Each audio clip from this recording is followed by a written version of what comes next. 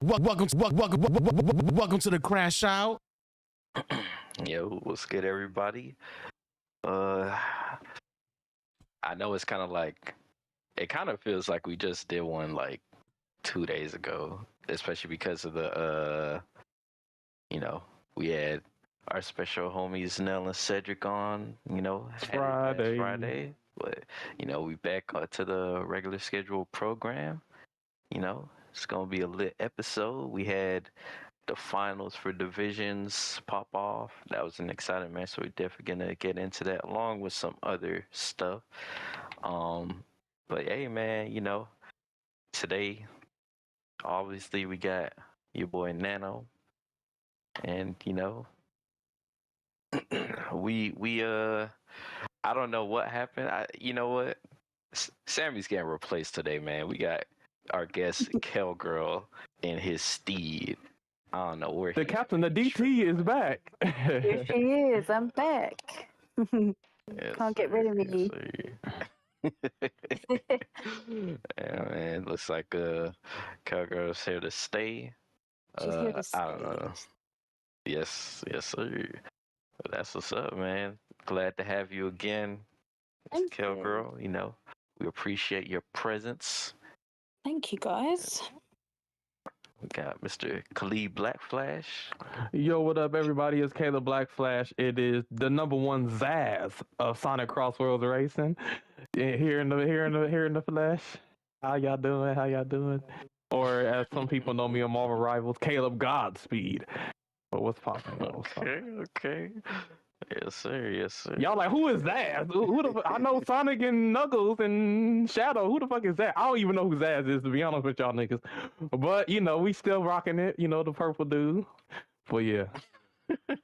Purple dude? Yes, sir. Oh, I think I actually saw you playing him, so... I'm like, what Sonic game was he? Now they freaking roster. Maybe it's from the something else. I don't know. Yeah, it's one I didn't play. But when SPO comes out, I'm gonna be #1 SPO. Just wait on it. Cage said he expect Caleb to be on his best behavior. Yeah, I'm chilling. What's good? Awesome. What's good, Cage? Glad to see y'all on the stream. Goodness. But obviously, last but not least, Mr. One Wing Angel, take it away, my friend. The poppiest Speedstorm. Welcome in, everybody, to another episode of the podcast. Yes, episode 17. And it definitely feels like we just did one not that long ago. I'm not gonna lie. The weekend literally just happened, but it was a great episode, and now we're about to do another great episode. We got a lot to talk about. We got some Speedstorm leaks to talk about that are gonna be really spicy. So for all you CrashOut people out there, and for all my puppies and angels out there, let's go ahead. Let's get started with the podcast.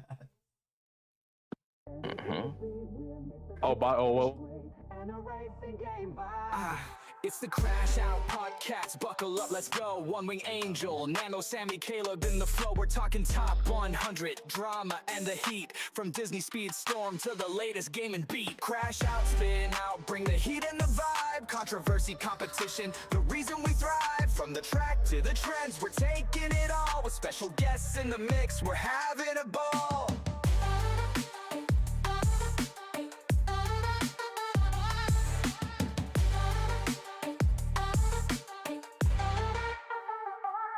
Speedstorm's the heart, but we'll branch out wide. Video games, hot takes, and the culture collide. Got a list for your mind and debates that ignite. Tune in, strap in, it's a wild ride tonight. Rev it up, level up, it's time to engage. The CrashOut crew's got the voice for the stage. From competitive tips to the latest trends, we're crashing out big, this ride never ends.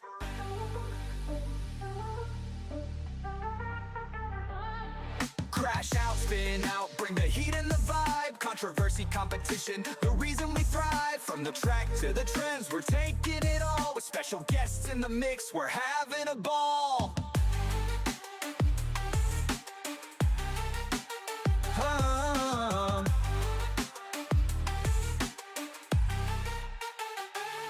So hit that play button. We're revved and set. The Crash Out Podcast, the best one yet.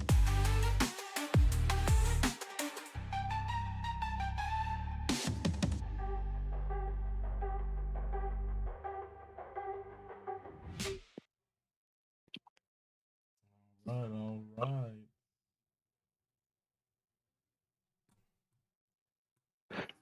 Y'all like that Crash Out intro, y'all? Y'all like that shit?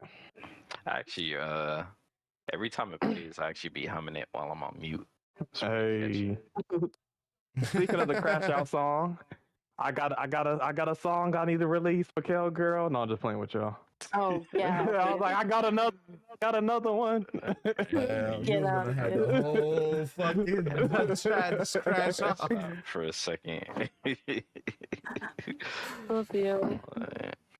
Put on. No more surprises. Definitely not. I said a hip. You know. A hip. We did a hip. But hey, man, we had this episode. It's gonna be one of those episodes where it's not super Speedstorm topic heavy, but we still got some Speedstorm stuff going on. But one of the things to talk about is the division finals just concluded, and it was a crazy match, man. It was a crazy match. I wanted to ask you guys, did all of you guys watch the match? I know Angel streamed it. I did, yeah. Okay. Crazy. They did put up a good fight, the Brazilians, that's for sure. Yeah, man. So I wanted to ask you guys. So going into the match, like, what were you guys thoughts? Like, did you guys think Brazil could come out with the upset, or did you guys just feel like the Dons are just gonna take over and win or dominate or something like that? Oh, you talking about the division finals? Yep. Yeah. So everybody, if you don't know already, there is a competitive side to Speedstorm outside of Game Loft. It is called the Divisions. We are in our second season. The first season, the Dons of Speedstorm went off against the Stream Snipers, and the Dons came out victorious. And this was the second season. And in the second season, the Dons even got more powerful. They took one of the Stream Snipers players, put them on their roster, and they just completely dominated the division, the highest division in season 2, where they went undefeated. But it wasn't without hard work. They had to go against some strong teams, the Lowland Thunder and the Brazilians. And the Brazilians definitely put up a fight in the finals and were leading at some point. But the Dons, they used their skill and grit, and they were able to come back and remain victorious. And they won the whole the thing. So they went in the last 2 seasons. They went 12-0. So. They didn't lose any match, and they went out on top. And I think the Dons will be splitting up. There are different players going on different teams. I know Falcon, I think, is on Lowland. I think Toxic has his team. I think Haz is on the T-Timer. So it's gonna be, next season's gonna be different. But I think they wanted to get one more together with each other, and they did their thing. So shout out to the Dons. Also shout out to the Brazilians for they had a really good season. They were very dominant. Surprisingly, when it comes to the points, it wasn't a Don that scored the most points. It was Wolf. Wolf has been on fire lately in Speedstorm. Not only did he score the most points in the division finals, but he also won the Family Cup, which was a grand prize of $30 for first place. And Wolf, Wolf came up on top. So Wolf was definitely at his best, and the Dons still were able to, remain victorious. So. Yeah, it was some great racing this weekend, or last weekend. So if you missed it already, yeah, check out a VOD, check out something like that. But yeah, definitely a great week for competitive Speedstorm. Yeah, shout outs to Wolf, because he was the MVP of this final. Like, he had the most points out of everybody when it came down to it. Like Halo said, he won the Family Cup back to back. He won it last weekend, and then the weekend before that, he won it back to back. Wolf has been training at an exponential level. This man busted up Ultra Instinct, but Division is a team thing, so he couldn't you know, he couldn't do it all by himself, and unfortunately, the Dons was just a better team at that point, and they took it. I mean, they had the lead for the longest of times in like the first half, and then the second half, the Dons just took over. Yeah, man, they just turned up, man. It's crazy, man. It's damn. So basically, what you guys are telling me, you know, the Dons ended up winning 2 chips, but Wolf is up in stock. Wolf is definitely up in stock. Whether it's a top 10 list, top 100 list, you got to have Wolf in the top 10. He's definitely proved more than once, whether it's a team competitive tournament or a solo competitive tournament, that he's going to be in the top spots. So Wolf is definitely a top 10 player, no debate. Can hang with the best of them, you know, even Maxi, Toxic, Falcon, whoever it is, Caleb, Angel, Nano, he can hang with anybody. So shout out to Wolf. He's definitely a very improved player. He's always been, you know, good at the game, but I think he's achieved Super Saiyan 3 within Speed Storm, you know, so shout out to him. Yeah. I mean, Super Saiyan 4. We talking about Dragon Ball Daima. Let's go. I would say, I think he turned Super Saiyan 4 Daima point at this final, man. Like I said, he was the MVP of the game, so he busted out everything, all the stops, Super Saiyan 4 level. Like he did his thing. I mean, and it was fun to watch this man when I was watching all different perspectives, but when Wolf was getting that first place, this man was flexing hard as shit on the camera. Like this shit was bad hilarious. Oh, yeah, I love watching Wolf, man. Okay. So I guess let's so Falcon said he'd say Wolf is top 7 player, no debate. I ain't gonna lie. I have to agree with him, man. Wolf would be. Some can argue he's currently the number 1 player in the game right now. He said top 7. That's a strange number. I think he said that because he thinks the 6 players of the Dons are the 6 best players in the game. That's debatable. Well, not necessarily. Falcon could also mean that Wolf has a good debate at, like, you know, even being, you know, above. He said top 7, not top 3. That, you know, 6 Dons. I know what he meant. If I'm wrong, correct me, Falcon. Am I wrong? You know, you think your teammates are the best 6 players in the game. Falcon said he has Wolf top 5, man. So okay, top 5. Okay, I stand corrected. I'm wrong. Okay, I got you. Nah, but I honestly, I can't debate with that. I haven't really been like keeping up with like some of the solo stuff. But I heard Wolf was going crazy in the family tournaments, and he ended up getting the most points on Defender in the finals, which is pretty huge. Granted, I do know Toxic was on Defender, and then I think halfway through or at some point he ended up swapping off. But even up until that point, I know Wolf was still leading in terms of points. So, you know, it's really like a testament to the hard work and dedication that Mr. Wolf has put into the game. You know, that's why Brazil has the, you know, the type of pedigree that group has. You know, having somebody at the top like that definitely, you know, you gotta give it to him, man. I will give Wolf his flowers. Brazil's strong.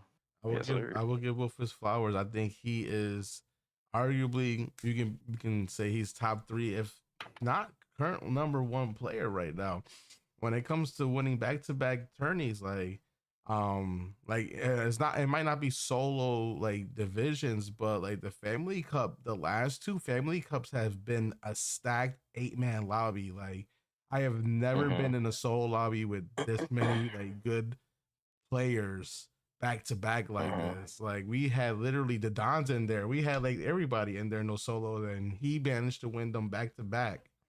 And then obviously the finals with all the Dons.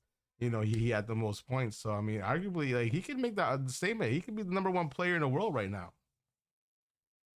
Okay, that's very possible, man. That is very possible. I guess well shoot, man. I guess let's get into it. I guess Cowgirl, what did you think of the finals? I know you said you was observing. Yeah, I mean, the Dons, there's no doubt the Dons are the Dons, but I was low-key really rooting for Wolf just because, he's built a massive empire around him. He's training everybody, and he just done really well. Like, you could see the way he was playing, and yeah, I was kind of rooting for him a little bit, and I felt quite disheartened for them when they lost. But the Dons they're amazing, and I expected them to win anyway. But yeah, it was really entertaining. It was fun to watch. Okay. I think everything. I think everything you said was on point. Hmm. I did expect the Dons to win. Yeah, I did as but well. I think given the circumstances, I think the Brazilians put up a good fight, and it's Yeah. it was actually pretty sweaty. It wasn't like I even though the Dons won majority of the matches and had like a okay lead, I still don't think there was probably not until like kind of the last 2 or 3 races. I think for the most part, probably not even the last 3, probably like maybe the last 2, like they couldn't let off the gas because at any point the Brazilians are definitely good enough to just get a good sweep in there or get Yeah. 3 out of 4 of their players in the top 4 spots. So, the Dons was definitely sweating, man. The Dons were sweating, and Yeah, man. technically it a was a stronger proper team. nail biter. It really was. Play of Yep. the game, guys. Play of the game. I'm gonna show you guys what fucking. This is the clip of the fucking day, bro. Because the moment that shit happened, I was dying on my stream because I was like, no shot that this happened. This man's in second place, trailing first place, guys. This is what happens to him. This is what happens to him. Endless loop, guys. From Damn. almost God, yeah, that first was to so 8th sad. place, he like left the game. He was like, yeah, at this point, there's nothing I could do. I know, I What? felt so bad for him at that point. Yeah, What? that was It was rough. toxic. Ooh. Yeah, like look, I'm fucking dying over there in the fucking screen right now. Yeah, the chat was going crazy too. They were like, "No shot that just happened on the final." Because he was in second place, he could have got first place that game, and that was huge loss, like point wise, because he only got that one point. Yo, that's wild. Damn, if only that happened in the first division. I'm done with y'all. Yeah, AKH friend, that's one of the rarest things that can happen too. Like normally that doesn't happen. The game was like, not today. The game, yo, let me find out Wolf paid game off. Who said that? He paid them on tokens, right? He paid game loft tokens. But even with that, we gave Wolf his flowers. Toxic, even with the adversity, I think he scored a second amount of points, over 100 points for the Dons. So Toxic definitely was playing very well for the Dons. Mm. I And, mean, honestly, I feel like everybody was. everybody played well. But yeah, Definitely shouts out to my man's Toxic. I think I watched some of the races from Toxic's point of view because I know I was in his stream, and then I watched some from Wolf's point of view, and then I also watched Angel's perspective. So I know he had like multiple screens up. So I was trying to, see what was going on from multiple angles, man. So everybody was definitely, the tensions was high, man. Tensions was high. Speaking of the man of the hour, Toxic's in the chat. Yo, what's up, Toxic? You just witnessed what happened to you in the finals. Oh, Mr. Toxic.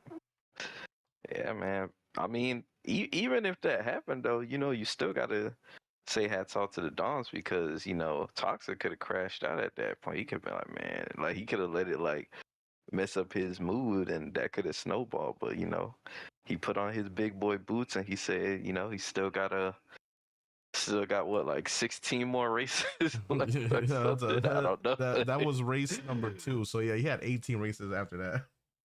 Yeah, man. And he still scored over 100 points. So I mean, that one last place didn't make him, not get a lot of points. Also, what up, Valley? And you see, you need people like that on your team, man. That's the mentality you need to have, because so many people in divisions, what will happen is if something out of their control happens in the game and they get messed up or fucks their team up, they'll like kind of just give up in a way. Yeah, I mean, I must admit, I crashed out last season. Held my hands up. Address the elephant in the room. Yes, guys, I crashed out. All right. A Cowgirl crash out. Ooh, that is a tongue twister. Hey, you'd be surprised how many people crashed out at least one time in this game. Like, I think it's impossible to play Speedstorm and not crash out sometimes. But I know DT have made a few people crash out. That's for sure. Oh yeah, 100%. Sorry. 100%, man. But it's all good, man. And I think the most important thing is it's obviously the crash out can affect things, but I think it's how you pull yourself back together, man. 100%. Do you know what? This season we're so strong. Like, we've recruited some great people, and we've actually got ourselves a coach. Oh, so okay. Shout out to Sir Ferrari, who wanted to be our coach, the UK coach. Nice. I think Ferrari will be an amazing coach, man. He is amazing for sure, and he'll keep us all in check. Ferrari, it's Team Lamborghini over here, and I'm fucking with it. Oh man, no man. I think you guys. Shoot, I didn't even know if Ferrari was gonna be you guys' coach. I think you guys score big because he's probably gonna be able to give you guys a lot of information and 100%. Yeah, he's so knowledgeable and he's amazing at the game. So we're very, very lucky that he offered to do that for us. So yeah. Mm-hmm. Yes, sir. By the way, what's up, Maisie? I see you in the chat. I see you. Mm-hmm. Caleb, you on the YouTube side? Y'all was just looking at it. Okay. He just said, "Hey, what's good? What's good? What's good?" It's good, Maisie, and what's up, everybody that's in the chat, man. We appreciate y'all for being with us today. And we I guess so what are y'all like? Did y'all get any like big takeaways from the finals match?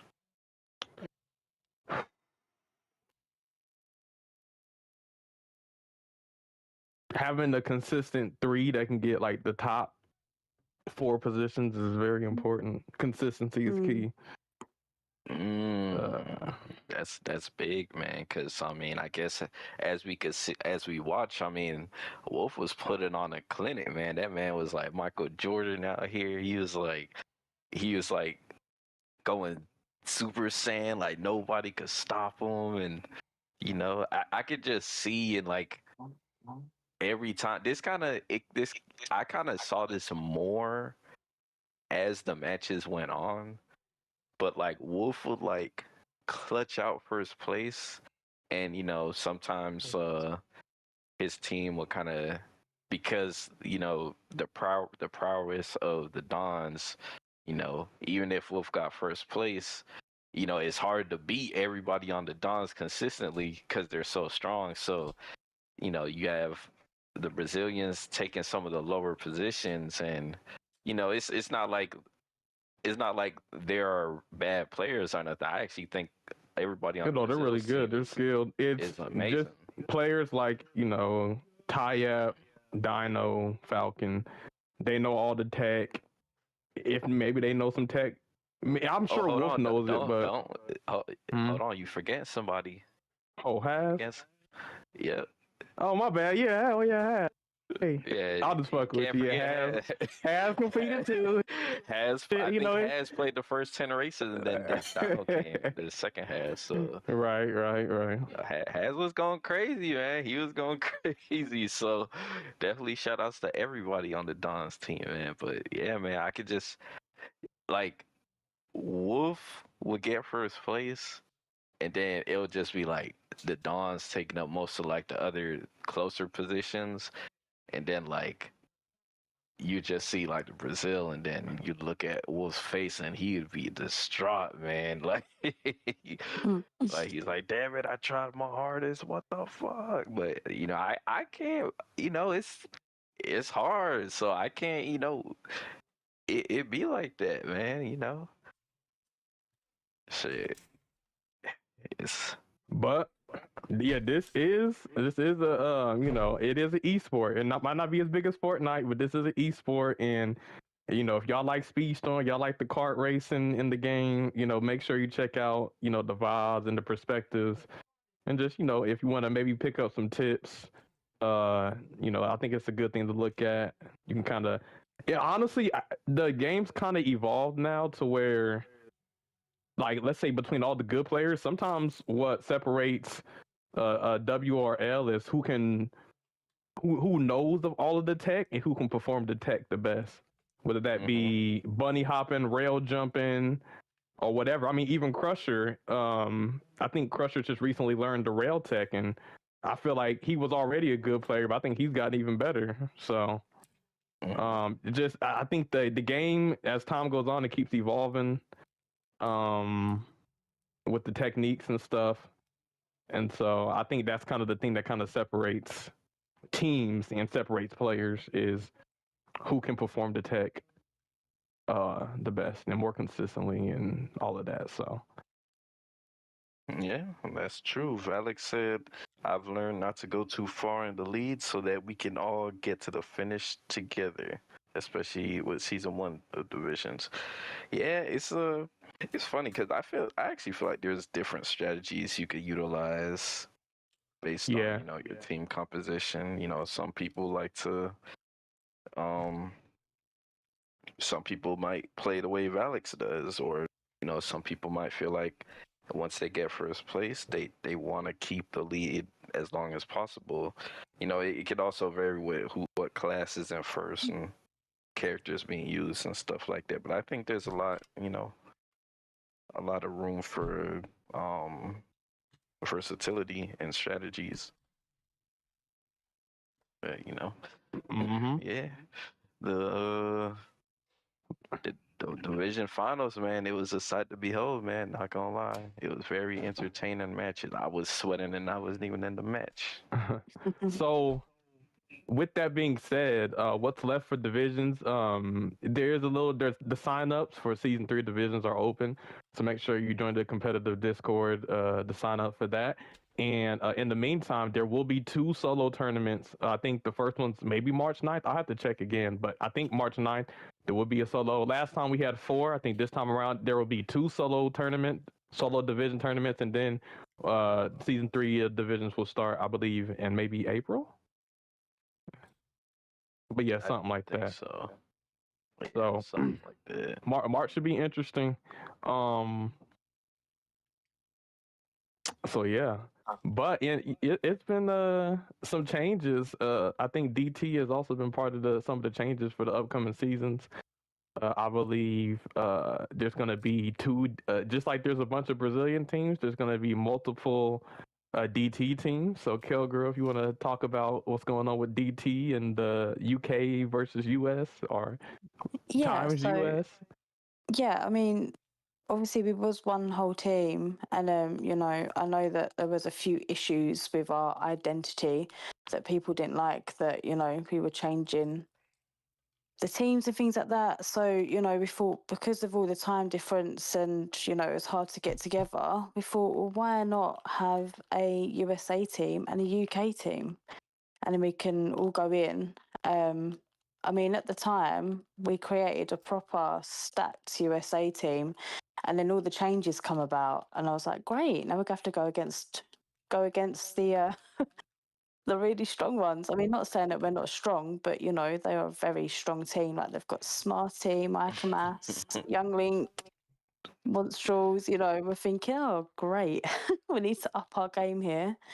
But you know, we thought, you know, why not grow it? Because we have so many people in our server now that want to partake in divisions, and yeah, we had no choice but to make two teams. So we've got me, the captain of the UK team, and Young Link is captain of the USA team, which suits him very well. But yeah, it'll be exciting, you know, and you know, we'll have there's no excuse to not proper train this time round because we're going to have another whole team to like scrim with and train with, and you know, and they're all so talented and knowledgeable as well. So we all learn things from each other, which is amazing. Ooh, big question, big question. Are you going to be competing? Let's say you don't do every single race. Will you compete for DT UK for at least one race? I'm going to be, yes. Okay, cool. I'm not going to be in every single race just because, you know, I had to take in the consideration like my real life is very hectic. And yeah, but I will definitely be in there for some races this season. Like, if anything, it's just a learning thing for me. I need to get a feel of like actually being out there racing against people, and you know. So yeah, I'll definitely partake in next season. Yeah, I'm Carol girl, you excited. need that pressure, man. You need to feel that pressure. You skated by last season. It's up next season, so Well, it's you know, it's different now we've got a cheering on good the coach. sidelines, man. Now we've got But Ferrari. Now we've got Ferrari like teaching us and will be training us properly. I'll feel a lot more confident, I think, this time round. okay, You know. okay. But yeah, I'm excited. I'm Damn, excited. Poppy has to go against his Angels. Damn. Poppy's Angels. I'm not gonna say who either, but I'm coming for a couple of people, so I'm gonna have great satisfaction knocking them off the map. The captain of DT has somebody on her target. DT snipers. Welcome to the Crash Out. She pulled out the reticle. You know, I felt like I was pushed around a little bit last season and let people kind of get away of chatting shit, and this time it's just not going to happen. So yeah, I'm excited. I'm excited. Okay. Looks like, you know, some people might need to look out, but you know, it'll be exciting to see how things unfold next season. I think 100%. not gonna lie, I think there's a lot more even stronger teams now, so it's gonna be Very strong. Yeah, very strong. it's gonna be kind of crazy. And now the Dons have kind of went their separate ways, so the first place prize is actually up for grabs, man. So it's 100% gonna be a new team that wins. So I think this is pretty exciting, man. I think it's pretty exciting. Yeah, really exciting. Looking forward to it. I guess what are you guys looking forward to for the new division season? What do you mean? Do you mean DT or everybody? Well, I guess I was just talking in general. Oh. Okay. Shoot, but I mean, you if you want, you could say what you're looking forward to for your team. I mean, I'm just looking forward for my team to really showcase what they've got, because you know, last season things kind of never really went to plan. Things kind of went wrong, and there was a lot of mishaps, which you know I do hold my hands up for. So this season, like, because we're gonna be locked in and we know exactly what we're doing this season, so I'm excited for them and myself just to really have fun with it this time round. And you know, they're all so talented, and having Goblin King join us this season is really exciting as well. So yeah, looking forward to just doing it properly this time round. If you don't mind me asking, who is on your current roster right now? So we have myself, Sunny, Villain, Trashy Hans, Goblin, and Sunsmill. That's for the UK DT team. Okay. Yeah. Man, guys got a squad on you, man. You guys They're got all a so strong. Like, they're so strong and aggressive. That's what we need. Mhm. Exactly, man. Exactly, man. It's crazy because you guys also have a strong American team as well. So it'll be Yeah, very, really very really strong. nice to see, how far you guys go or how you guys perform. So, I'm definitely gonna be keeping tabs. It's gonna be exciting, but Yes. looking Exciting forward to it. times. Looking forward to it. 100%. I guess. Mr. Khalid, man, I guess what are you looking forward to next season of Divisions? Honestly, the only thing I'm looking forward to is being able to race on a new map and new characters. So yeah, I think that I'm excited for the new format. The bracket type shit. It's gonna be like more like a tournament kind of winners losers. I'm kind of curious to see what teams will end up going against with that format. So yeah, just excited for the new format. Excited for the new season. Okay. Toxic said hoodie coming back for Kayla, man. Okay. Oh, hoodie, yeah. Hey, I'm trying to destroy him Damn, again. Street Sniper down. Has hoodie, whatever it is, you know what I'm saying? Like hoodie, Mister, I ain't got no character. I got two. Game, that's it. Dang, even Alright, even so- Keto's mic crashing out. Yeah. Yeah, so we gonna see what he can do with his two characters. Hopefully he'll have some Tron characters. We'll see. But yeah, I'm gonna put in that work, boy. I don't care if it's you has together. Okay. I'm still gonna. I don't know what it is, Kev. You seem to have, some Hey, rivals. I don't know. If your name start with an H, man, it's up for you. But hey, we got that. We got that food food. against the H guys. Hey, yo? I was running my gums, and now this motherfucker's back in the tournament scene. So yeah, it ain't too bad. Damn, I'm getting people out of retirement. Yeah, hey Maxie, where you at? But we on. Hey, it could be because Multiverse is shutting down too, so that might be. Hey, shout out to Multi. That is true. Man. He said, "I gotta retire Speedstorm because I'm playing Multiverses." That was a short career. No, I'm fucking with you, but that's that Multiverses L. Oh, but And welcome back. Crazy? Multiverse didn't even last longer than Speedstorm.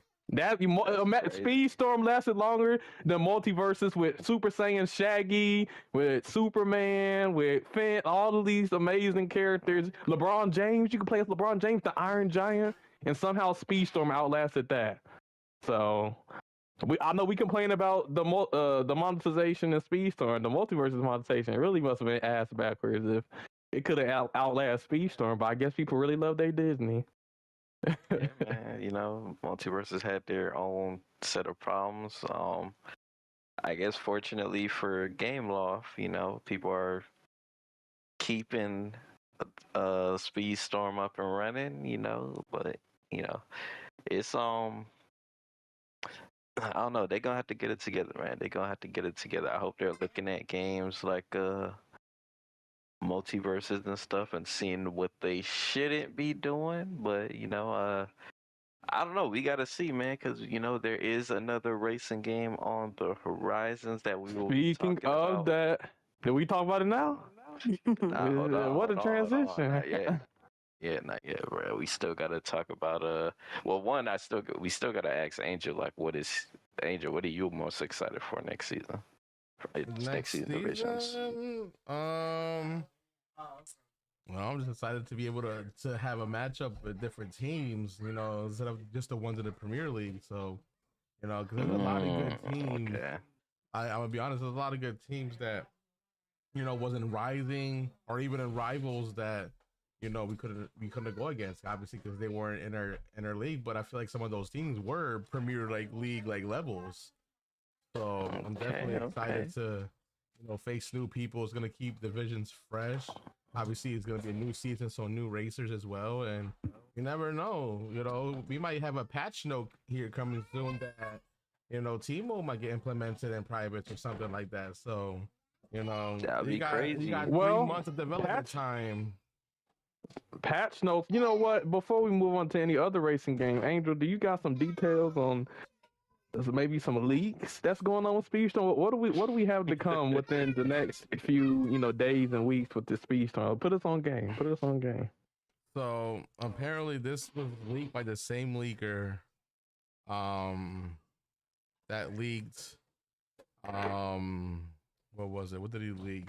Oh, he the one that said that Snow White's coming next season, Snow White and the Evil Queen for the mid-season. It comes from the same person that datamined that from the game. So in the game files, there's basically a new pass called Diamond Pass that obviously is going to cost more than the Golden Pass, but it promises exclusive rewards and it mentions racers. So the exact verbiage that they got from the data mine is get the Diamond Pass for exclusive items, decals, racers, and more. And the most interesting part of this whole leak is that the big thing is that there's a thing called Racer Evolution. It requires a racer to be level 50. So basically it's meaning that level 50 is probably no longer going to be max level, and this Racer Evolution thing is going to be something that you can go beyond level 50. From what the data mine says from the store, the first offers for this evolution is going to be Mickey, Elizabeth Swan, Hans, and Kristoff. So it looks like you're not going to be able to evolutionize all your racers at one point. It's only the ones that they bring into the store. So obviously it's something obviously that's going to be in the store, because this was a data mine from the store. And two, it's only going to be a select racers, so all 80 racers are probably going to eventually hold on, but not all at once. I didn't want to go. Did you say Hans? Yes. I don't even Why know does Hans need more levels? How fast do they need that person to be? Like, I have questions because what is this evolution going to be? Put you up to level 60? Is this evolution going to like make their abilities better? Is this evolution just going to increase the stats? Like, what is it? Yeah, I don't know, man, because I couldn't imagine going faster than you do at level 50 with good crew, man. The game already struggles to handle characters going super fast, so oh my god, I don't know. Aerial evolution. Does it though? I don't think it does. Does it struggle with characters going fast? Yeah, I think it does. I think the characters ain't fast enough. Because my game frame drops when I go fast. When I choose a racer that goes over 160 miles per hour, my game frame drops. Yep, and you gotta also take in consideration, Caleb, taking certain ramps or air vents. If you're going too fast, you crash out for real. Yeah. Damn. Can you imagine? Well, yeah, imagine designing a freaking ramp boost that doesn't work. Like I said, hey, another racing game we're going to talk about doesn't have that issue, So, so we don't fiction motherfucking air vents. Valix, we don't know if it's going to be more levels. It's just called Racer Evolution. My guess is because the verbiage says it has to be a level 50 racer that can get evolutionized, that is something that goes beyond level 50. But Angel, you are a good salesperson. You made that shit sound positive as hell, bruh. Let's talk. Let's really get into it. Let's get into it, man. Are you telling me we got to pay for another tier of battle passes? So here's what's going on, right? Alts. Can you imagine Power 5 alts? Like, bro. Man, I'm not. We will see. But essentially, right now we have a golden pass, and that is $9.99 every single month just to unlock a character. The character might be released broken, like Incredible, which apparently they just released an update. If y'all had to update your file, it fixed Mr. Incredible to where now you can turn and supposedly jump and all of that stuff. So, I mean, I did try it, bro. It might. They did fix it a little bit. Like, for instance, if you're Mr. Incredible, you do your charge. If you run into like an item or like an obstacle and you do your jump, you're not locked. You can still turn and use items afterwards. Stuff, but I can't jump. I can't jump. Yeah, maybe not jump, but yeah, you can drift now. You can turn. So they did fix that. But yeah, like I said, they already got us paying $9 for characters that come broken, and now they're like, hey, you know what? We want you to also pay for a diamond pass. And I hear you with the level 50 thing, but I'm thinking this is critical, Caleb, right now talking. is this is just another way to try to incentivize people to spend more currency to level up their characters, because then they're like, oh, well, if I get them to level 50, then I'll get these rewards. And the only way to get them to level 50 is by buying upgrade coins. So I'm not really hype about no diamond pass, to be honest with y'all. I mean, there's tournaments for $7.99, the golden pass is $9.99, and now a diamond pass. Like I don't know. But you know, I don't. If I'm being unreasonably negative, let me know. I don't want to be unreasonably negative, but it seems like a scheme to me. But we'll see what happens. I agree. I feel like you put a lot more in than you get out of it, to be honest. Yeah, like the price, I'm interested to see what the price of this diamond pass is going to be, and also what's going to be the main difference from a diamond pass to a golden pass. Like, are you going to get double the stuff, or is it going to be a separate track? Like, you can still get your season pass stuff and then also diamond pass stuff. Like, you know, I have a lot of questions, and we still don't know when this is coming out. All this evolution and like the diamond pass may not be for this season. It might be on Big Hero 6 that they unveil all this. So, like, you know, we never know.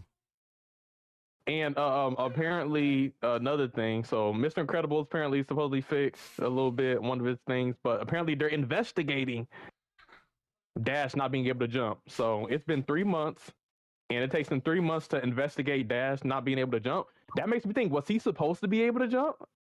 Like, I don't know. Did y'all see that? Sounding like Yeah, so like he was supposed to jump, and they're just investigating it. Not even. Oh, okay. Yeah. That's always one of the things I disliked about using Dash. Like, I think Dash is a fun character, but if I use my unique, I should be able to jump on a damn crime rail, bro. Like, yeah.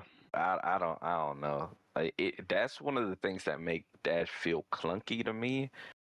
But if they fix that, then I mean, that is gonna be a W. That's gonna be with crazy Dash. for Dash. Oh my god. That's gonna be crazy, bro. We got to get lore accurate here. If anybody's watched the Incredibles movie, Dash was jumping all over the place when he was running from them fucking hoverboards. So they got to get it together. But yeah, I think that was in the Discord. They put some kind of what known issues. And so that was one of the things they said. They said they fixed Mr. Incredible. They said they're investigating Dash. And then let me see what else did they say. Let me go through real quick. The sadness and whoever can slow you down and the team mode, sadness and Celia. They're looking into that too. Which sadness wasn't. I mean, not sadness, but not Celia. What's her name? The one that freezes you, Sally. Yeah. Oh, we got Cyrella in the chat. Let's go. I don't think Sally was like slowing people down, so that's interesting. She was. I know she got boosts from being around her teammates. I don't know if they fixed that, but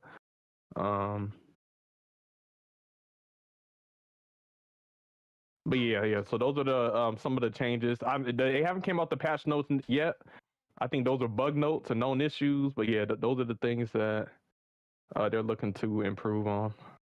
Whenever you know, I'm hoping to see a patch note that says King Candy gets buffed. That's all I'm waiting for. I'm waiting for a King Candy buff. The rest of the lightweights that didn't get buffed, I'm waiting for them to get buffed. Like, they got 3 months of development time. I'm curious to see what these patch notes are gonna say, and I know they know that everybody's gonna be interested because now you got a whole extra month of development time. What are you doing to the game now in this new season?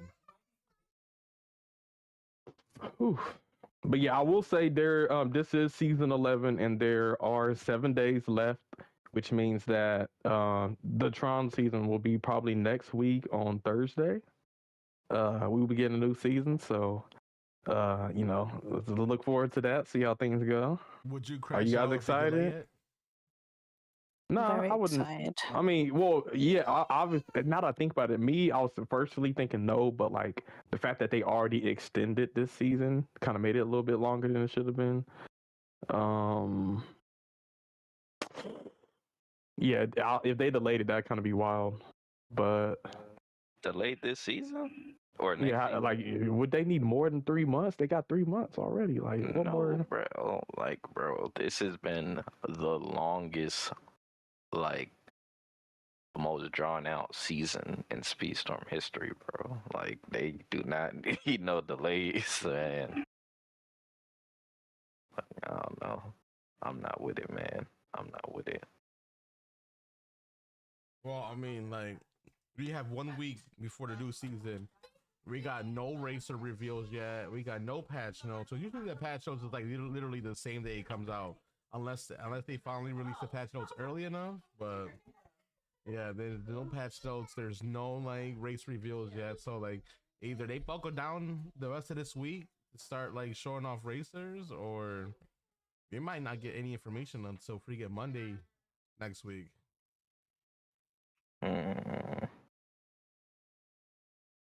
Yeah. They don't post something on the weekend, so like if they don't do nothing tomorrow or Friday, that's it. Like we gotta wait till Monday. Yeah, I mean, honestly, it would actually be pretty unfortunate because technically the 3 week thing, the reason why they did the 3 week thing is specifically so they could have more time to release content. So I don't know. I feel like that would be it's kind of like they made us wait 3 weeks for no reason, or like 3 parts for no reason. I don't know, like 3 months for no reason.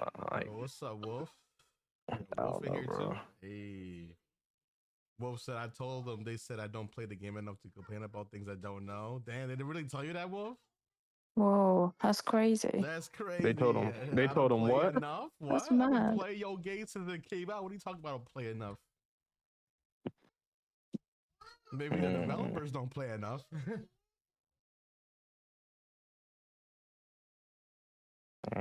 Some news is coming later this week. Flo reconfirmed this in the official Discord. Oh, okay, okay. Yo, thank you for that follow, Arc and Paulie. So, okay, so there's news that is coming out this week, according to Flowery. I don't even know how to say her name. Or Yeah, Flowery. Is it Flowery? I Okay. did random, but I actually really love that name. I don't know why. It just sounds really Flowery. Flowery. it's I ain't gonna lie, it's way cooler than AJ. I'll say. Hey, shout out to AJ, man. But I don't know. I just felt like putting in that little tidbit. No, I But agree, Cyrella. Cyrella has a good point. If they up the characters to level 60, that's a lot of fucking upgrade coins. Because you could only imagine it's expensive. It's expensive to go to 40 dude, to the 50. upgrade coins that will cost, nah, man. What if that's a diamond pass? I could see them. What if they add? Okay, so I think Cirilla kind of actually said it in here, but what if they added like special items that you needed for those levels? Kind of like how they were doing it before the upgrade coins, where you needed that golden item to be able to move the racer up a level.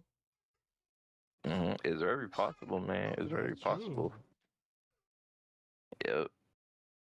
I don't know, man. The max offer, so that could be a thing. Because, like I said, the data mine was from the store. So what if it's like an offer to evolutionize your character, and you just spend it to evolutionize it, and that's it, And then there's no upgrade codes or anything needed. It's just like a tier up in a sense. Yep, pretty much. But then once you get level, I mean, but would there even be a reason to lower your character to like the level cap after that though? Because like, would it be worth it? Because I mean, you could get to UC with like a level 30 character. So like, I don't know, unless they plan on having like events or something. Like they really gotta sell it to you. Like they really gotta make. If this is the case, I feel like they would have to add something or stuff to the game that would make you actually want to do that. Yeah, I have a feeling. I have a feeling. I don't think it's increasing the level cap. I really think this evolution is going to be something that either increases their unique abilities and power, or increases like their stats somehow. I don't think it's going to be like increasing them to level 60. I think it's going to be something to do with either their items or their stats, or even both. That's a possibility. That is a possibility. Think I don't about know. it. It says evolution. So what do you think about when you think evolution? You know what I'm saying? Like they're evolving to. Oh, Wolf just said something that could happen. Extra crew slot. Mm. That would be. Diabolical. It would be diabolical. But I'm not gonna lie. I don't know about you guys, but I don't know, man. I'm not. I don't really see myself really investing in something like that. Um, Oh, no, I don't that's know. what it said. KH. You like, and the data miner says this evolution only applies if your character is at level 50. So you can't evolutionize your racer if it's 49 or below. It's only if you have them at level 50. Mhm. Yeah, man. Shit's crazy, man. Cyrilla said they have a hard time making ads for the tournaments. I lowered level 60 to forget right away. I say it's for them, otherwise it's going to be Multiversus 2.0. Do y'all think that there's a chance for the Speedstorm to be Multiversus 2.0? Mario Kart and Sonic Crossworlds come out, man. That right now, Speedstorm's alive. To be honest, we can hate the monetization. Clearly, people are playing or at least paying money. But like, I think where they're really gonna take a hit is once the two big kart racers are coming out. But right now, it's alive. You know, people can get mad, but it's alive right now. Which I don't want it to die, but like we're all frustrated with the monetization. But like I said, this is why competition is good. Like, you know, because when there's competition, teams have to like do better. Not teams, but like companies have to like improve. So Yeah, you ain't lying, cause when Marvel Rivals, has been out for some time, and Overwatch has been changing up some big things. They've been making some risky plays that they wasn't before, and apparently it's gotten people excited to hop back on the game. So I don't know. Is this what Speedstorm need? Do we need yes, Sonic to come out in Mario Kart yes, to show them what's up? Okay. we need.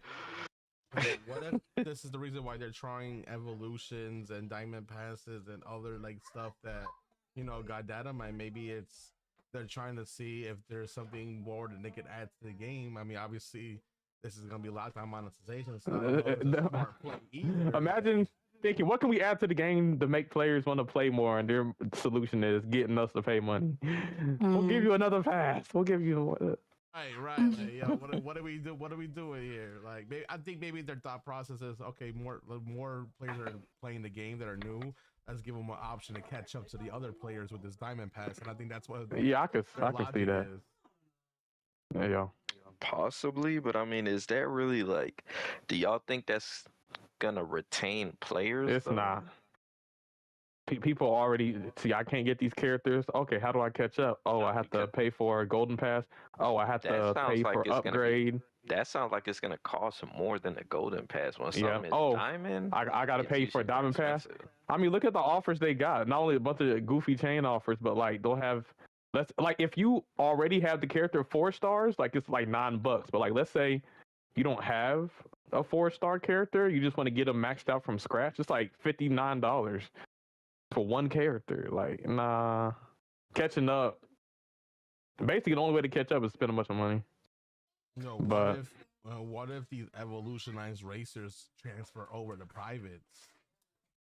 That would be dope. That would really shake up division in the competitive scene. If we can make what you just say, Angel? Privates. Yeah, the evolutionized racers. Like, what if that transfer over to the private? That would not be good. I mean, it'd be fast. We can, instead of being level 50, we can max it out to level 60, 70. But it would be good if everybody can do it. Not everyone would be able to do that, though. Okay, if everybody can do it, could use it. If everybody can do it, that'd be fine. But if it's only the evolution players, then no. But if everybody can do it, that'll make it way quicker. But like, I would say, like, maybe how they have like the tiers, like fast, super fast, whatever, or faster. Like, what if they have like another section where it's like super fast plus like evolution or something like that, where all the ones that are able to be evolutionized are already evolutionized for everybody in the privates.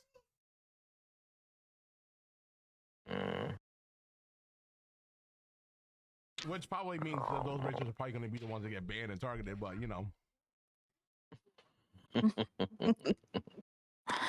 Yes. More than likely, man. I don't know, man. I feel like, unfortunately, given the history of Gameloft, whenever Gameloft tries to do something big, it usually is not exactly a good thing for the game. I'll say that more times than not.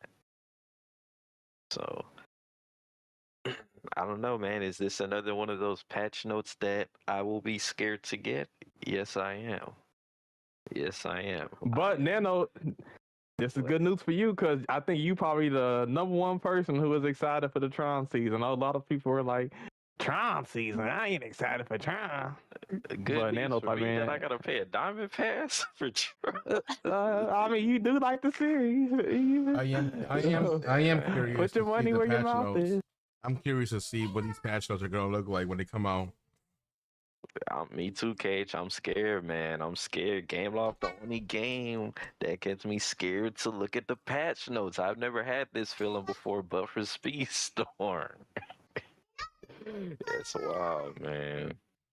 I don't know. But I don't know. Maybe I'm tripping, man. Maybe most of the people are excited for this. I mean, I guess, Cowgirls, man, how you feeling? You fucking with this? Like, what are your possible, I mean, how you think things could go? I don't really know. I mean, from what I've learned, Gameloft is so unpredictable. Like, they can't even fix a character that they brought out like 3 seasons ago. So I don't have much faith. I mean, I don't put a lot of money into this game anyway, to be honest with you. Like, I think out of everything, I've only spent like £50, to be honest with you. It's not that deep for me, but I don't see myself spending more money. Like a diamond thing, I don't see myself spending money on it, to be honest. Like, I don't know. I just feel like you put so much in and you don't get really that much out of it. Yep. And they just don't care. Like, there's no quality control in this game, in my opinion. They'll release something so fast. Like, I mean, with the whole Incredibles thing, they could have made something so great out of it, but like every character that come out was pretty much bugged. Yeah. Like Mr. That's Incredible, true. they couldn't even do that right. They had enough time to make sure everything was running perfectly, and they couldn't even do that right. So they won't be getting much money out of me. I will say that. Yeah, it's more bugged than other racing games, freaking alphas and stuff and betas. So Yeah, like, I mean, for me, like, I'm happy to unlock a racer to use for privates and stuff. I'm happy to do that, but leveling up in that, I will happily do the grind and just do it without putting loads of money into it. So it doesn't really affect me that much. Yeah, I agree. But yeah, I'm interested. Like this diamond pass, I'm gonna look at it like whenever it comes into the game, and I'll compare it. If it's something that's worth it, like I'll get it. But if it's something that I can just skip, then I'll probably skip it. But like, if they really want a diamond pass to be something that people is gonna want to buy, you're gonna have to do something. Either market that diamond pass where you'll tell people, hey, if you get the diamond pass, you will guarantee level 50 every season pass racer of this season. Something that's gonna make people want to buy that. 'Cause if you can guarantee people, you get this diamond pass, your season racers for this season from this pass will be level 50 guaranteed by the end of the path or whatever they're gonna do. I feel like that would probably open up. If they actually do like what they say, then things will be different. But like, there's all these promises and all these things like, oh, we'll do this, we'll do that. Yeah, we listen, whatever. Like, it's just, yeah, they don't give a crap. So I don't see why we should invest so much money into something. I don't know. I could be completely wrong, but I don't play it. I mean, I do play the game, obviously, but I don't play it as much and as hard as like other people who are super passionate about it. But Yeah. I mean, I mean, I'm just giving Game Loft ideas at this point. And let me stop because I was thinking like this They don't Diamond even Pass listen. will They have don't like a even tier listen. up, like a tier up. Like if the last like reward of this Diamond Pass is a tier up for any racer that you choose. Imagine. But they don't listen. Like, how can they say to Wolf, you don't even play this game? Are you joking? Like, he makes YouTube videos about it, and like he runs 3 teams, and he's like one of the best players in the game. And if they don't listen to someone like that, they're not going to listen to anybody else, are they? They're only going to listen to people that hold a lot of numbers and they get a lot of views. So, like for And the example, people that pay like £500 like every season, they're like, okay, so if they're spending all this money, then it can't be that bad. So what are they talking about? That's another thing, in my opinion. But I mean, the Welsh are still gonna well regardless. I mean, they're gonna get their maxed out that's fair enough. racers. Like, that's great for them. But what I'm saying is, like, they're not going to see it as a problem when people are still investing loads of money into it. No, I agree. They're going to think, oh, things are actually quite okay with the way they are if they're happy to spend like thousands of pounds here and there. Yeah, they don't listen to people unless you are like big enough to where you can influence people's like decisions and stuff like that. Like when they stop seeing the money come in, that's when they'll panic. That's the way I look at it, because they used to listen to a lot of people that used to get a lot of views on YouTube. Like they listen to big YouTubers that covered this game. Like Poppin' and Skyliner. Those people that used to get thousands of views per video. Those are the people that if they said something in their videos, Gameloft will like actually like look at that and be like, oh shit, maybe we need to change this or maybe we need to change that. Like even like for CrashOut, if the CrashOut it gets thousands of views, they're gonna take notice because they look at that, the numbers, and if they see, okay, this is quite a bit of people watching this video, they're talking about this, and their chat is actually agreeing with them, like we need to do something. Yeah, but I feel like as long as they're getting money every month from it, I don't think they're threatened too much. Yeah, that's true. I mean, If they're hitting their numbers every year, then I don't think they're going to worry about it. And that's the sad reality, really. It's all money, isn't it? yeah, pretty much. I mean, that's been their MO since the beginning. Just how they been going throughout the history of the game. So I don't know. Unfortunately, I don't see how this would be a good thing, in my opinion, knowing how Gameloft moves. So I am not excited for this in the slightest. I'm going to be 100% honest with you. So it sucks. And it sucks that this monetization they got but Gameloft is not changing, because this is actually a really good game. It's such a good game. It has their problems, but it's a really fun game, and you can tell that the developers do put a lot of love into this game. They're not the ones doing the monetization. It's those suit and tie people, that are above them that tell them, put this in the game, charge this, charge that. So like, the blame don't go on the developers. The blame goes on the people that tell the developers what to do or what they put in the game. I think they just go by how much it actually costs, like, to make the game, and as long as they're hitting like what they're putting out, like as long as they're getting that back, I don't think they're gonna really bother with much else. But it is a shame because it is such a good game. But I find myself like falling out of love with it every so often, and like now, like when the new seasons come in, it does get quite boring. And I feel like I agree with that. I think one of the things that makes it boring is the fact that the special events feel like a chore. They made it super grindy. They should take into consideration that we do the competitive side, like to entertain ourselves, and they should like do more things to support that, I think, rather than these stupid like a dash and anger thing that's been going on for ages. Is anyone really interested in that? Because I know I'm not. Like, I'd much rather. And here's the issue with it. Like, and the thing is, you got to do like 4 races, and you might get 1 shard, and that is tedious. And the time trials, one of the things that is competitive is time trials. You know, I think one of the things how we determine who's the best player is tournaments, ranked, and then time trials. But the problem is the time trial, even the top, I'm seeing less top players engage in the time trials because it's the motherfucking same thing over and over. How many times are we going to do that fucking time trial where you do dash and you do the same fucking map? It's the same variation. I think variation 3.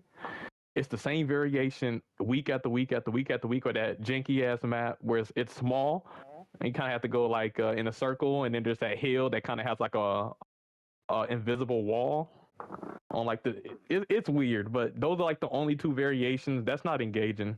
I get discouraged from doing it because it's like, all right, I've already gotten good times on it. Like, what was our reward for even getting top 10%? Oh, some vanity coins that we can barely use on anything. Yeah, I think one thing they could do to bring some life to this game is if they fix the special events to where the time trials more engaging, the limited events were more rewarding. Then I mean that's just the offline stuff. You know, I think that would be cool. Also, they got to fix ranked. I'd love them to sort out the mid-season races as well because you have to pay so much in order to get mid-season. It doesn't respect your money. Bring them into the uni box, man. That's all I'm saying. I've been playing this game since free to play, and I've been saving up my tokens, and I had like 6,000. The gold coins should hold more value. Like you should be able to use them for like things of mid-season races at least. Like I feel like you should be able to do a lot more with them because I have so many just sitting there, and I don't bother touching them because I'm like, well, what am I only going to get like something I don't want out of it, or a duplicate or something? Like that should go towards something bigger. Like I've just unlocked Rapunzel because I refuse to pay money for her, and I can't level her up a lot because I'd have to pay money.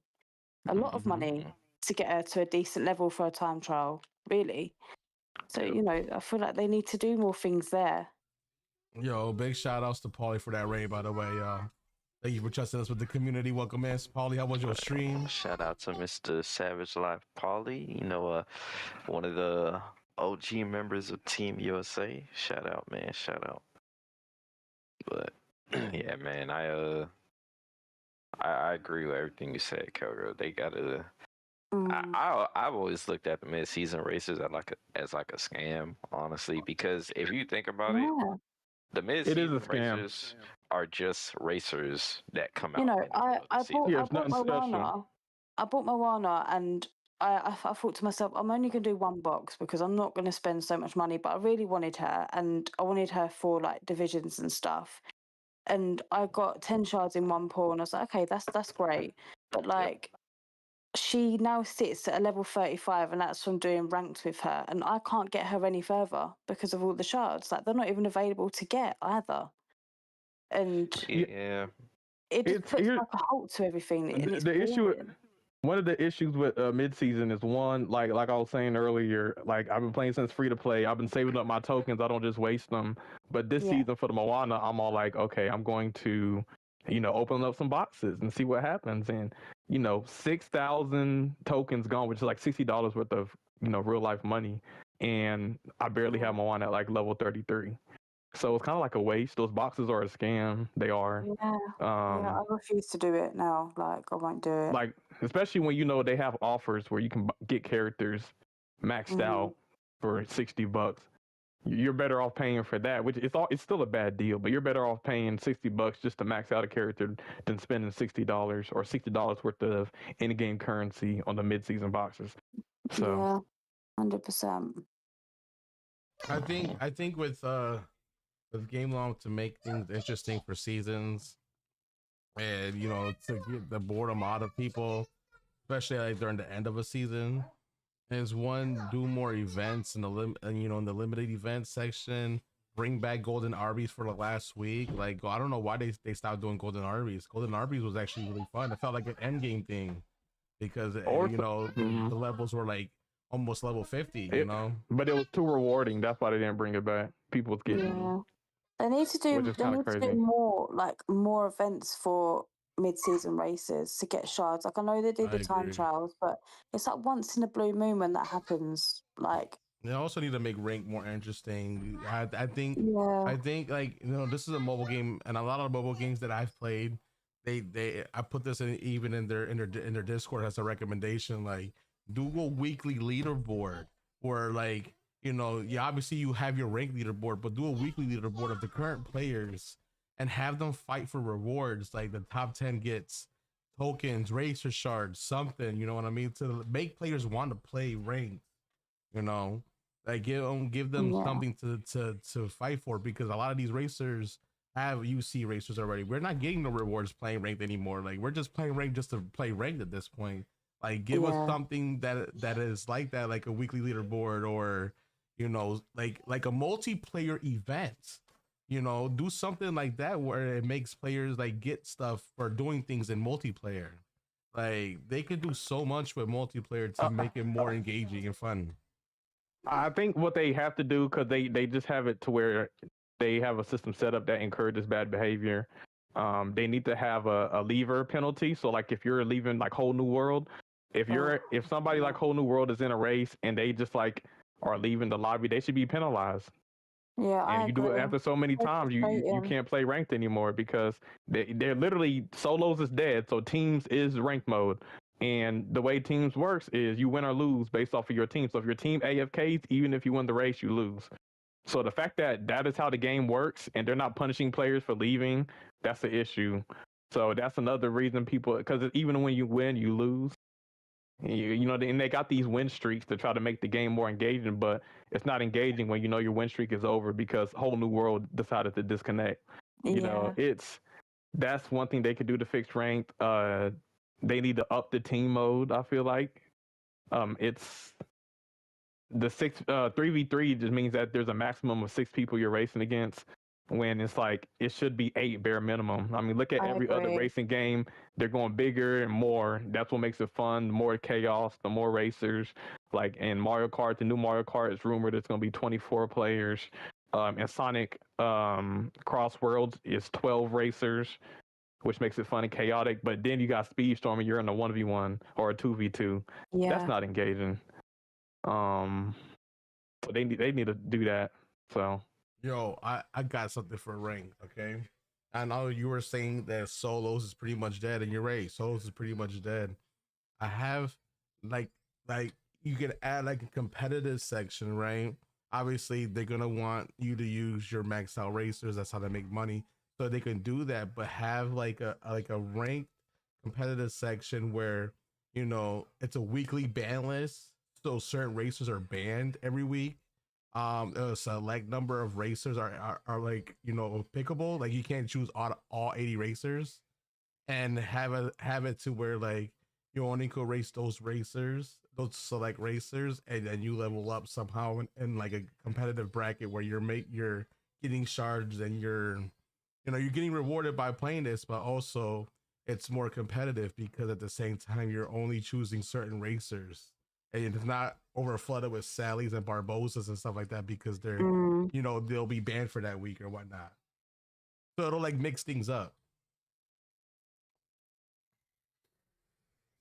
yeah. That's true. But instead of doing that, they'll just come out with a diamond pass. So that's Speedstorm for you. Damn, completely shut it down. It's not making enough money. But we ain't got to stay in an abusive relationship, because there's what do they call it? There's more fish in the sea, and one of the fish in the sea is Sonic Racing Crossworld. Y'all want to get into that?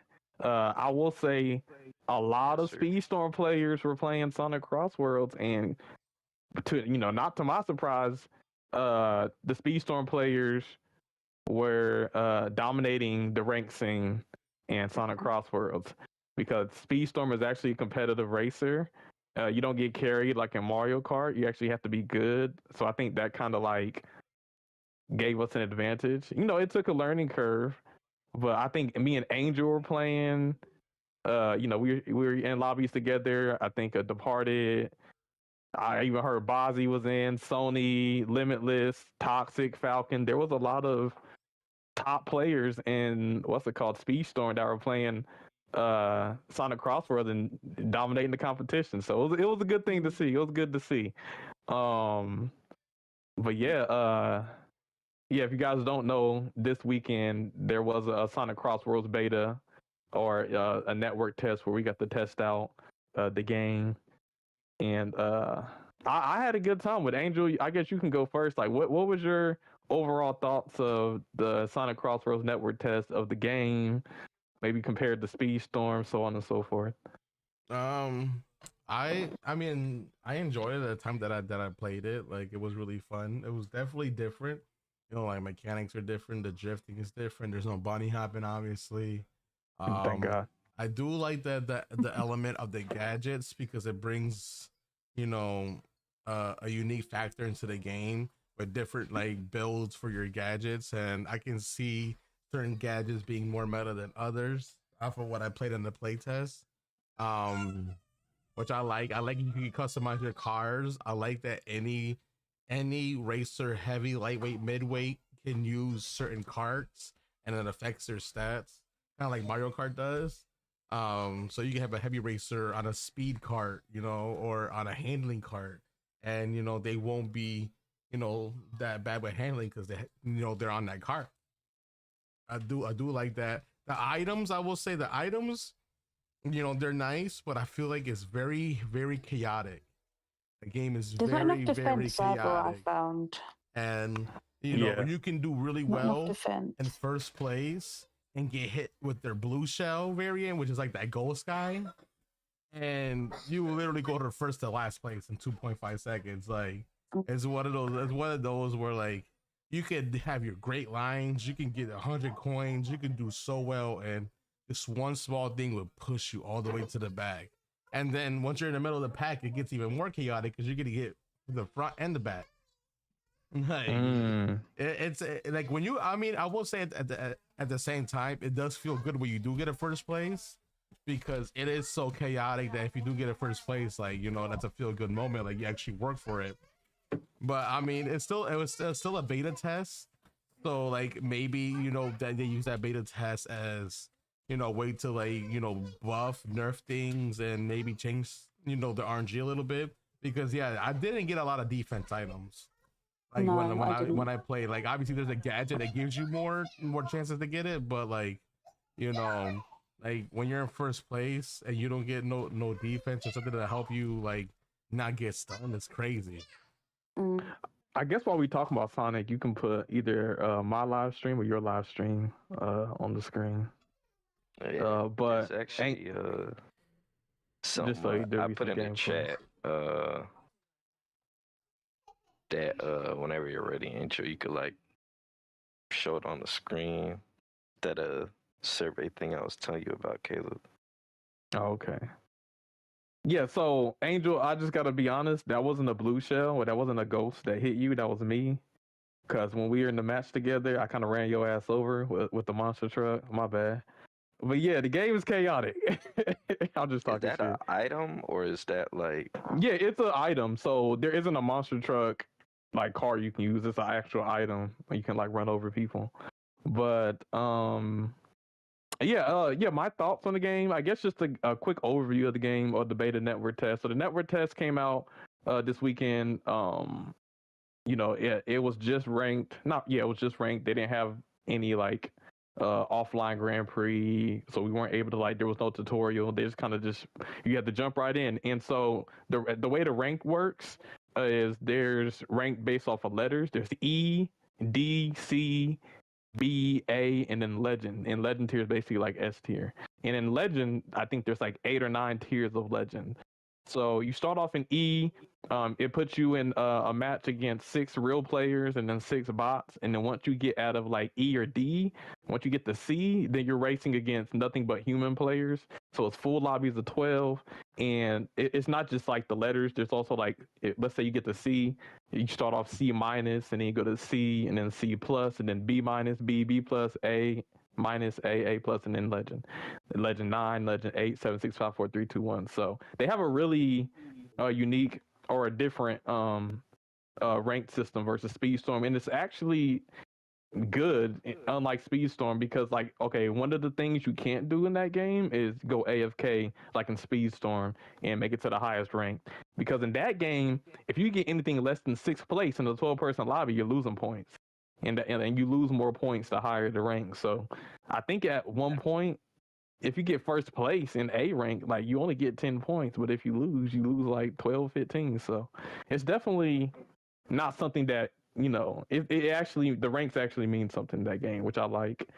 I think Speedstone could take note. I think they kind of took maybe a page out of Mario Kart a little bit, but they kind of tweaked it, and I think it's a good ranking system. So that was one of the things that I found out with the network test. Now the characters that they had available, I believe it was Sonic, Tails, Knuckles, Shadow, Omega, Eggman, Cream, and then Dr. Robotnik. So those were the characters that you got to choose from. Well, you and then forgot like your there pink were dude. Zaz. Yeah, Zaz for Zaz. I was playing Zaz. Yeah, I can't believe I forgot my damn main. Number one Zaz. Yeah, But yeah, then they had Zaz. Zaz has some good stats, but and the thing with each character, they're not just skins. Each character has different stats. Sonic and Shadow obviously have more top speed. Zaz has more acceleration. Tails has more handling acceleration. Cream has more like every character has different stats. So whenever there's going to be a roster of 28 characters, so each 28 character will have a different stat. So combining the different cards with the characters to get that perfect mix is going to be very interesting. Some people might play based on their favorite characters. Some people might play based on the stat combo. But I definitely liked how you're able to mix it up, and it's not like in Speedstorm where it's like if you're King Candy, you're automatically going to lose. You can be Cream, and the character with the less top speed, and you can still win races. So I do like the balance that they have in the game. The different card combinations, they have top speed, acceleration, handling, and then power.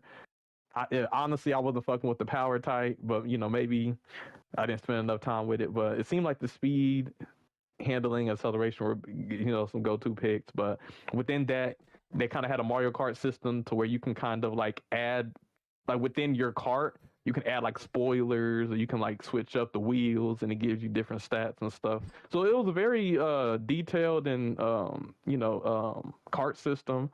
And then another thing they had in the game was perks. So they had like different builds. You had builds where you could do tricks faster. You had builds where you could get more coins when you bump into people or get speed boost.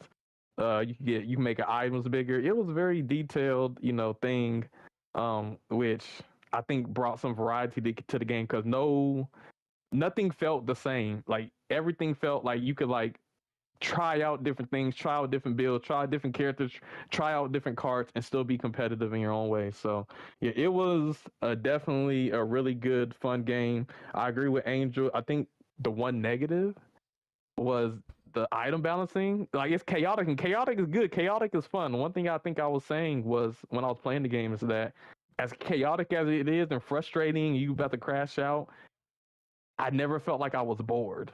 I always felt like I was having fun or engaged. It didn't feel like it was boring. So I think that was a really good thing about the game.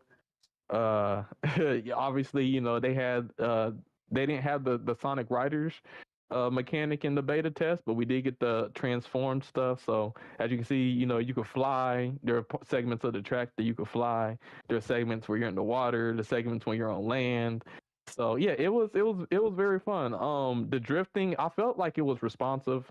The learning curve in the game is when you take a turn, you have to drift before you hit the turn, not when you hit the turn, but before. And then pretty much once you get that down, you end the game. So yeah, very, very fun guy. They gotta fix the balancing items. So like one of the things about Sonic Crossworlds is there's like a bunch of blue shells. Like I think Angel mentioned it, but like in Mario Kart there's a blue shell. In Sonic Crossworlds, just like 3 items that operate as a blue shell. One of them is a ghost that shoots like blue fire tornadoes at you, and then another one is like a weight that drops on your head.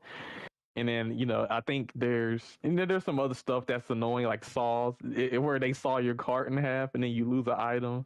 And so yeah, it was almost like people were getting them items a lot more frequently than defense.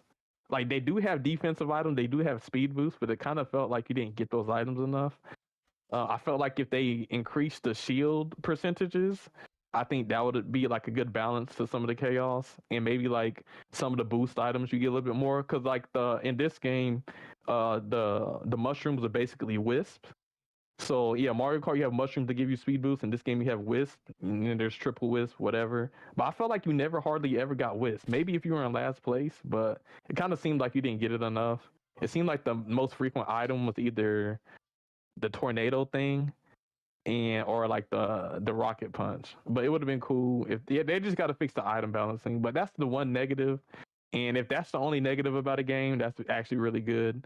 I will say, another negative actually is, which, it can be due to, person's personal taste. And one thing I will say Speedstorm is better at is in Speedstorm, every character has their own unique item. But in Sonic Crossworlds, each character doesn't have their own unique item. Now, to be fair, the game does have a lot of items and a lot of, unique new ideas that they're doing. They didn't just copy off of Mario Kart or anything. Their items do seem unique and fun, but there's no unique ultimates or abilities based on the character. But, outside of that, honestly, I'm really excited for this game. I think the people who are watching were saying that it looks more fun than Speedstorm, and they might be onto something. I don't know, but yeah, I think that's like an overall overview. I don't know when the game's coming out, but I'm excited for it. I just hope when it comes out, I'm excited. I think in the beta there was only 6 tracks we were racing on, but in the full game there's going to be 24, and there's going to be DLC added. I believe the first DLC for Sonic Crossworlds will be Sonic Prime, if you've seen that show on Netflix. So there'll be Sonic Prime characters, maybe a Sonic Prime chap, we'll see. But yeah, I'm excited for the game. I think it's going to be really good. Hopefully there'll be tournaments for Sonic Sonic Crossworlds, but overall, the W game, I think, is definitely better than Mario Kart 8. I think, but, is it going to be better than Mario Kart 9 or 10? We have yet to see, but I think it's in a good spot to compete with Mario Kart, and I think that's going to be good for the kart racing scene. Obviously, people complained about, it's a network test. Like, I think in the background, the Chow were kind of, low quality. Their frame rate was very low, so I know some people complained about that, but I don't know if it's gonna be like the crowd. They don't really put too much detail in the crowd, but that was one thing I think people stood out. But is it next gen? I think the graphics are good. Does it look next gen? It doesn't look at least in the network test. The graphics look good. The art style was beautiful. It doesn't look as next gen as I thought, because in that trailer, that shit looked like. That looked really good. It didn't look as good as the trailer, but it still looked good. It's probably gonna be let's say if you got a good PC, it's probably gonna look really, really nice on it. Yeah, I feel like they didn't go crazy with ray tracing, because it's on every platform. It's on the Switch, it's on the Xbox, it's on the PlayStation, and it's on PC. So you'll be able to play it on all platforms. So in order for them to do that, they probably couldn't make it too graphically demanding, but to be fair, it looks good. But yeah, I think that's my overall thoughts on the game. I'm excited. I think the track, I was here's the thing, I was scared looking at the trailer. I thought it was going to be a situation to where all of the courses were a bunch of straight lines, but it's not just straight lines. There are segments to where there's lots of sharp turns and shortcuts, and when you go to the Crossworlds, there's dinosaurs and casinos and hot lava.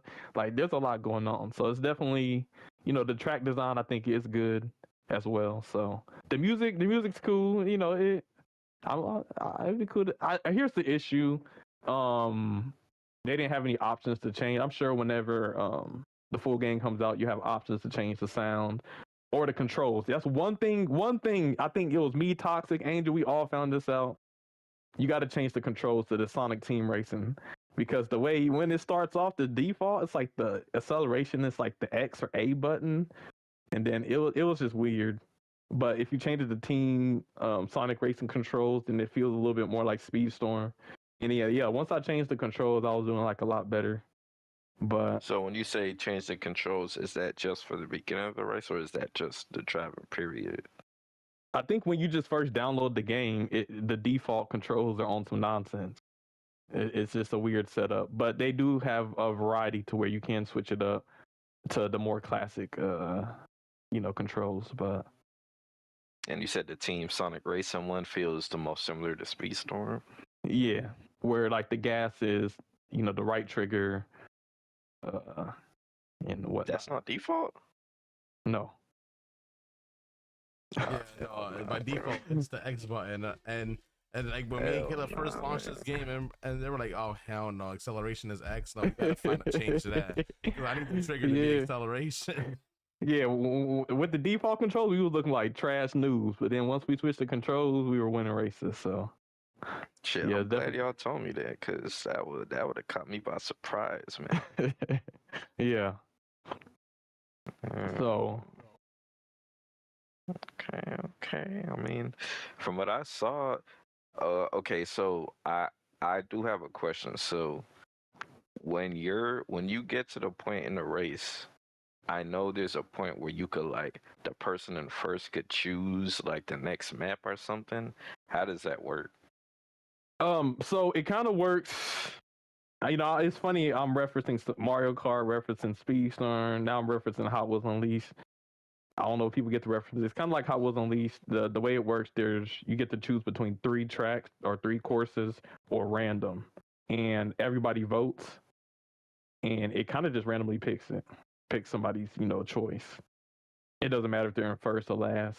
You just vote, and then So to vote, you got to be on that side of the track.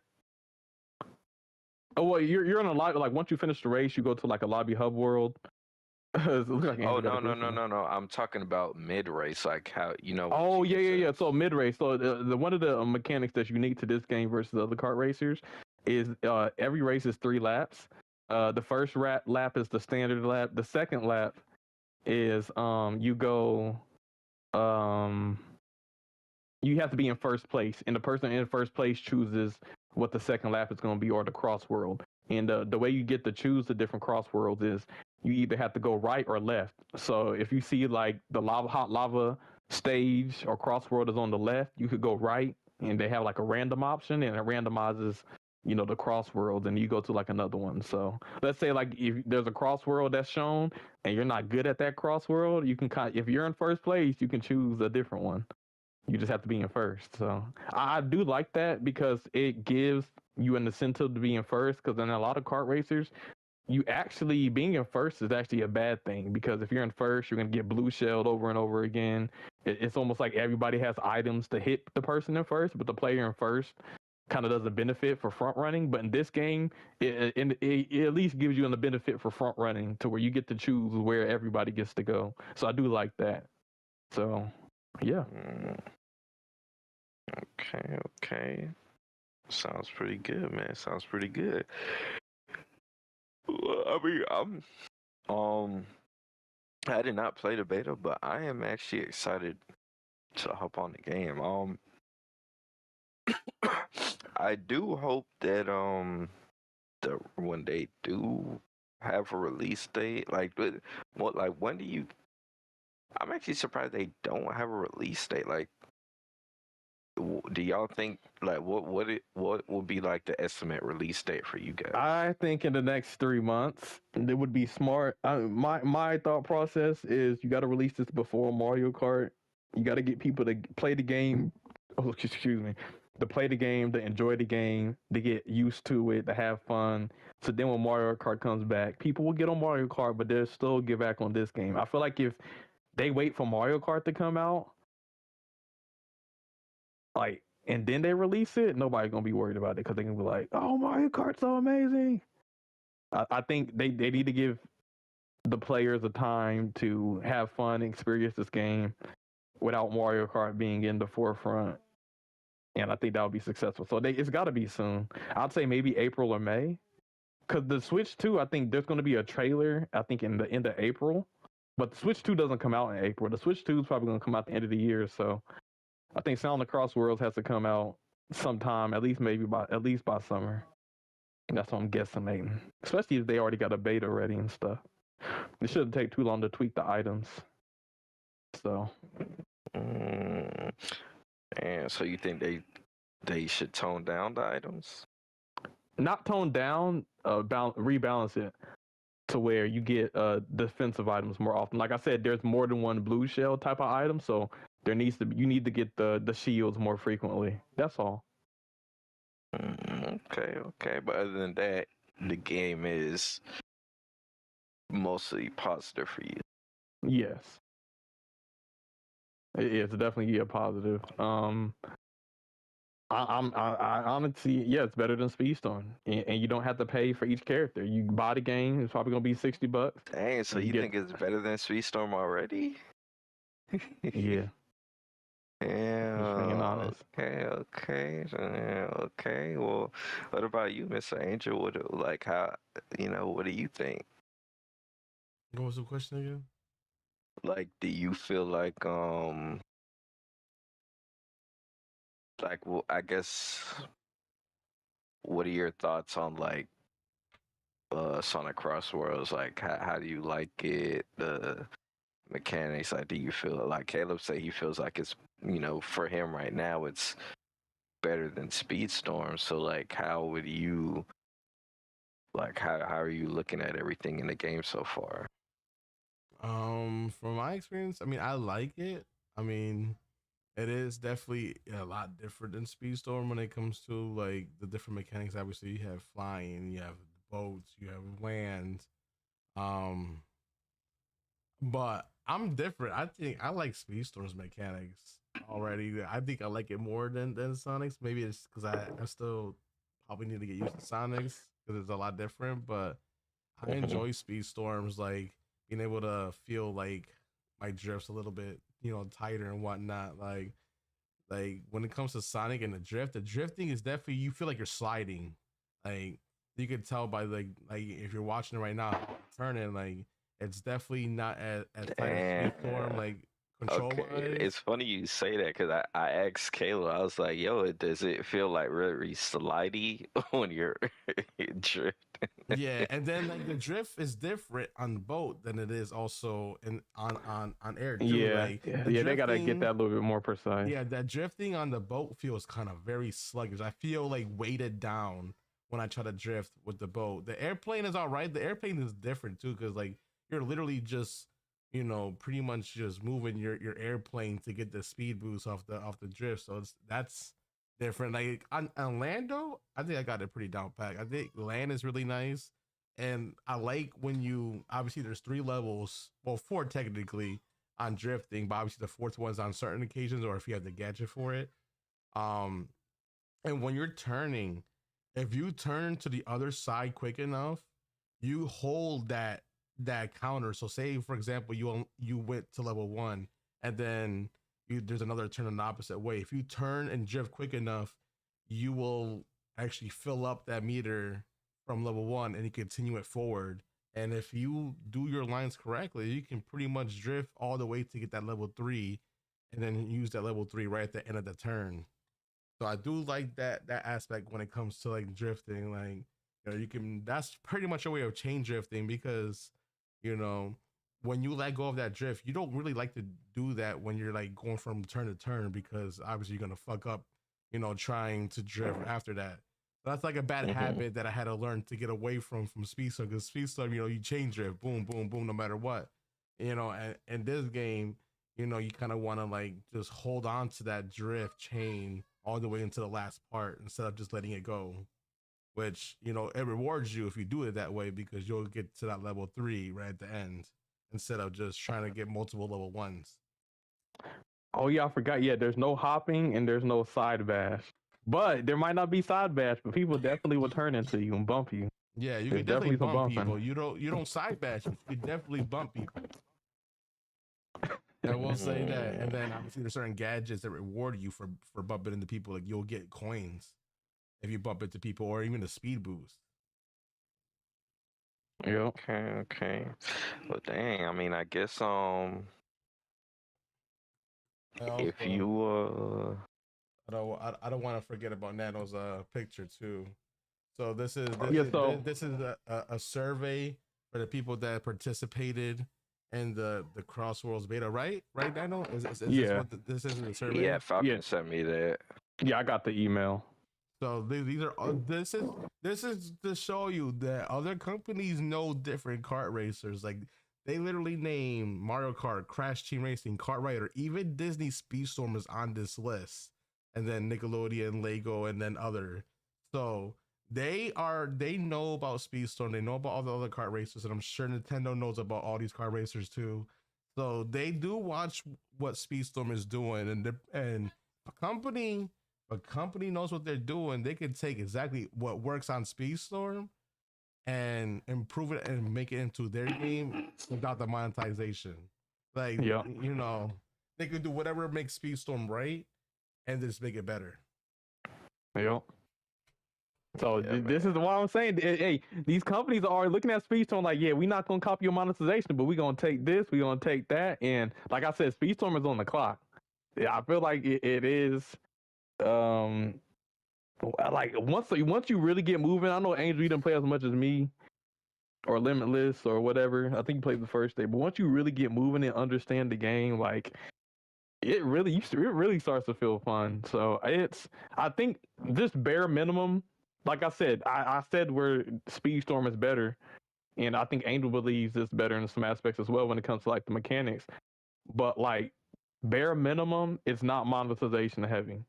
You don't have to pay $1 million for every character, and I think that's one of the things that's just gonna take Speedstorm's player base. But as well as it being a good game, so. Yeah, like I like the driving mechanics in this game and stuff like that. Like this is definitely a great kart racer from what I play. And this is obviously, you know, a lot of you guys played Sonic racing games. This is my first ever experience on a Sonic racing game. So to play this, and you know, I definitely had fun. Like, you know, I didn't play as much. You know, Saturday, you know, I couldn't really play because I did the Family Cup and then hosted like one of the finals, and then Sunday obviously was the final. So I really didn't get to play this game as frequently as I hoped. But from the times that I have played it, it is fun. And I feel like if they adjust like the items a little bit, you know, maybe give more defense if you're in the front, because I do sense a lot of Mario Kart in here when it comes to if you are in the bottom of the pack, that's where you get your drills, that's where you get all your overpowered items.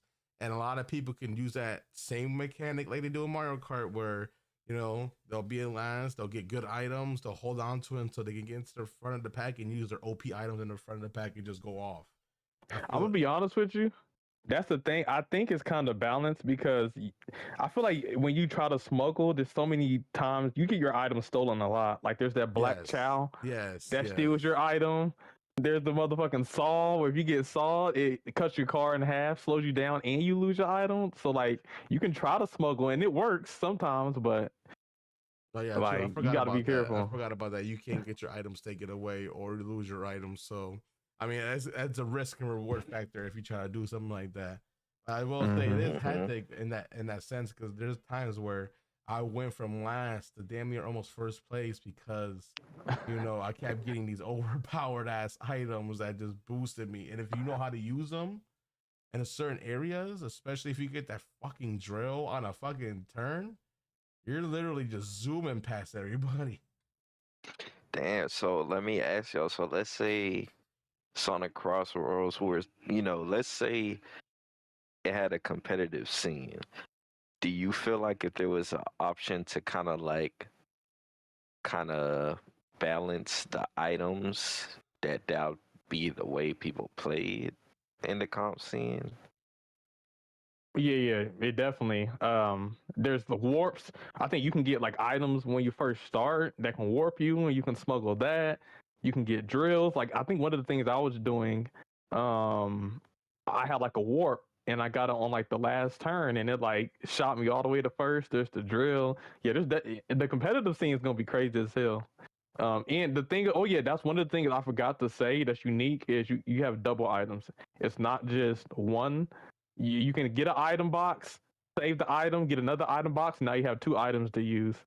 So it's definitely gonna be some strategy to that. Mm, okay. Oh man, bless you, Yeah, bless you. sandbagging will probably always be a thing in this game, and these type of kart racers where you can do stuff like that. But that's why I think why I enjoy Speedstorm, and I kind of hope that one day they'll bring their 9 item rotation back, because I feel like when they had 9 item rotation, I felt like Speedstorm when it comes to items was so much more balanced than any other kart racer, because in that fact that you will get certain items.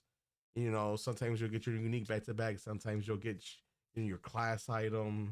You get that 3 times with that 9 item rotation. Like, you can pretty much plan out, with the RNG a little bit of what you're gonna get, what item next, and you can use that to your advantage.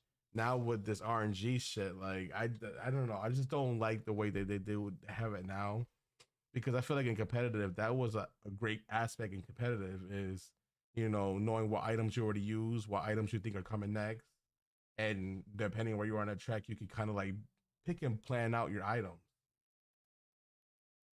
Now I feel like a lot of people are nerfed because there's no 9 item rotation anymore. Yeah, I agree. I think it benefits certain characters more than others, and some characters kind of get the short end of the stick. Beast. Oh yeah, Yes, sir. Beast and freaking Beast mode sometimes will give you a hack or something in between being Beast mode, and that pretty much you already screwed one of your items because of that. I low-key think they don't even like realize that Tim taking away the 9 item rotation kind of messed up a couple characters and how their abilities are being used. Genie's a prime example. Genie, you can no longer get boost item in the first place even if you use your unique ability. Now people don't even care if he's banned or not because he's not even that viable anymore. I mean, he's viable, but like, if you were front running with Genie, you're not as powerful as you used to be. Nope. Okay. Do I hear Sammy? Yeah, man. Yeah, Sound that's like me. the homie joint, man. Hey, Sammy's in the building, yo. Yo, what's good, Sammy? No, but sorry You on about that, CP guys. time? Nah, I had something to do, so I was trying to get it done as quick as possible. That's my fault. Hey, Oh, you good, man? Man. We had a cowgirl in your steed, man, holding it down. Shit, yo, The new host of the podcast. Your ass is Yeah, about we to get replaced, nigga. Yep, About to yep. be the next permanent member, man. Keep playing around, man. Damn, son, that's crazy. I'm gonna get replaced by a Brit? That's crazy. Damn, DT really taking over. Who said that? Damn, they're gonna be the 54th state? Hey, man. The British got some pull, man. The British got some pull. Shout out to DT Cowgirl. Yes, sir, man. But yeah, man. Sam, we was just talking about Crossworlds and everything like that. I don't know if you want to give your thoughts on the game. Yeah, Sammy was watching. Sammy, yeah, give us your take on what you saw from the us playing on the beta. Well, I'd like to say one thing before I give my take. That game is definitely awesome. I'm not gonna lie. I was watching both Angel and Caleb play the game on the first day of the beta for like hours. I kid you not. And honestly, like not just to Nano, because I don't know if Nano was watching as well, but to everyone else who's curious about this game, I honestly think this is like the next evolution in kart racers. Like, if you needed a reason to stop playing Disney Speedstorm and playing a different kart racer, this is one of them. If you're competitive, I think this game would be right up your alley. If you're a casual, I think you'd much better enjoy this game as well, knowing that there's not that many bugs or glitches that you'd run into. Obviously, Caleb, we know that there's at least one that you ran into. Yeah, going through the mother one, you get knocked backward. There's that, and then sometimes if you go through the portal, it just keeps respawning you in the same spot over and over. And like, yeah, you get stuck in the crossworld instead of sending that's you. happened to me. Yeah, instead of it sending you to the next fucking crossworld, you just get respawn. So they gonna have to tweak that. Yeah, they definitely got to fix that because that happened to me. It happened to me on stream, and I'm like, yo, like I was literally just getting freaking spawn trapped and falling down the map, and eventually it took me back into the race. But like at that point, ain't no recovering. Damn. Were you That's guys crazy. able to send that back as like feedback? Is there a feedback I think section? yeah, there like, is. to That's be what able- the email. I think Falcon sent Nano a picture of like the fact that they know about other kart racers, but I think part of the email is you can give them feedback on stuff they need to change and Oh tweak. yeah, So I'm a Mhm. clip. It will happen to me and send it to them. I'm like, yeah, you got to fix this part. yo, Yeah, because I don't know. I don't want to be respawning when I'm trying to get to the next world, man. I will say from what I seen, it didn't happen that often. It was like a rare occurrence, at least from that day when I was watching them. But Mhm. I do want to say that game.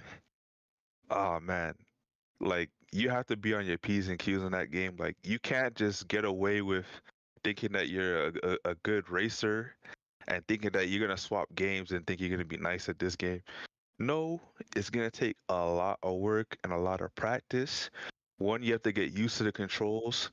Two, the drifting is a lot different.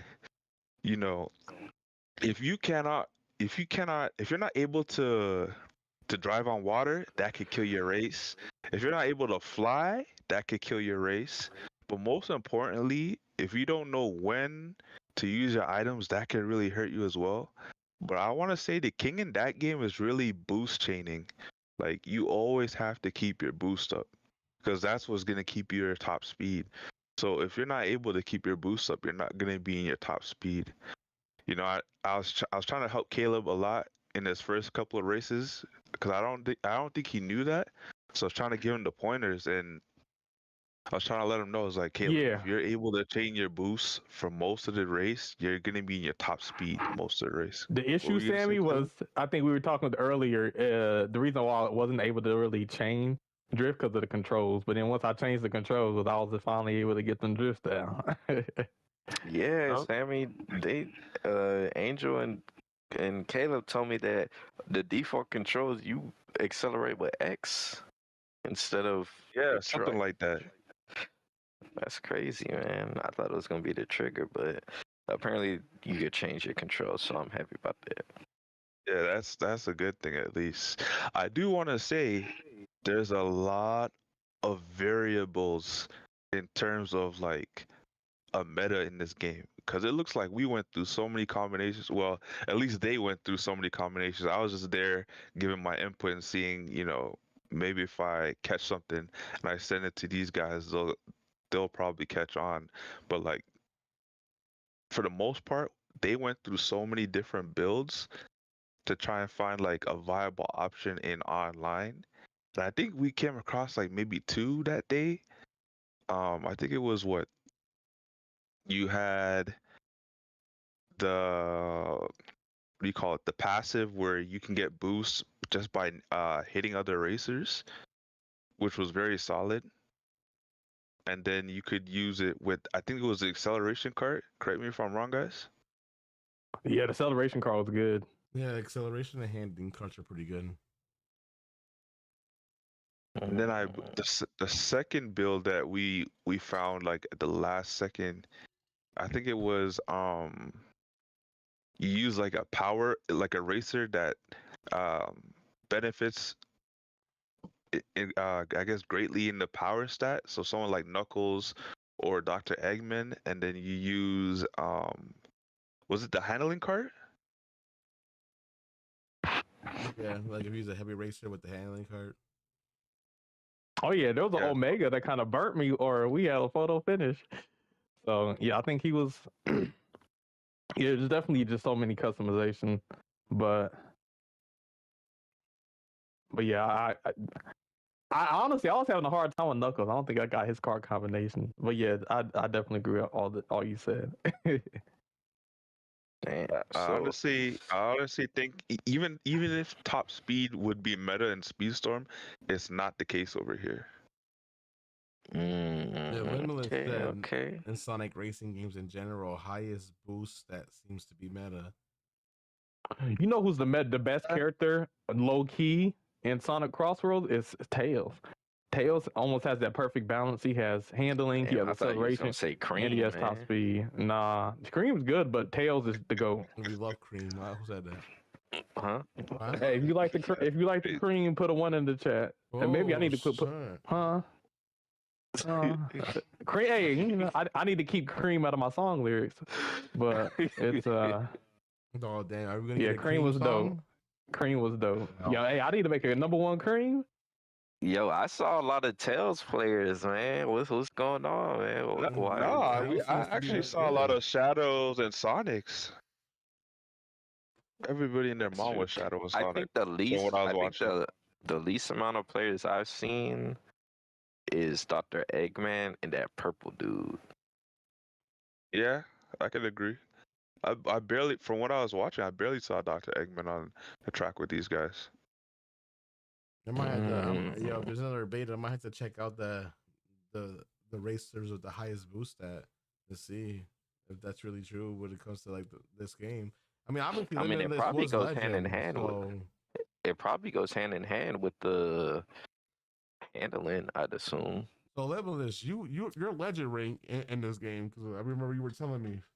So in this game, what build was the build that got you to legend? Was it a boost stat racer with like a top speed car? Like, what is the combination that you think will be meta in this game? Because I'm curious because there's so many different options. You have handling, speed, power, and I forget the other one for carts. And then you have obviously your characters with different stats, and each cart will affect those stats. So like, you know, power. Oh, Falcon says is a power cart with the highest boost stat. That's interesting. So you said Eggman, Drillster, MK2. Oh, Dang. I think the game might change slightly after the beta. Like when it comes to full release, I think whatever meta we found during the beta might change. that's true too. That's true too. More than likely, 100% more than likely. Usually, things that are meta in the beta, usually, when the game comes out, it's usually something different. Oh yeah, we still need to see extreme gear. But yeah, I didn't really experience with the power and the heavy racers, so I'm curious to see. I'll probably actually test more combinations out if they have another beta or when the game comes out. Like the hoverboards, that's gonna be interesting. What if the hoverboards are one of the best freaking like, things? You know what I'm saying? That's why they held it That's back. right. We didn't see them during the beta. Definitely a possibility. Is there in the other Sonic games or Sonic racing games, is there like a mode where it's like where the carts are faster, like how Mario Kart got different CCs, or is it just the same speed throughout the game? I don't know. Sammy or Caleb, what do you guys happen to know? If the coins, I think there's builds around coins, but I know I played Transformed. I think in Transformed it's kind of like oh shoot, if you like went through the coins, you kind of got a speed boost. But in this one, it does take a thing out of Mario Kart where the more coins or rings you have, the faster your cart goes. Well, I guess what I'm saying is there like a mode that's you go fast, your carts is faster?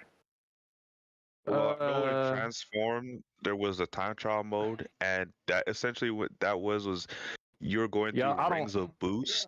Yeah, I don't know if or there's like a even mode that boost makes you pads. faster per se. Okay. Like, But are you talking if like there's a no time 200 trial, I don't cc or think something so. like that? Yeah. Yeah, no, there's no 200 cc. It's just you have to. I mean, you can do a Sonic the Hedgehog and then do a speed cart, and then do like a gadget you can put on that gives you 200 rings, because the limit is 100 rings, but you can put a gadget on that gives you a max of 200 rings, to makes your car faster.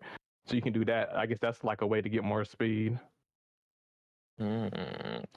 And Limitless said in Transform there was something called boost mode, but in Crossworlds there's nothing. But obviously in the beta, Yeah, they cut a lot of like stuff that you can play off. So there might be something like that in this game on final release.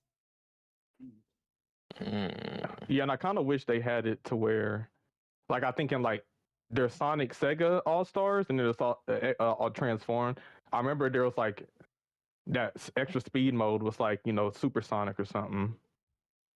But Also, they don't have Supersonic in this. Hopefully, from what we and saw. more tests. Falcon said they said that there's going to be more tests. Hopefully, in the next test, More tests. Let's go. like I would love to be able to invite my friends to be able to be in the same lobby. I hope Yeah. they include that in the next beta, because I would love to be able to party up with people and actually race. They consistently, yeah, instead of having to try to like, all right, let's time it at the same time. Because there's one thing about the game, there's definitely more players than Speedstorm. It felt like, yeah, it was, even when me and Angel sometimes we're readying up at the same time, sometimes we get put in different lobbies. So it definitely seems like there's a healthy player base, which is crazy. There's more players on the freaking network test than there is in Speedstorm at the current moment. And also, there's a lot of people that are interested in this game. I had a lot of first time chatters when I streamed this game, or at least streamed this game Friday, and I think I did this Sunday, where people were like interested in this game. They didn't get into the beta, but they wanted to see people play the game, and so there is people that that came to my stream that that likes this game. So obviously there is a fan base for this game, and from what I saw, there's a pretty heavy fan base for this game. Especially once we get to the top, we hit that freaking legend rank tier 1. Then you definitely gonna get a player base. If you can get a player base on Speedstorm, you can definitely get a player base, or like a viewer base. My bad, on Twitch and shit. But I don't know, like are you the Poppy of Speedstorm? Were you feeling like the Poppy of Sonic quite yet, or you feel like you gotta put in some more time to get that Poppy status? I mean, sometimes I felt like I was Poppy status, but there are other times I'm like, okay, I still got a lot to learn. But I mean, definitely more competition too. Definitely, because like Speedstorm, we do have like our high tier players, but in that game, because there's just more players, it's gonna be lots of competition. I'll put it that way. I think that's a good thing though, because at least in that game, if I get to the highest rank, the lobbies won't be fucking empty. That and you can talk your shit, because there is no pay to win. So when you actually win, it's meaningful. And especially like I said, it's hard to beat first place in this game already. Yeah, it ain't easy. For all y'all motherfuckers that like to sit at the finish line and just sit there and try to get points, you're gonna be losing those points, playboy. Yeah, get your ass out of here. There's no RB driving. Ain't no RB driving, man. Ain't no RB driving. So you actually gotta earn your rank, bro. Yeah, I'm curious to see how the leaderboard's gonna be. I'm sure quitting. Oh my god, that's gonna be great, because that's one thing I hate in Speedstorm is when I have a teammate that just quits the game in the beginning because they want to be toxic or some shit.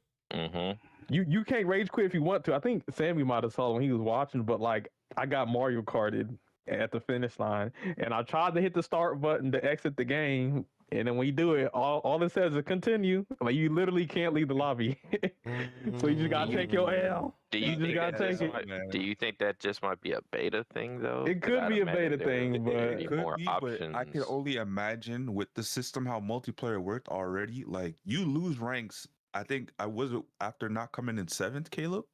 Yeah. So like you lose points in multiplayer, like if you don't come in at least 7th place. So I'm thinking whether they have that for the beta or not, or you can't leave the match. I think if you hypothetically do leave the match during like the full release, there might be a penalty. Yeah, you probably get the loser's penalty. You'll go down in rank. You ain't going up. Yeah, you'll probably go down in rank, and you probably can't rinse for a while, most likely. Okay. I guess that because it seemed like their rank system looked very intuitive, like they were really on top of things. Damn. Like, yeah, Sam, you kind of missed it earlier, but I was saying one thing Speedstorm could do to improve rank, they got to give a abandonment penalty to punish players for like leaving races, like whole new I've worlds and been saying whatnot. they needed to do that for the last couple of seasons, but I don't know. It looks like the developers got different things on their mind in terms of Yep. how to monetize the game. So We gotta Damn, do bro. something because I'm tired of fucking having people maybe lose because they just want to be a troll. they gotta do something. But Yo, they y'all out here trying to diamond pass the game. Y'all So I still don't be know. running into Hard Jardin, man. It's crazy. Yeah, I haven't really seen maybe Hard Jar Dan is by another name. I don't know, but it's just it's goofy when you see like whole new world. You because they play Will Turner a lot, and you go to like the top 10 leaderboards for Will Turner. The whole new world's like number 2. That just kind of just muddies the whole leaderboard. The fact that that's the thing that you can literally never race and get points. Yep. So Yep. but I wonder if Sonic Crossworlds will have that. I don't know if they're gonna have a character I leaderboard. Maybe they doubt will. that, man. Oh, Probably yeah, not. character leaderboard. That's a possibility. But I don't know. Like they'll probably show a leaderboard with your rank and then show you the closest racers within your rank, and then maybe like a top 100. I think so far the things that I want to see in Crossworlds that need to be in a kart racer, there needs to be one custom lobbies to where maybe you can have custom lobbies, invite people, maybe balance the items like like you can like in Smash Bros you can kind of choose what items to use. In Mario Kart the same thing. So they need custom lobbies. Maybe they need private lobbies. My bad. They need time trials. I think the one big question for me in Sonic Crossworlds is how are they going to do time trials if every race is different? Like every single race is a different Crossworld for the second lap. So how would it be consistent? So I don't know if they do have time trials. I don't know if they'd have to be like, all right, this is the hot lava variant, or this is the Sky World variant. Like I'm kind of curious how they would do that. Oh, me too. And I've watched videos of other Sonic games, and they do seem to have time trials in the older games. So yeah, those are things. I was thinking if they did do the time trials, it might be like a 1 lap thing, just because the 2 lap thing, like where if it's 2 laps, you go and you get teleported to a different world. So I'm wondering if it's going to be a time trial, maybe it's 1 lap, or even if it's not 1 lap, maybe they just keep you on that one track for the rest of the race. I'm not sure. Oh yeah, I think it probably have. Yo, go ahead, Caleb.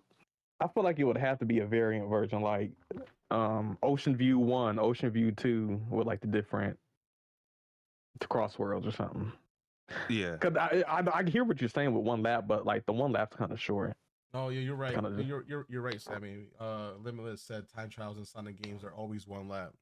Okay, so yeah, I guess you are right. So yeah, but usually it's 1 lap, but like the lap is long in itself. Or the way the time trial even works is like if you miss the gate, then the time trial is done.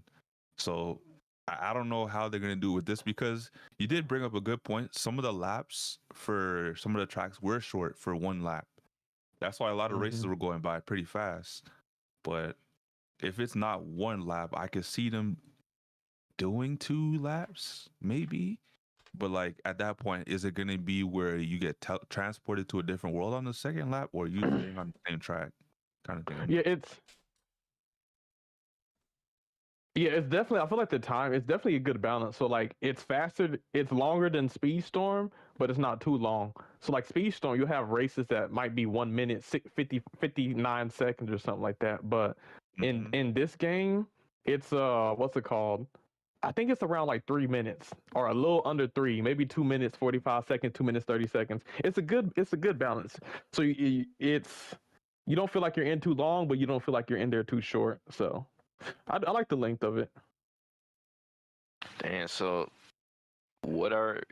can you guys, when the actual game comes out, can you guys see a team mode being in the game?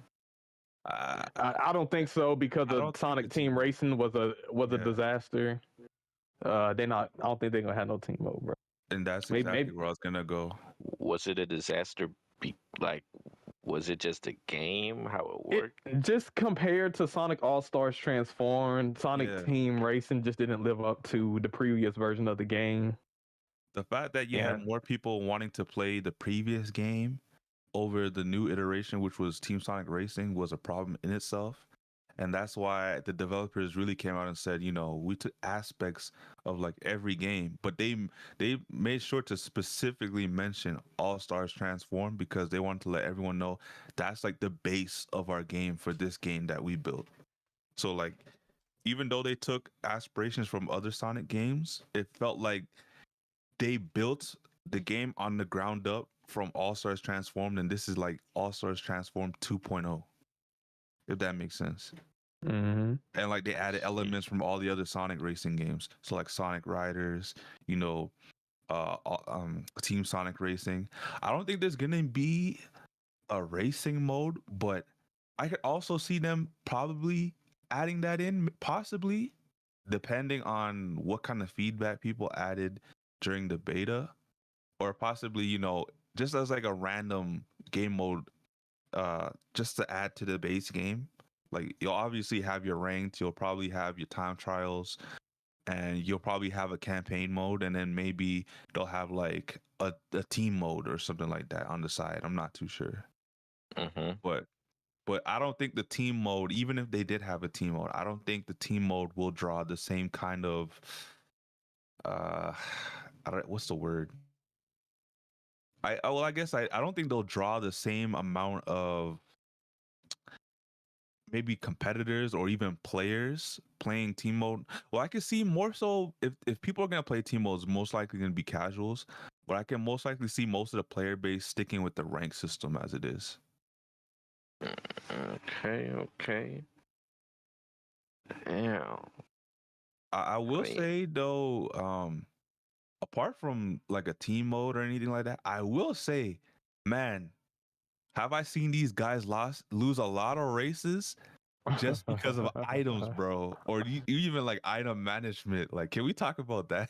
Yeah, it was so many times I would be leading the whole race, and then the last lap you just get you just get screwed. Somebody hit you with some bullshit, and yep. Damn. Oh yeah, that fucking weight shit, bro. That's just annoying, man. You know, I'd be like in first or second place, and I'm trailing while they pass first, and I get hit with some bullshit. Yeah, It's literally unrecoverable. I think I got Angel one of the things. It was a monster truck because Angel was winning on Eggman. He was on the last straightaway, and then I cut the corner with a boost item, and then I did my monster truck and ran him over, and then he just got Mario Karted from there. He got hit with like 1,000 items, and then fell This motherfucking Caleb, bro. He be I hitting me will with have crazy seen over the shit. internet a lot of people complaining about that. It's like, oh, is it too chaotic, or like items too chaotic? I've seen that. Like that. yeah, it's the balancing. Mhm. Like we were saying earlier, they just gotta fix the balancing and give us some more defensive items. Because they do have a lot of items, but it doesn't feel like it when you're actually in the race. Like you actually look at the list of like all of the different items. Mhm. It's a lot, but it doesn't seem like a lot because Do you just don't get it frequently in first Do or you like the think top position. that's due to the fact that like there's some gadgets or whatever that are geared towards making like a defensive build? So if you're not utilizing a defensive build, you're not gonna run into a lot of Here's the issue. So Sam, I was experimenting with the different builds. Even with the items that give you the defensive item more often, you still don't get the items that much. To be honest, bro. So maybe they're gonna have to do some tweaking on their end, especially Yeah. in regards to like doing a defensive build. Because I can't imagine making a defensive build, then going in a race and I'm not getting much defensive items, because that's kind of crazy. Because I know they also have an offensive build that you can use.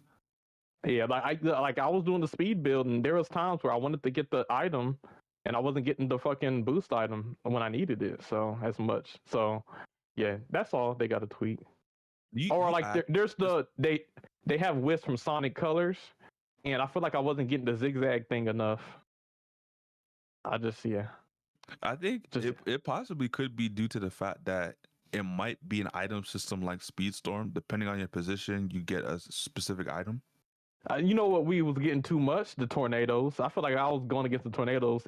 The tornadoes in the monster truck were super frequent for whatever reason. It always felt like monster truck, shurikens. Yeah, shurikens. Yeah, that's another one. That shit was annoying as fuck. Getting that a million times. And the fist, the fist. The fist. Red fist and the green fist. Yeah, green fist more than red fist apparently.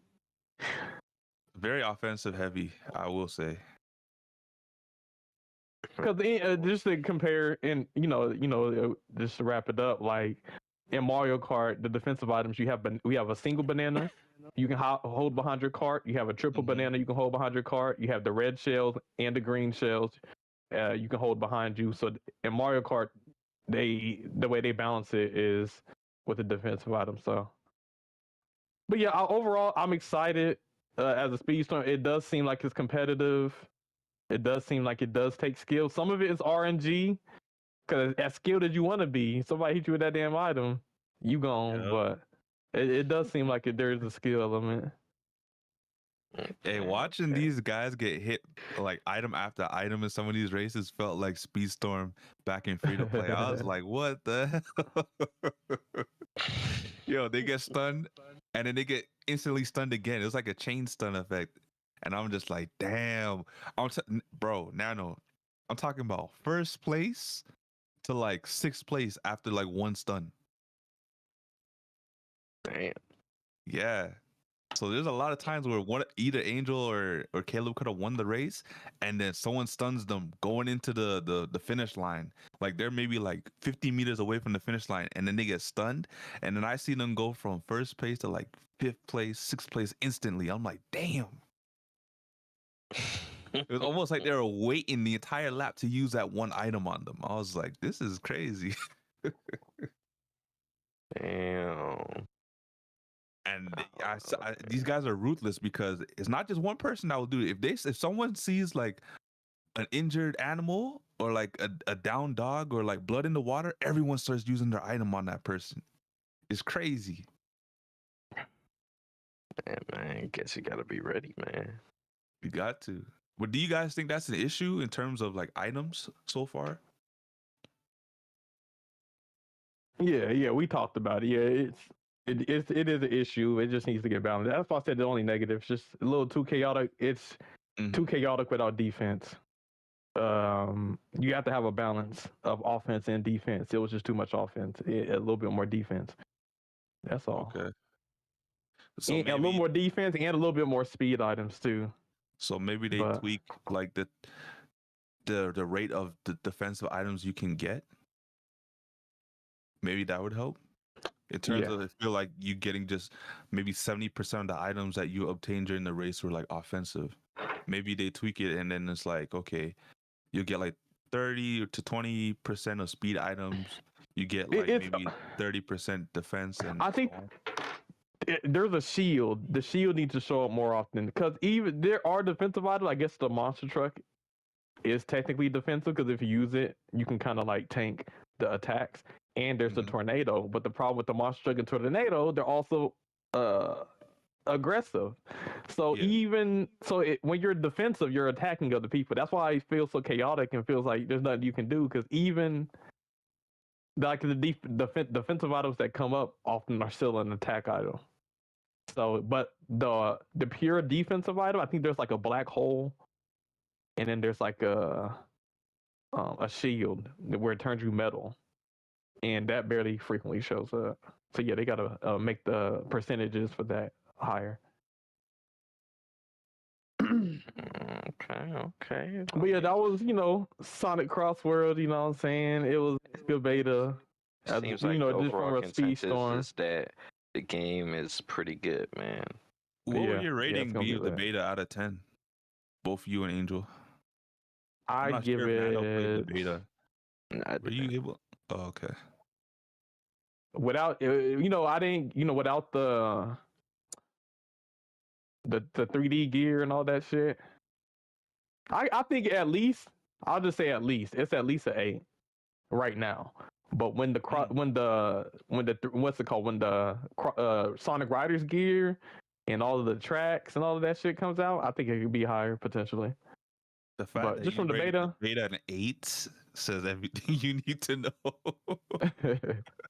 I mean, hold on now. We gotta see, man, because I don't know, man. We've seen Speedstorm become a beta, and then once it got to the actual game, shit was on some bullshit. So Nah. we gotta F see, that, man. Nano. We trying to see Speedstorm die. I don't really want to see Speedstorm die. I just want to see them see what they're gonna if they're gonna. I agree and disagree with Speedstorm dying. It's almost I don't want it to die because I enjoy the game.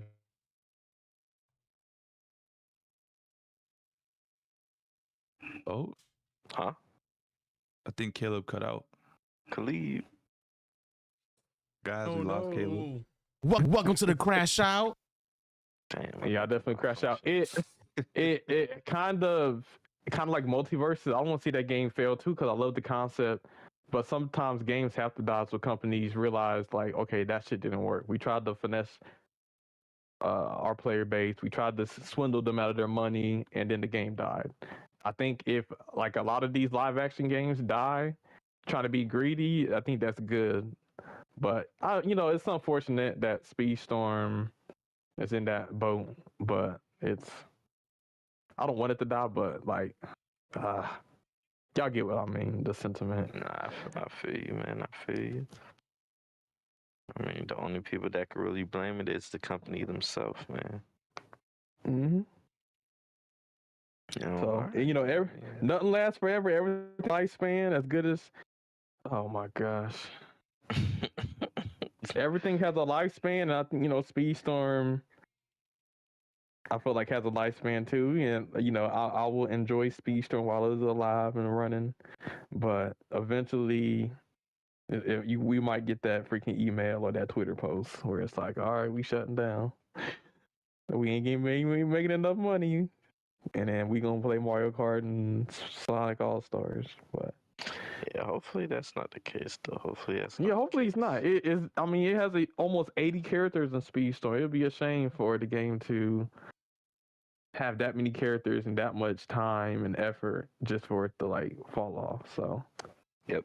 Because of the developers and the suits, but not just the developers, but the suits. The way I'll put it this way though, if Speedstorm does live, it's because the gaming industry is changing for the greed to where a lot of games like we already talked about this before, but like GTA is trying to charge $100 for their game, and then other game developers are being like, oh, well, if they're going to charge $100, we can charge $100 for our games. And then there's like a lot of different free to play games that are more monetization hungry and trying to charge you for everything. So if that's the case, if that's what the future of gaming is, and Speedstorm going to be around for a long time because it's just going to be a standard. Now, honestly, I think the gaming industry is trying to make that the new standard, which is unfortunate.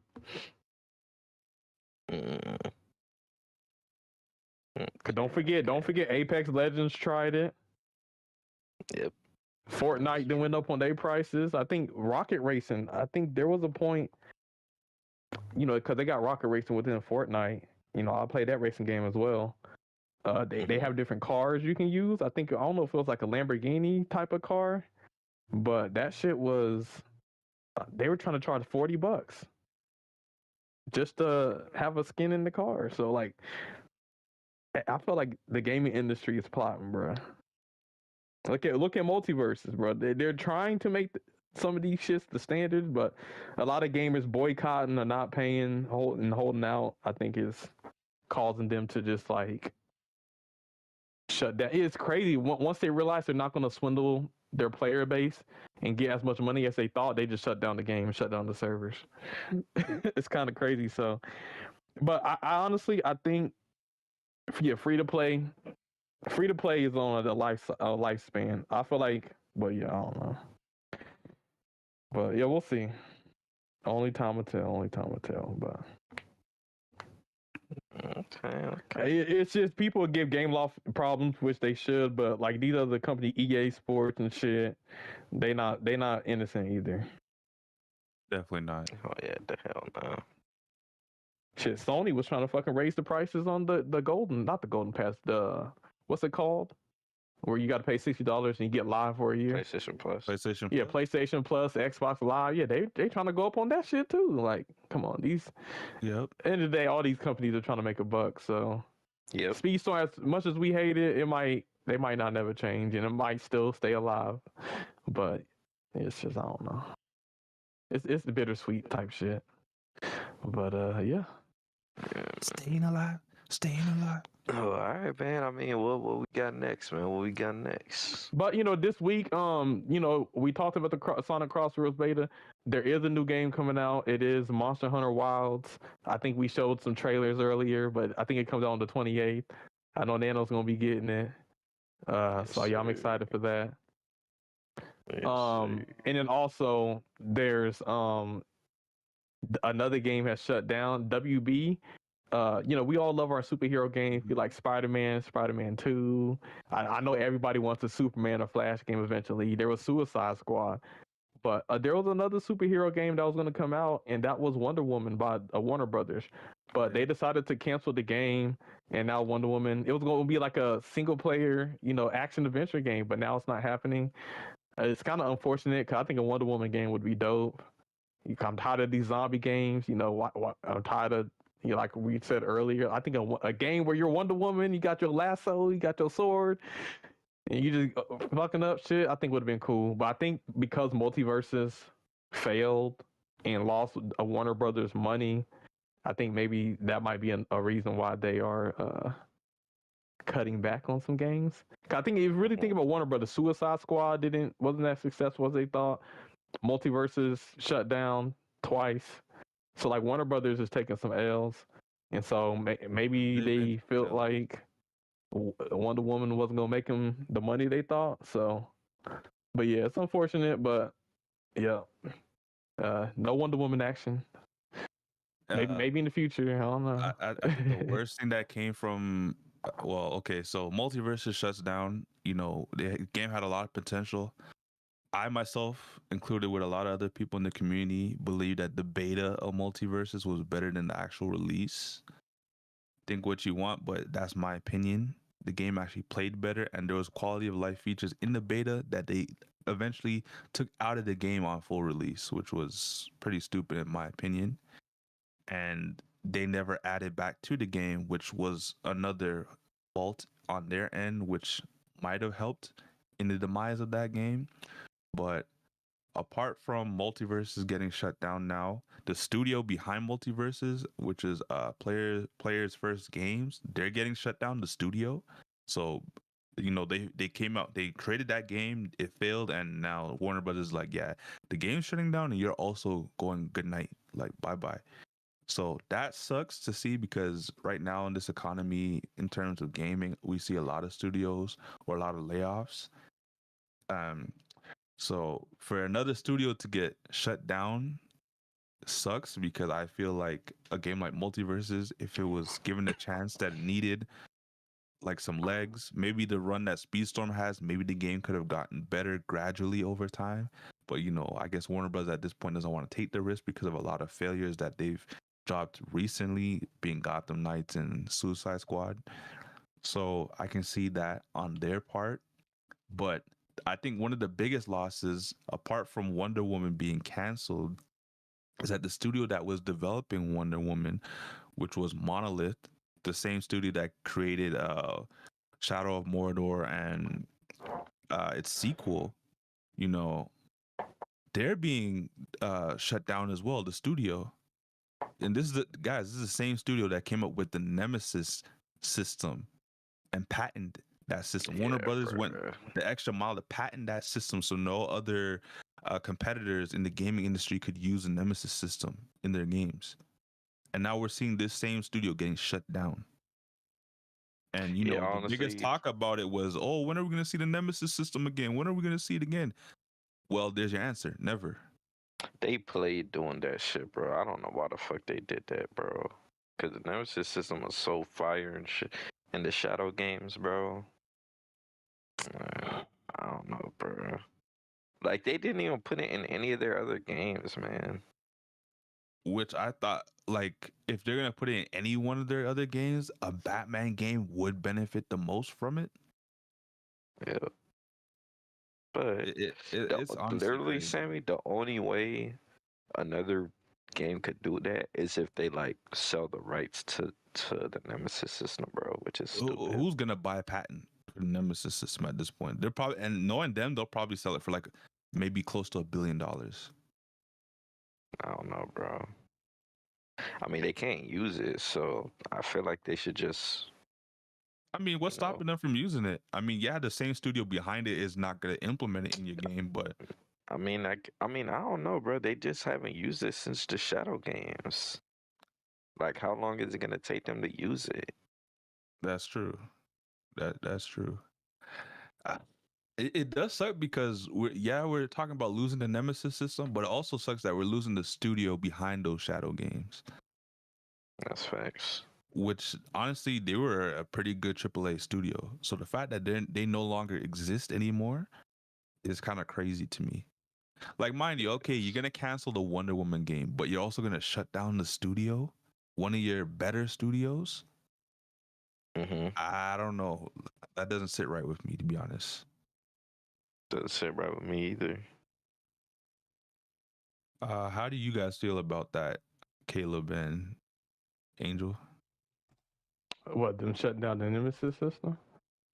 Shutting down the Monolith Productions, the studio behind the Nemesis system. Man, it's just the game industry's cutthroat. They fire, they get the developers to make something, and then they just fired the whole staff. In fact, Yeah, I mean, bro. this whole game industry is kind of weird. I mean, I'm from Bungie laying off all their people to Bungie's old CEO fucking his old employees over to fucking Marvel Rivals fucking development team being laid off half the fucking team to fucking like it's crazy. Like people getting laid off left to right. Companies are fucking pretty much downsizing and like I feel for the worst for this for the gaming industry because like you know if you're downsizing you're obviously now downsizing your talent, you know, for one, and it's always good to have multiple developers, multiple ideas, things like that in nature. But like if you're toning things down because you're trying to either save money or make more money by not having to pay as many people, I I like fear for the future because at that point that means gaming companies are getting more greedier. They're trying to make more money. They're trying to maximize shit, and the quality of the games are going to be low. And I'm gonna be 100% honest. The quality of games has not been what they used to be. I used to love to play single player games. I used to love to play multiple different games back in the day, and the quality was great. The game was complete. The game was finished. Like you know, it's like it's not like that nowadays. Nowadays, I play damn near the same fucking game all because no other game interests me, or you know, the game is not even finished, or it's a buggy mess. Look at Cyberpunk. Look at Witcher. Look at multiple different games that when they launched, they were broken as hell.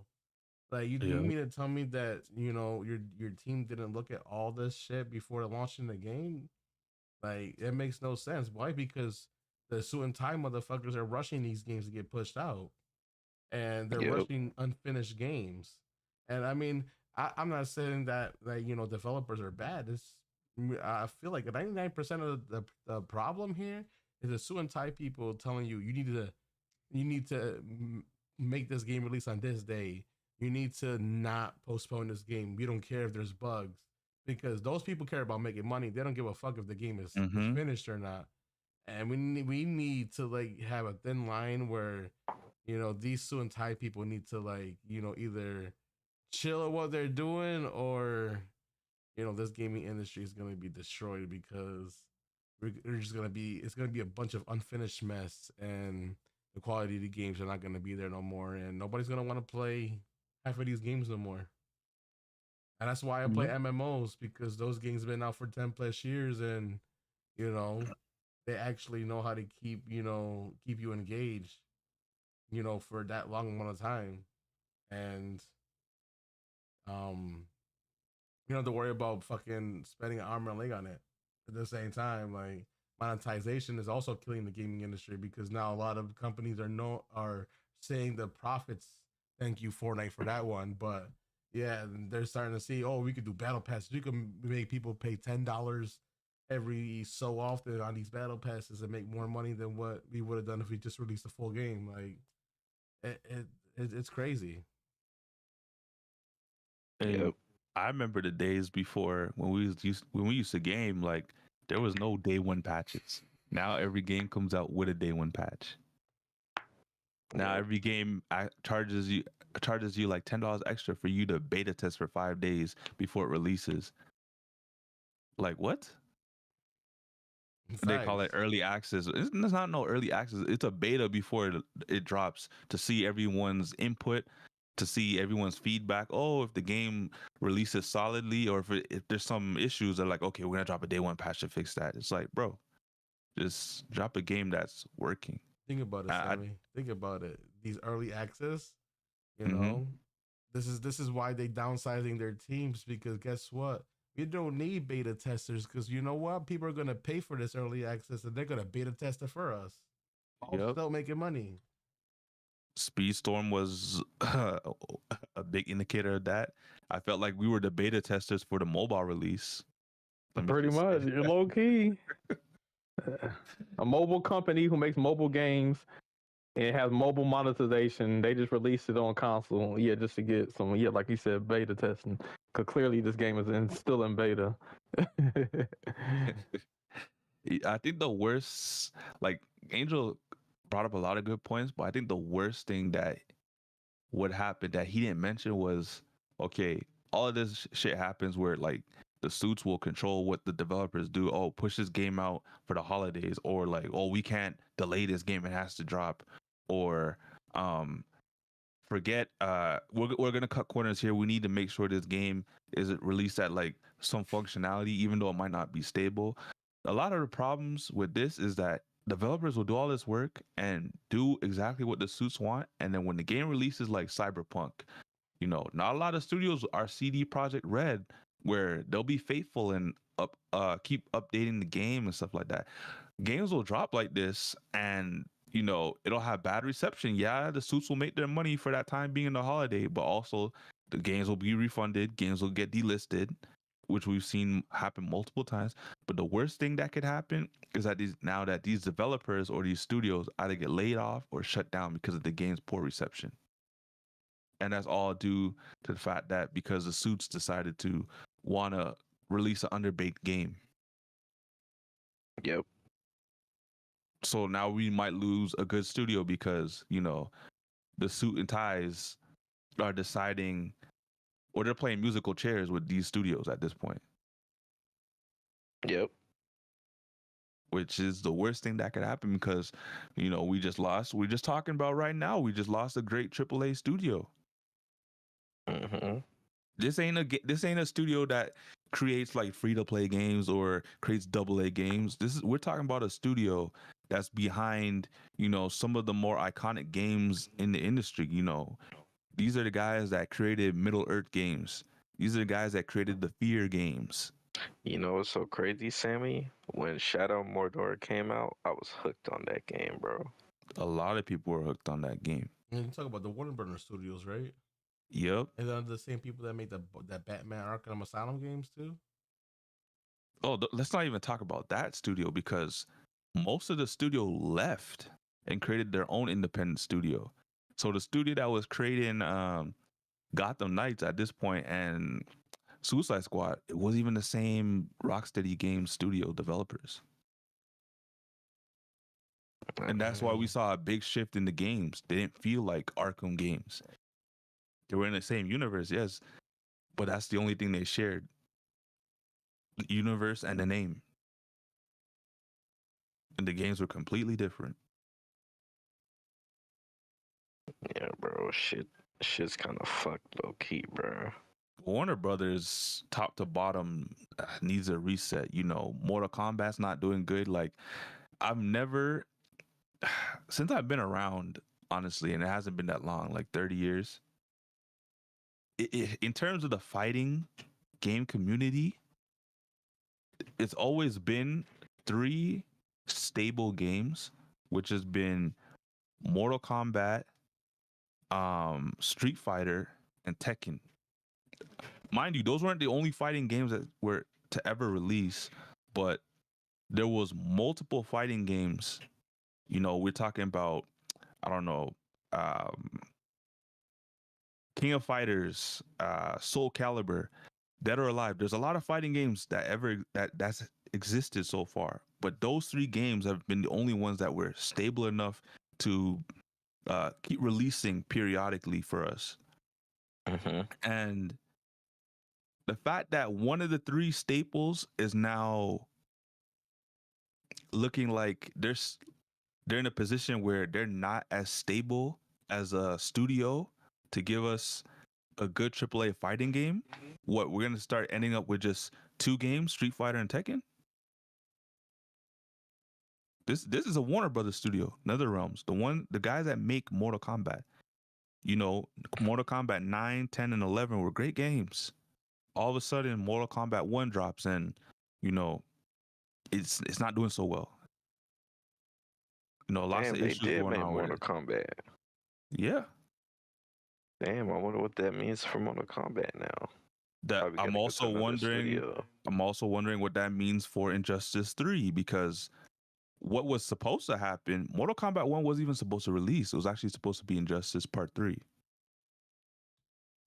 Okay. And they decided last minute to flip-flop, because how they were doing it, it was Mortal Kombat, I believe, then Injustice. Mortal Kombat, then Injustice, or the other way around. So then the 5th game that was supposed to be made was Injustice Part 3. That's what the developing team mentioned. And then they ultimately decided to go with Mortal Kombat, and then they gave us Mortal Kombat 1, and you know, we've seen how that's been so far. So I'm wondering, imagine if they did Injustice instead of Mortal Kombat 1.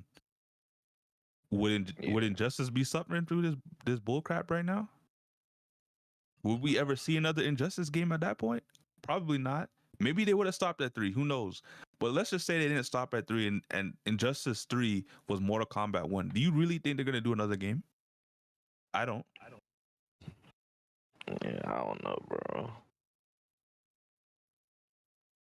So I'm kind of worried, because, you know, Mortal Kombat this new one was supposed to get a lot more content. And I heard a couple months back now, because of the poor sales and the poor performance of this game, they're cutting back content that they had planned for this game. Damn. So already that tells me this game's life cycle is going to be short. Mm-hmm. And like I said, it's a Warner Brothers studio. So top to bottom, whether it's movies or games, Warner Brothers is kind of in the shitter right now. What movie did bad? A lot of movies, apparently. And they can't get any movie right at this point. Well, technically, Warner Brother is Superman and shit, right? So there is a Superman movie coming out. So with James Gunn, who made Guardians of the Galaxy 1, 2, and 3, and the Guardians of the Galaxy 3 was cinema, pure cinema. So I think, you know, the DC movies might have a dub, you know, in the works. Because so far, a lot of people are on the fence about the Superman movie now. Well, that's because in the trailer they got that motherfucker looking cockeyed. You know, I'm not trying to be mean. A lot of stuff that people pointed out, not just that. So, you know, a lot of people are just like, it's a wait and see.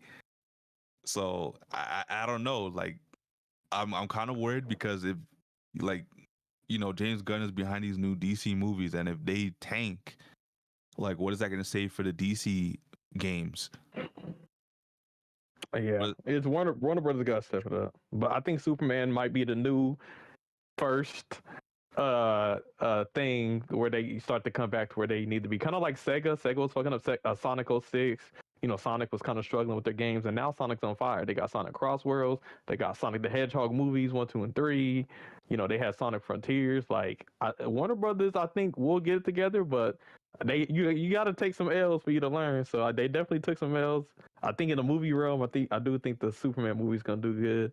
people always complain, oh, is it comic accurate? Like, hey, the designs are straight out of the comic. And people might say they look goofy or whatever, but that's what they look like in the comics.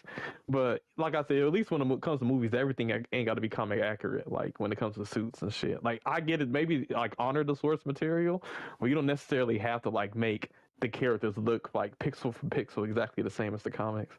But Warner Brothers, they gotta step it up. You got way too many good franchises for you to just fumble so many different things, so many games, movies, so on and so forth. So like how do you have the rights to Wonder Woman, Flash, Superman, Green Lantern, and y'all fuck that up? How do y'all fuck that up?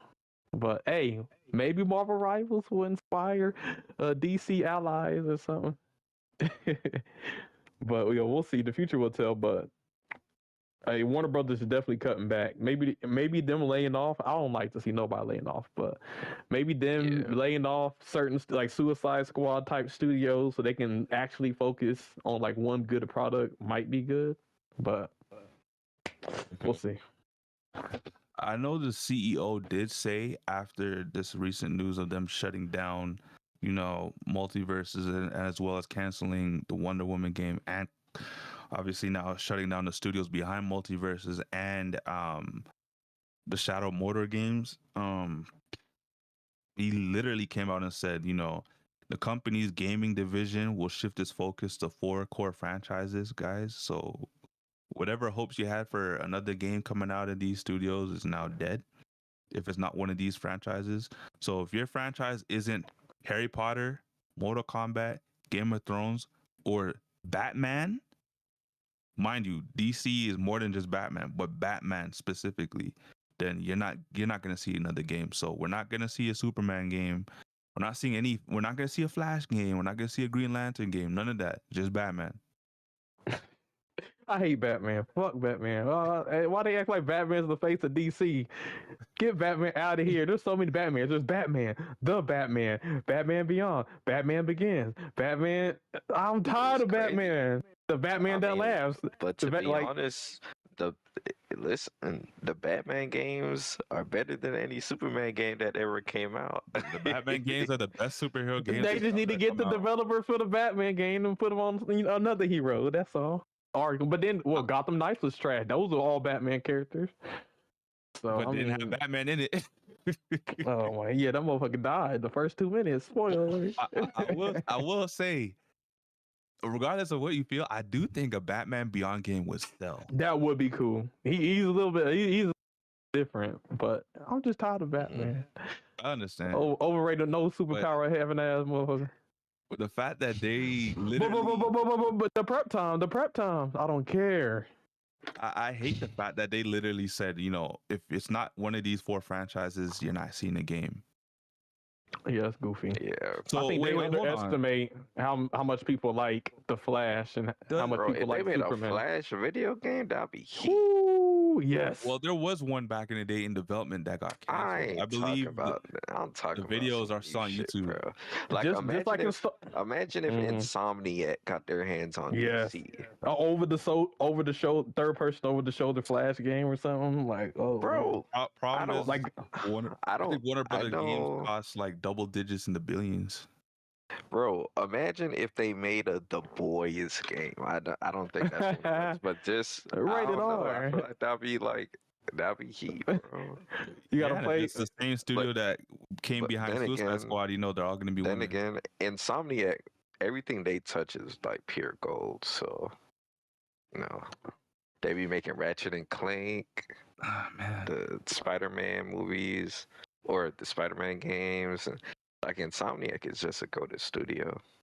Yeah, they DC Warner Brothers. Do y'all want to trade DC to somebody else? I don't know. Yeah, but I think the biggest issue with this is that the fact that they're focusing on just these 4 franchises, like they also own the Lego games. So are we not going to see any more Lego? Well, Lego does good. Lego Star Wars, Lego 2K Drive. They own the Lego games. Yes, and that's my point. They never gonna stop that. The Lego Avengers, the Lego games. I think the Lego games actually make money.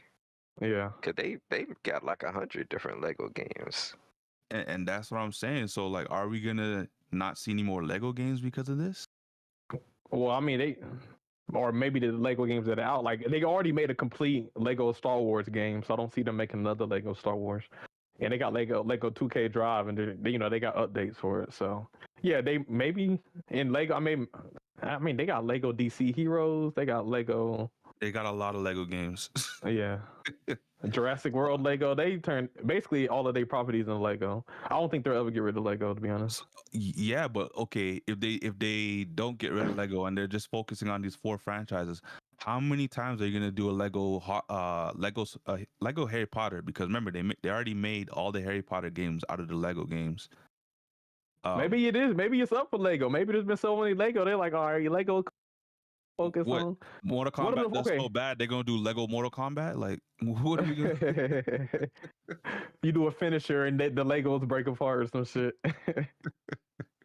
Hey, you'd be surprised. Motherfuckers might actually buy that shit. I came up with that, guys. Just remember. So if you see DC if you see Warner Brothers come out with a Lego Mortal Kombat, they gotta talk to me. Here goes Sammy. I made you, nigga. I made you. I'm gonna file a copyright lawsuit on these guys if I ever see that drop.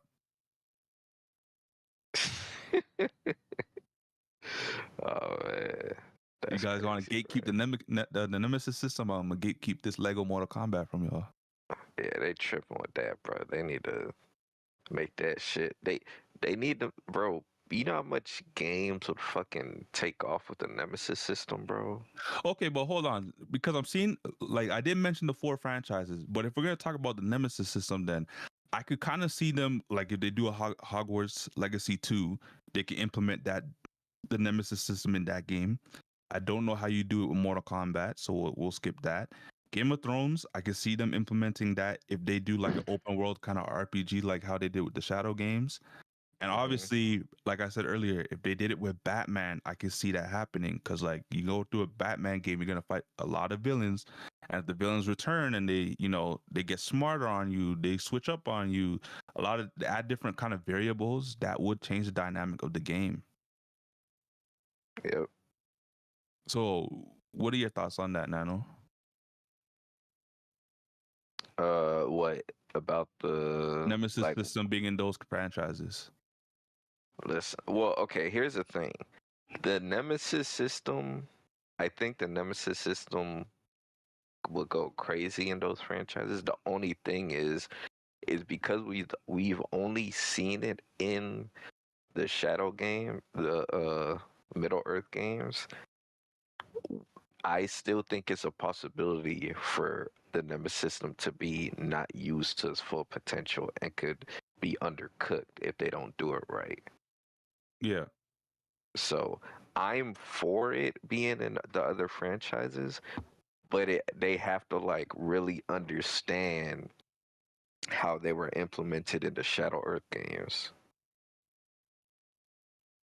Like, I don't know, because it went crazy in Shadow of Mordor and War, but like it's a very good possibility that it could be implemented in another game and not be as fire because they didn't they didn't do it justice.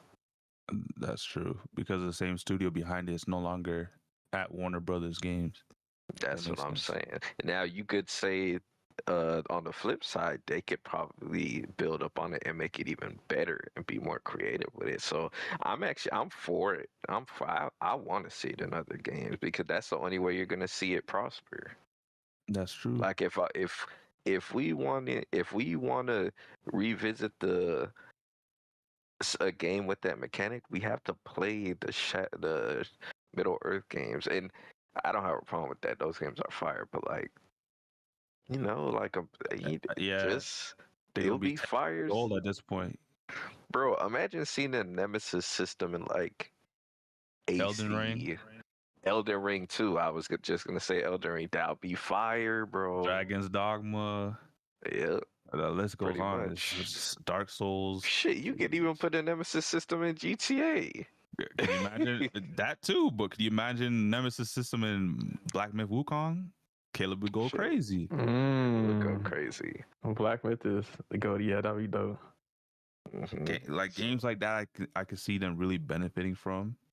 But Warner Brothers Gate kept that system and patented it and locked it away in a vault somewhere. And Yeah, that's crazy that game companies are trying to patent mechanics and shit. Get the fuck out of here. Well, Like, that was like see the what's whole going Power on with World Power thing. World right now. Yeah. Where you can't throw a ball to capture a monster. Are you trying to patent that? That just limits creativity for games too. That's not good for gaming. The crazy thing is, Power World is not even the only game that does that. There's other games that aren't as big as Power World that have been doing that, but they're not in this lawsuit, so their game is fine. Yeah, but honestly, this is why I keep saying competition good. There needs to be a Power World, so the next Pokemon game, they don't just put out the same shovelware and they actually like get innovative and do something good and new and different. So hopefully Power World inspired that. In terms of Pokemon now, I'm kind of worried because Power World comes out and it's a damn good game, and everyone's saying that means Pokemon should have been. So that now means Pokemon gonna have to. Worrying, if Pokemon releases a game now, right? Let's say for the Switch 2, and it doesn't rival Power World, do you think Pokemon's done in the sense of they're gonna stop doing these big open worlds where you can run out there and collect Pokemons? Nah, they're not gonna stop that. Because there was that one game where it was a spin-off game that did very well. Like when they switched up the formula, people loved it. It was I forgot what the name was, but you actually had to go out into the wild and fight the Pokemon and throw it at them with your human player, and the Pokemon would attack the human player. It was open world, but what was it? But that's what I mean. If they try to release a game like that to compete, but they already did, and it was successful. That's the thing. So it's like I think Power World's going to make them innovate. I think it's going to be good, low key. But that's what I mean, because Power World kind of took that idea and innovated and made a better product. I'm saying now, if they tried to do that game, like they try to remake that game, but do not build off what Power World already left in place for them, and it's like an inferior product, do you think that game's going to suffer? Like, do you think we're gonna see like a Marvel Rivals effect where Overwatch was supposed to be Overwatch 2, but it was really 1.5 and then Rivals drops and it takes the player base? Pokemon has 1,000 characters. At the end of the day, people are gonna get Pokemon because it's Pokemon, whether it's a good product or a bad product. That's low also key. True. That's also true. Yeah. So even if they were to do an open world. Yeah, it is bad, but like you're saying, if they're doing an open world and it wasn't to do good, people would still play and think it's the most amazing thing ever. Cause Pikachu. Yeah, that's true. Which also I think is a double-edged sword, because now you're not holding these studios and companies accountable. Like I said, Nintendo thought it was so much of a freaking, threat when it comes to competition that these motherfuckers sued Power World in court. So clearly competition is good. They saw them eating and they're like, damn. And we couldn't make Pokemon look like that. I think that's what hurt them the most, because everyone was saying it. It's like, bro, you have the rights to Pokemon, but you guys got these pocket pair guys making Pokemon? Like, what's going on? Yeah. It's like Nintendo makes Pokemon at home, and then Pocket Pair makes the Pokemon you want to play, which is crazy. Pretty much. Yeah, and and I'm not gonna lie, I actually hope they make a second Power World, just more polished. Well, I think Power World could stay how it is right now. They just keep implementing and adding different things to it. And then over time, maybe like in the next 6 years, they give us a Power World 2. I wouldn't be shy from playing another sequel in the series. Just like how they have Arc and then they have Arc 2, even though Arc 2 is really Arc 1.5. Yep. Like if they did a proper natural successor to Power World, I wouldn't mind playing that game as well. Yeah, I just feel like they could really make Power World, like they could really build upon it. Like I don't feel like they should. Like I'm not saying it'll rival Pokemon, but you see, people was fucking with it. It gave like a lot of people were scorned by, about like, how Pokemon has been treated, and it kind of made a lot of them fuck with Power World, so I feel like they should just build up on it. I do see that as well. I do think, man, it's tough because like Nintendo has all the power. They could do what they want with that game or that franchise. And if they really wanted to make a Power World type game, they could. But obviously they're gonna have to throw some money behind it, some R&D, and really flesh out that game. Maybe, they do a partnership with Pocket Pair, and Pocket Pair builds them a Pokemon like Power World game. I don't know. It could be done if they do a partnership, but I don't think Nintendo would do one at this point because lawsuit. Yeah. I don't know. It's just gaming industry is. I want to say, from what Angel said earlier, it is really back in the day when we played games, and I'm talking about like in the early 2000s when we was growing up on like Nintendo's, PlayStations, and the earliest version of the Xbox. Like we was eating. We were playing games that were polished, that were finished. We didn't have to worry about a day one patch. There was no day one patches. They didn't exist. There was nothing called DLC. If you were playing a live service game, it was an MMO like World of Warcraft or RuneScape or whatever other MMORPG that you were playing that was big back then. Like we was eating good because every game that came out was good. There's very few trash games, and even the trash games you could still have fun with.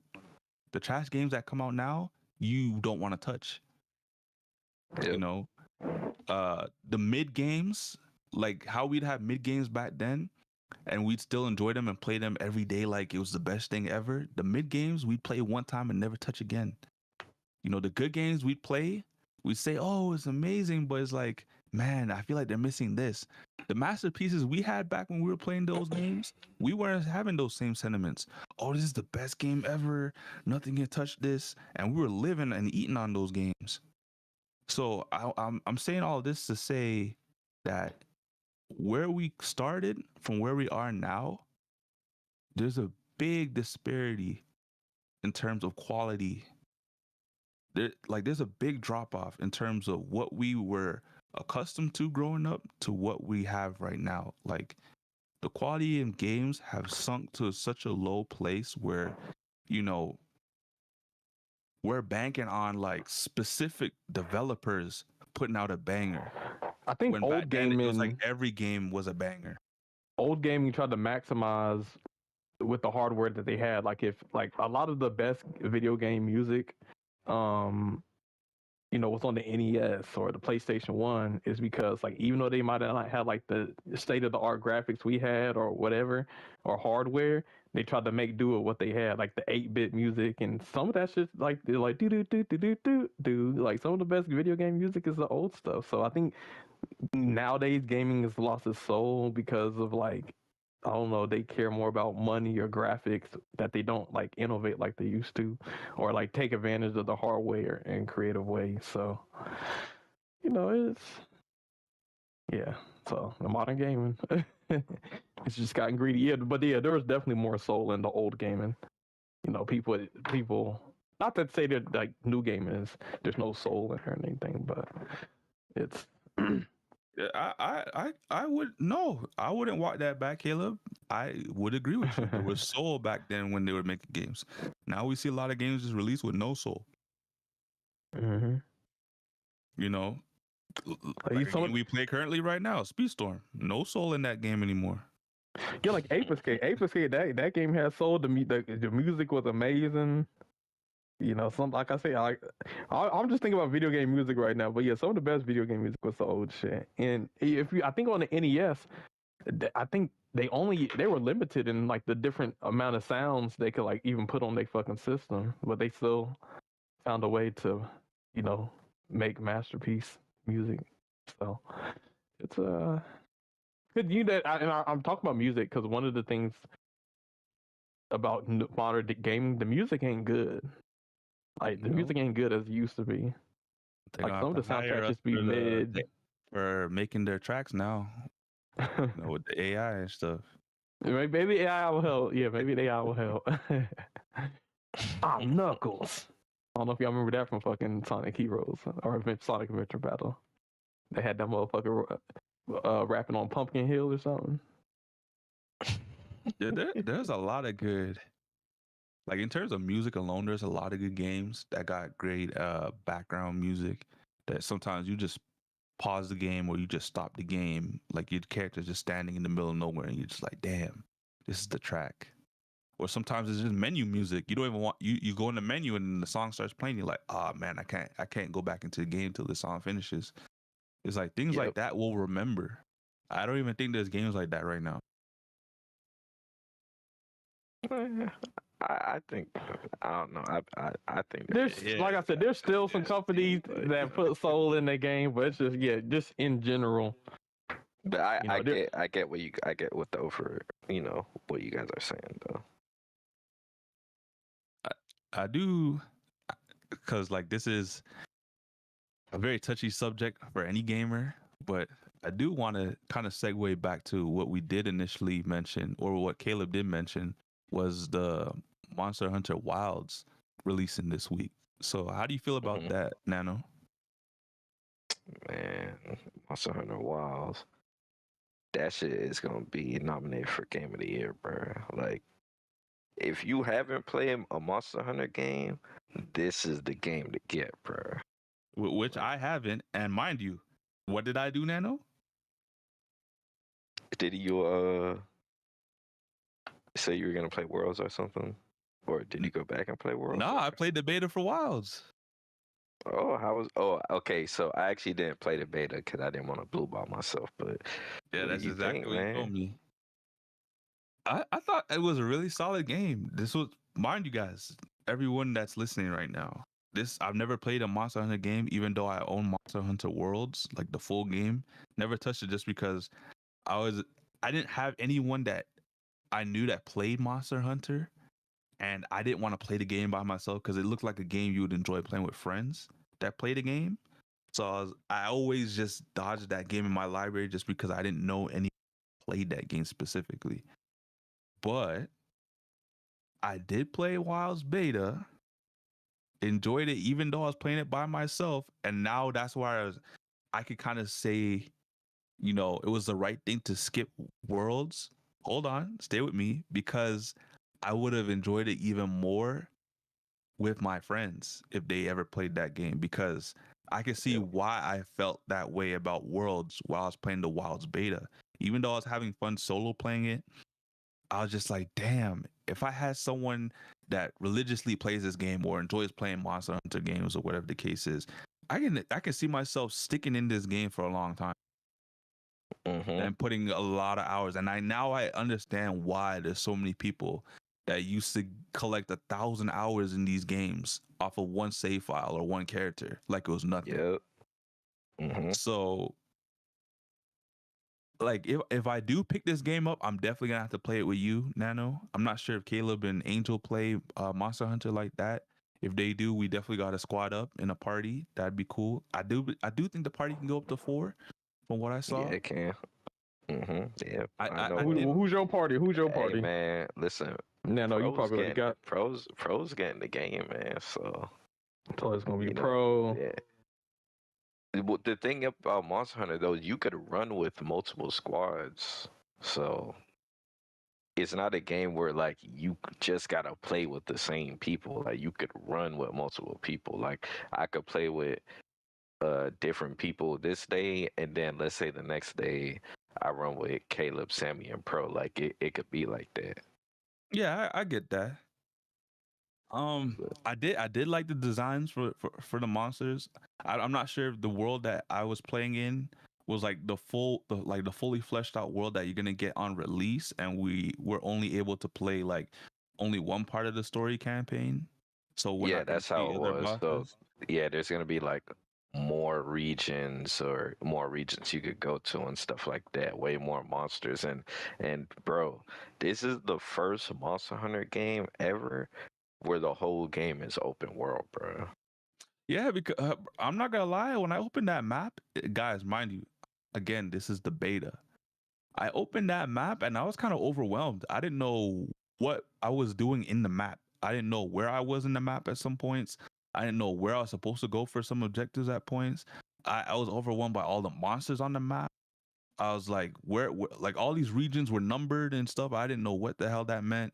Like I was so confused a lot of the time every time I opened the map. Maybe that's a map design issue that they might have to look at. I don't know how they're gonna do that because the game's releasing this week. But for someone who hasn't played Monster Hunter before, that might be overwhelming for you the first time having to navigate that. But I say this to not shit on the map design or whatever the case is. I say that to show you guys just how big the game is and how vast the game is. Like, mind you, I'm playing the beta and I'm being overwhelmed by the map because there's so much going on in the map because the world is that big. Yes, sir. Like there was this one function on the D-pad where if I pressed, I think left or right or up or down, something like that, it would show you different levels or elevations on the map. So like the standard or the default would be like the ground level or ground floor with no elevation. Then you scroll over and then it'd be like the second level to a dungeon or something like that, or to a cave. And then another scroll would be like another level to that dungeon or cave. And I'm just like, damn. That's a lot of, like, the map is already big as it is, and then certain sections are even bigger. Like they got multiple levels and elevations. I even in one of the monster fights in the campaign, like even though it was short that you played, it did show some elevation in one area that you're like almost in a cave kind of thing, and like at one point it told you had to climb. Another point it told you had to use a grapple hook, and I was like, holy crap, there's a lot of finesse going on with this game. And at some points within the monster battle, like it took you to different parts of elevations. At one point, this is not a spoiler because I mean you can kind of see it in the trailer or someone on YouTube playing the beta, but at one point you'll be in like the sand area, which a lot of like dunes and stuff like that, and then it'll take you out of the sand and bring you into the cave, and then you'll be on one level in the cave, and then the next thing you know, the boss is like running from you, or the monster's running from you, and they'll take you up some elevation into the cave, and you're like on the second floor of where you'd be on the map if you scrolled on the map in terms of the elevation. Like there's a lot of nuance with the game and a lot of variables with this game where like you think you'll be fighting in one area and then the boss will take you somewhere else. And then it makes me wonder, because I know from playing the beta, it did specify that there were a lot of equipment that you can get that were based on elementals. So like you had I think it was it thunder or lightning, something like that. Then you had fire. Then you had I believe it was ice, something like that. So I'm thinking, you know, if you fight one monster and all of a sudden you're in a region that has a lot of thunderstorms, and then the monster decides to fly to a region where it's like a desert climate, like, okay, how is that going to affect or play into the gear I bring with me? So just that alone makes me think there's going to be a lot of mind gaming or planning ahead, like preparation into going into fighting a monster. So you can't just go in there with like your basic gear and think, oh, I'm gonna be fine, because no, you gotta prepare. 100%, bro. And it's because the Monster Hunter games, these games ain't easy, bro. Like the monsters I will know. fucking I figured that destroy you, myself. bro. I died once the entire beta, and it never happened again. After I died, I was like, man, I gotta lock in. I can't be dying in a beta. But but I say that to say, mind you, I never played a Monster Hunter game before. The closest I played to that was another Capcom game, which is Dragon's Dogma. You know, the best game to ever exist. But that game in terms of, I'm talking about Monster Hunter still. That game, in terms of fighting the monsters, mind you, I did fight solo. You could call like the NPCs to help you, which I did do. So I wasn't an idiot thinking I could solo everything. You know, I'm not Sung Jin Woo. You know, I don't got that aura yet. But it was an interesting thing because, you know, sometimes you'll fight bosses in games and you can solo it, but there's at times where it's like you solo in the boss and you just like, maybe the weapon you chose to fight against that boss wasn't the right weapon choice. And that's also something else that will have you really sitting and taking your time and prepping for different monsters to fight. Because I just thought, you know, you choose whatever weapon you felt most comfortable using with, and you stick with that weapon throughout your playthrough. But maybe I'm like, okay, if I'm struggling on different bosses or different monsters, does that mean I gotta switch up the weapons now to maybe something I'm not accustomed to? Like I said, I've never played a Monster Hunter game before, so maybe this is where you tell me because you got the expertise, Nano. Yeah, sometimes. Well, okay, when I use a weapon in Monster Hunter, I usually stick with the weapon, but some weapon have certain advantages based on their play style and based on what you're fighting. So, like, let's say you're fighting like a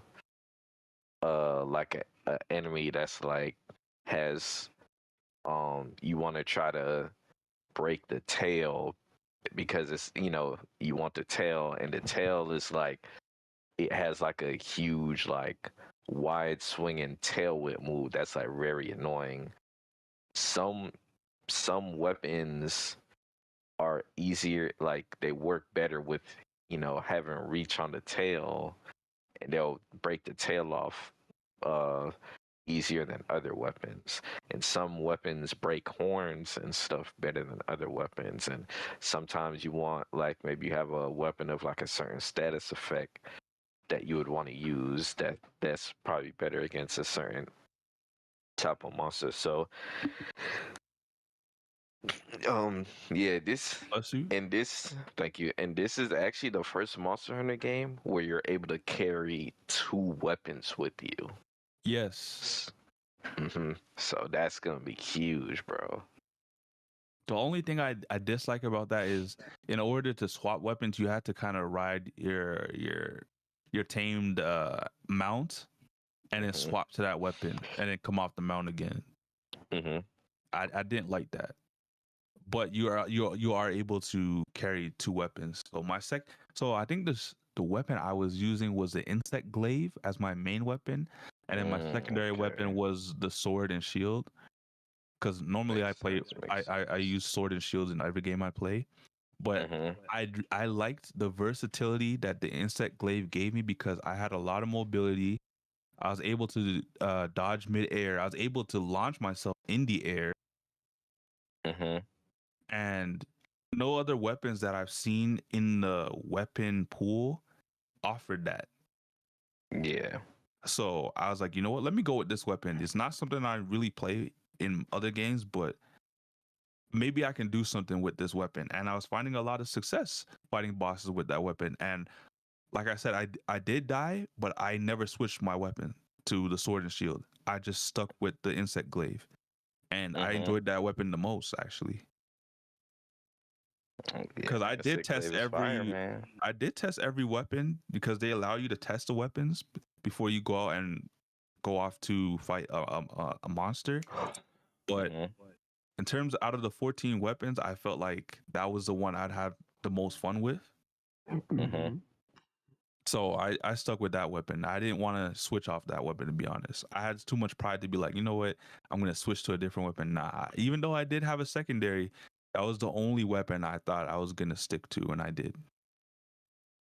Okay. I mean, you never know, man. Things actually might change when you actually play the full game. Funnily enough, when I first started playing Monster Hunter World, the insect glaive was the weapon that I was using. But then, you know, I saw other people using other weapons, and I was like, yo, that looks mad fun. And, you know, I was looking up videos on, you know, other weapons and stuff, and that's how I became a Charge Blade main. But and a Switch Axe main. But in this game, I'm actually gonna try to use the dual blades, and I think I'm gonna have the Charge Blade as like my secondary weapon. I did try out the charge blade, and I honestly did enjoy it. I just didn't like the fact that, well, I guess because I'm new to the game, obviously. For me, it felt like it was a lot of work just to switch. Um, you know where I'm going with this, right? Yeah, it's one of the more complicated weapons in the Monster Hunter games. But if you could get it down pat, it's a chef kiss, bruh. Yeah, and that's the thing, because I knew I was playing the beta and I only had finite amount of time to enjoy it. I was like, I don't know if I can spend so much time trying to master the charge blade, and then by the time I start fighting monsters, oh, the beta's done. Yeah, the Charge Blade is something that you kind of want to spend your time with, bro, because it has a lot of things, with it, like guard points, the different stances and stuff, and the different modes your weapon could go into, and the discharges and the amps. So it's one of the weapons that probably has a lot of different things going on for it at the same time. I know Caleb would probably enjoy the charge blade a lot. He probably would. The switch axe is a bit of the same thing as well. I wonder how I'm gonna take my fucking Black Myth Wukong skill to Monster Hunter and see how that shit play out. Hey man, it might I think I'm It ready. might translate. Yeah, it might.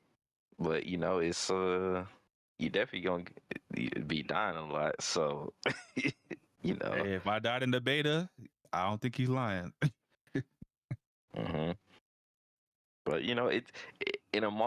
if honestly a Monster Hunter game, you're more than likely gonna die a lot. That just comes with the territory. You're especially if it's your first Monster Hunter game. You're gonna be trying to learn monster patterns and behaviors and stuff, and then there's always that one monster that you run into that's like a skill check.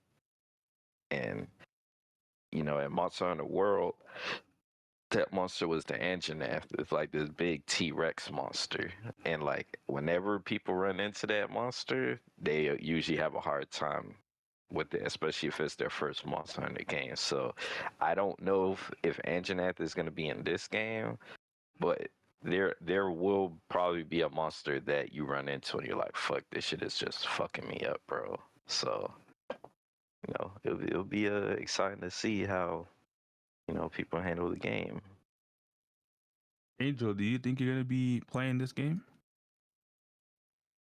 You talk about Monster Hunter? Yeah, the new one that comes out. I don't know. I mean, I tried. Was it Monster Hunter World? Mm-hmm. And I don't know. Maybe it's just because I didn't play with anybody, but I don't know. I didn't really get interested in the Monster Hunter series. If you do want to play Worlds, I'll play it with you. I have it in my library. Is it going to be crossplay? Wilds? I know Wilds is supposed to be crossplay, and Worlds isn't crossplay though. You got to play on a specific platform. Yeah. If you got it for Xbox, I can play with you. I mean, maybe I'll try another Monster Hunter, see if I like it. I think what weapon you think you would use, man? I don't know, bro, because I think Angel would use a heavy bowgun. Heavy bowgun? Or the gun lance. Mm. Angel is a shooter. Shooters gonna shoot. So that's why I mentioned those weapons. Maybe That's the light true, bowgun as well. Shooting is different in Monster Hunter, bro. It's not like an actual shooting game, bro. And then you gotta create your own ammo and stuff like that. So it's different. But you imagine Angel spending like hours creating ammo and talking about, oh, this is gonna be a nuke. That's crazy. This man already guarding the missile codes. Damn, I could actually see Angel being a longsword user. You think so? Yeah, man. They got it's like mad fancy and how it looks and shit. But it's I could see Angel using a long sword. I don't know what weapon Kale would use, but Yo, what up, Hone? Yeah, I don't know. I can be a little bit versatile. I mean it's gonna take some experimenting. So you know, sometimes sometimes you won't find your main weapon until later in the game, like, or sometimes you might run with somebody and they're using a weapon. You're like, yo, how'd they do that? Like, yo, what the fuck? That shit was crazy. And then that makes you pick up the weapon. So, a lot of the weapons have some good depth to it, man. So, it's gonna be a lot of experimenting being done. I did see while I was playing the beta, a lot of it seems like they did take some inspiration from Dragon's Dogma, just because like the sword and shield, the way you can combo into things felt very much like playing Dragon's Dogma. I was wondering, did they have a class system in the previous Monster Hunter games, excluding worlds and stuff like that? Nah, they never had class systems. They just had different weapons and armor sets. Oh, okay. 'Cause I was wondering, in a game like this, maybe you'd have a class. Like, I don't know. Your I weapon would love. is basically your It's class. basically a class. Yeah, I Mhm. figured that. But so Mhm. like somebody would, like, let's say the lance, um the gun lance, Yeah, like they got like a like some weapons have more like defensive play yeah, styles. yeah, And somebody like that will probably be more like in the fray, like head on fighting a monster or yep, trying to take aggro and stuff. And you probably got the light bow gun users and stuff playing range, and maybe like um sword and shield trying to get some pokes in whenever they can and stuff like that. So yeah, and it also depends on the behavior of the monster. Like some monsters are, you know, they handle, I guess, different situations kind of differently. So the way you fight one monster, you probably wouldn't fight the next monster. You get what I'm saying? yeah. From my experience in the beta, like you can't fight all monsters the same way, which is the same thing Mhm. that I went in with the mindset coming from someone who's played Dragon's Dogma, because the games are kind of the same in terms of like how you fight big bosses. So I knew right off the bat, I was like, okay, there's this one boss that's going to be in the desert area. I'm gonna have to prepare myself in terms of gear for the weather, like the climate. Maybe I might run into a monster that shoots fire or something like that, and I'm in the deserted area, so I'm gonna have to dress with fire resistance. And there's one of the monsters that you fight early on in the game. It's very much more so aggressive, and like so its moves are very more like wild and powerful. So more so, you're gonna be wanting to dodge all the time, right? Yep. There's another boss that's very agile now, and its attacks feel very passive, and they're more methodical, and like, okay, it's almost like it's trying to counter your moves, or the move it's gonna do next is playing off a move that you did earlier. So like if you hit the monster all of a sudden now goes into like a state where it's like is moving agilely and swiftly, trying to get to a point where you can't get quick enough and try to strike you before you can strike it back. So there's Yep. different things you got to pay attention to, because very much what you just said, monsters do not fight with the same attack patterns. All monsters are created differently, and because of that, you have to go into every fight with the unknown. Obviously, if you fight the monster before, then it's not unknown to you. You know what you're doing. But for the very first time, you're going to be going into each fight thinking, okay, I can't take the same strats that I did the last time into this fight, because that ultimately might get me killed. So you kind of have to mid-fight, like, understand or try to, as quick as possible, understand the patterns that these monsters have, and then adapt, and then take advantage of that. And one thing that was always cool about the Monster Hunter games is that when you fight monsters, when you run into them and you kill them, uh, as you progress through the game, you run into stronger versions of them. So like at Oh, base, you have okay. like at base level, you got like the regular version of them. Mm-hmm. But then in order to get better gear, you have to fight the high rank version of them. And then and I don't know if it's gonna be in this game at the start, but I know um in Monster Hunter World they had these things called like tempered versions of the monsters, and that's basically above high rank. Mm-hmm. And then for like Elder Dragons, they had like arc tempered, so that was like a max level difficulty, like one shot type shit. Jeez. So it get dangerous, man. It get dangerous, and they're like usually they always add stuff to the game after their base game comes out, so it's gonna get more content. So it's gonna be crazy, man. It's gonna be crazy, bro. Oh, man, I'm excited. I'm not gonna lie.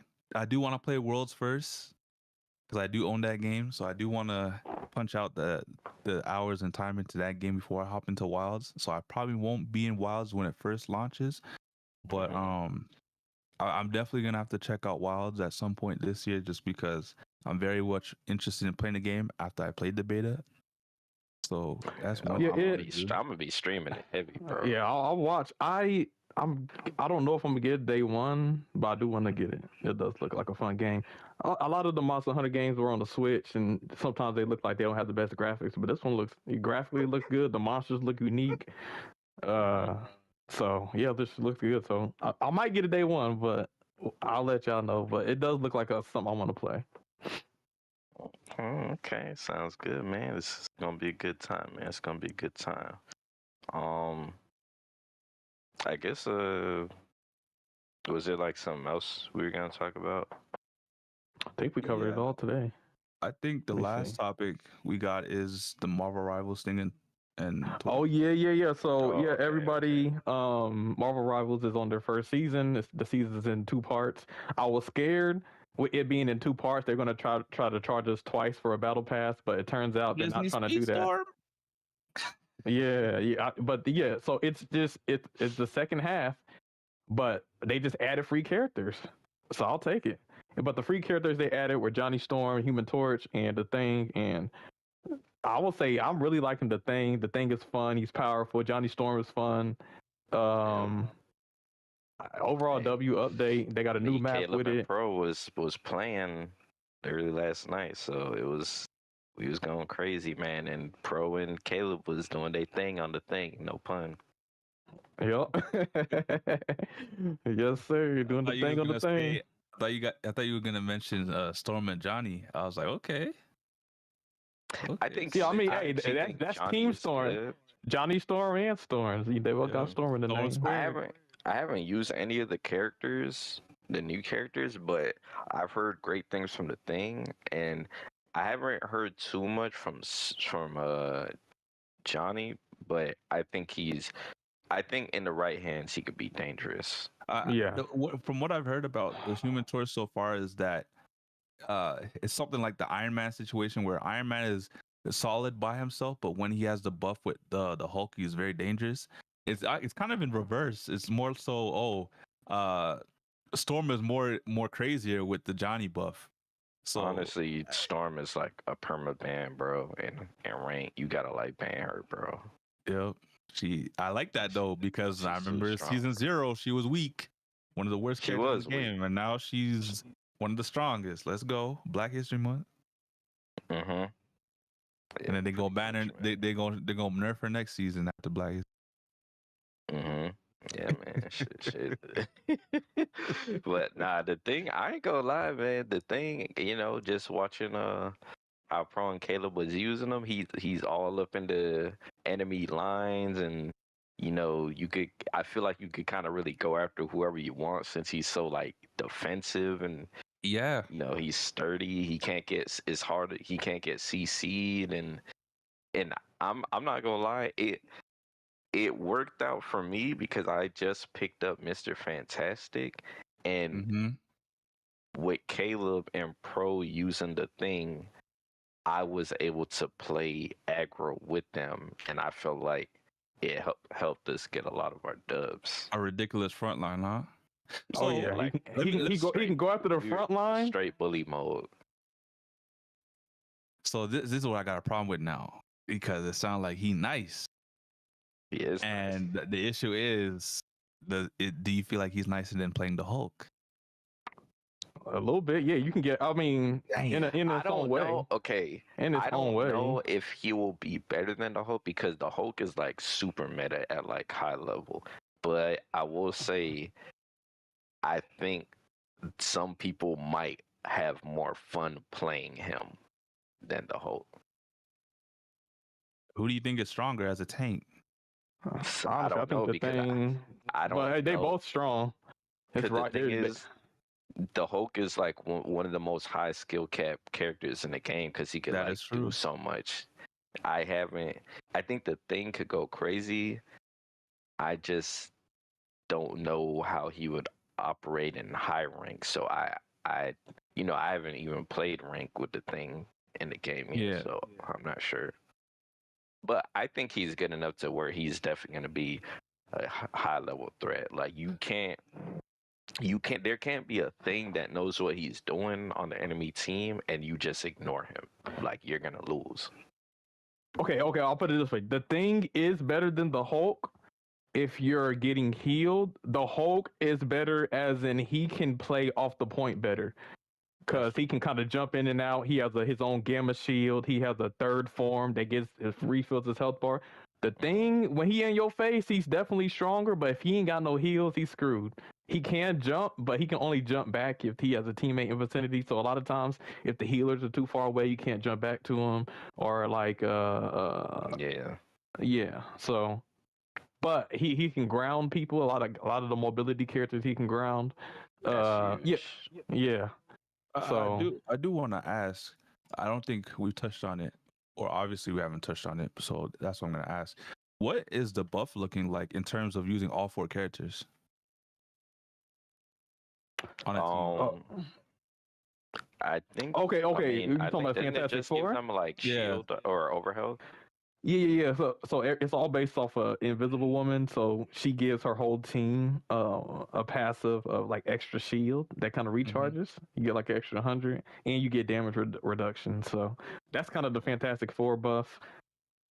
Pretty much, yeah. That's it. It actually works out for me, because I that is very actually dangerous. started using Miss Invisible Woman as one of He my been main using Luffy a little bit. I seen it. Yeah, so now I got Damn. Invisible Woman and I got Miss Fantastic. Fantastic, yeah. So I'm thinking at you about to slip up. You almost said Mr. Incredible. Stop it. No, I wasn't gonna say Mrs. Incredible. I was gonna say, I was almost thinking use a Fantastic Four, and then I guess you could use Storm, and then another healer. Thank you. Johnny Storm, the Flame Human Torch. Basically, he has a passive to where when he does his ult, he does summon some like fire tornadoes. And Yep. Storm, her ult is like a big hurricane, and so they combine into a giant like fire hurricane, and you can freaking like her ult is just like can incinerate anything, even like people during their like healing ult. So it's definitely a deadly combo, and with Storm being with Human Torch, she buffs his damage, so he ends up doing more damage when he's around her, and they're both flyers. So if you can't ignore them, yeah, because I know a lot of people ignore flyers, but yeah, they're definitely annoying or hard to deal with. And if you got two flyers that kind of do the same thing, and you're already having a hard time dealing with the one Storm, you better get your freaking Iron Man out or something. Get hella. Guess somebody, you're gonna need something. Yeah, but yeah, it's season 2. So overall, well, not season 2, season 1.5, the second half of season 1. We got the Thing, we got the Human Torch, we got the passive abilities. We got a new map with Dracula. Blade actually was leaked. Blade the Vampire. He's in one of the maps, kind of held captive. So just kind of like what's it called, an Easter egg that he might be the next character in the next season, or maybe in the future season. So I'm excited for that. I hope he's next season. That'd be cool. Yeah. Oh, yeah. Come on, DPS Blade. Come on. Get Hey, do it. that's how they're gonna get me on DPS. Yeah, Look up all the tutorials. I want to be the best Blade you can be. I'm gonna be like team captain for Wolverine, but with Blade, the number one. Hey, you just go crazy for no reason. But yeah, that'd be Oh, awesome. yeah, man. So I mean, thing looking pretty strong, man. Thing looking pretty strong. Don't. Hey, Yeah. I wouldn't be surprised if they made a meta with them. But I will say, okay, so Caleb, do you want to talk about his struggles? Like, where do you feel like he's weak at? Yeah, so the thing, his abilities, his left trigger is a charge punch, which is super strong. His right is like a jab. He has a charge, and then he has a ability where he can jump in and out to get damage reduction. The thing is weak as a solo tank. He can't do it by himself if he gets focus fired. That's one of his weaknesses. Because he doesn't have anything range. So like he's weak going against characters like Penny, because when you try to like destroy her nest, you're not able to do enough damage in time to destroy it, and then you just get ate up. So Penny's a counter. Flyers can be a counter if you stay out of his range. You know, he can't get you. If you go in too deep, you'll die because you're super reliant on healers. Like basically, if your healers die, you're dead. Like there's nothing you can do. Like Hulk at least can like I said, he has protection. He can jump to like health packs. The Thing can't. He can run, which I will say he gets like 200 bonus shield, but that can get ate up really quick. So it's you live or die with the Thing based off of your healers. To be honest. You get some good healers, maybe 3 triple support or 2 good healers focusing you, you're going to eat. But you don't, you're going to struggle. But one of the benefits is passive is like he can't get crowd control. So like he can't get moved. Like there's a lot of characters where they can hook you in, or Spider-Man can hook you off the map. You can't do that, and you can't move him out the way. So he's really good at taking up space. So sometimes you can protect your healers. Like let's say that just like a small sliver that the tanks or DPS try to get by you, you just stand in that little area and nobody can pass you. So yeah, I think those are his strengths and weaknesses from what I'm doing. But he's really good. I've been getting MVPs with him, getting more damage and kills than some DPS sometimes. But yeah, I think weaknesses: Squirrel Girl, because she just melts tanks. What's it called? Squirrel Girl, Penny, like I said. Kind of what's his name? Punisher, a little bit. I think the Thing has a hard time with that. But Is it 'cause outside of the range?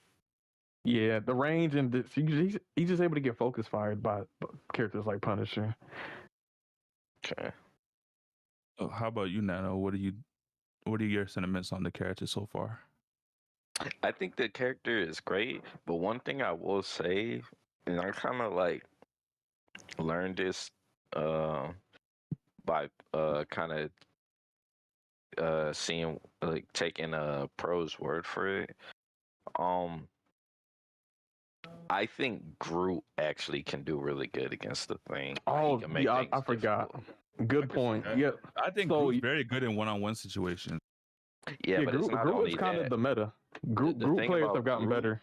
and I learned this too, because like I said, when Pro and Caleb were playing the Thing, I was playing Mr. Fantastic, so I was kind of in the front with them.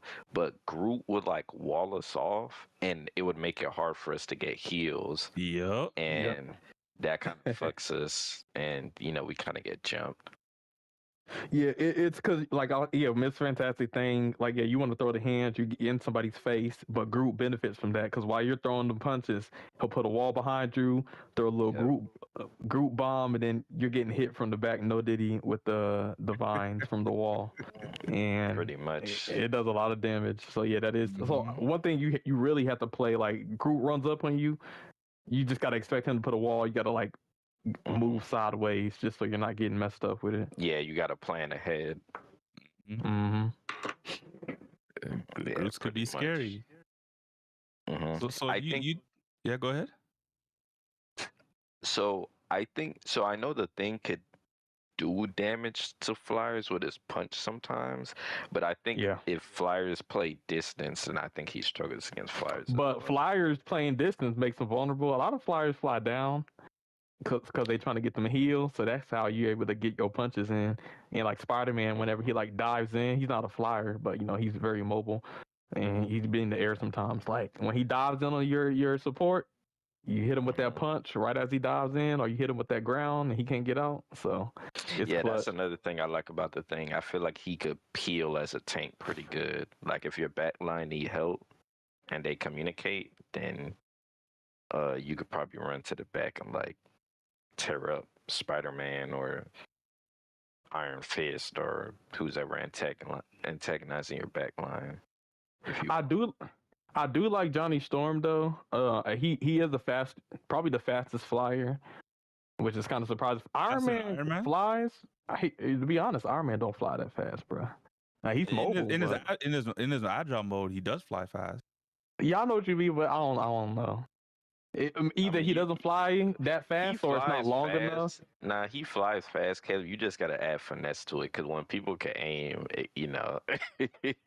But I think Johnny kind of get belted. We might have to go to freaking the practice range and test that shit out, and just in a straight line. Johnny get more boosts when he like ultimate or something. It's fast and well, not his ultimate, just period. Just like ability, you hit the circle and you get the fly, it just lasts. You just get way more juice. And it recharges quicker, so you're a little bit more mobile with Johnny.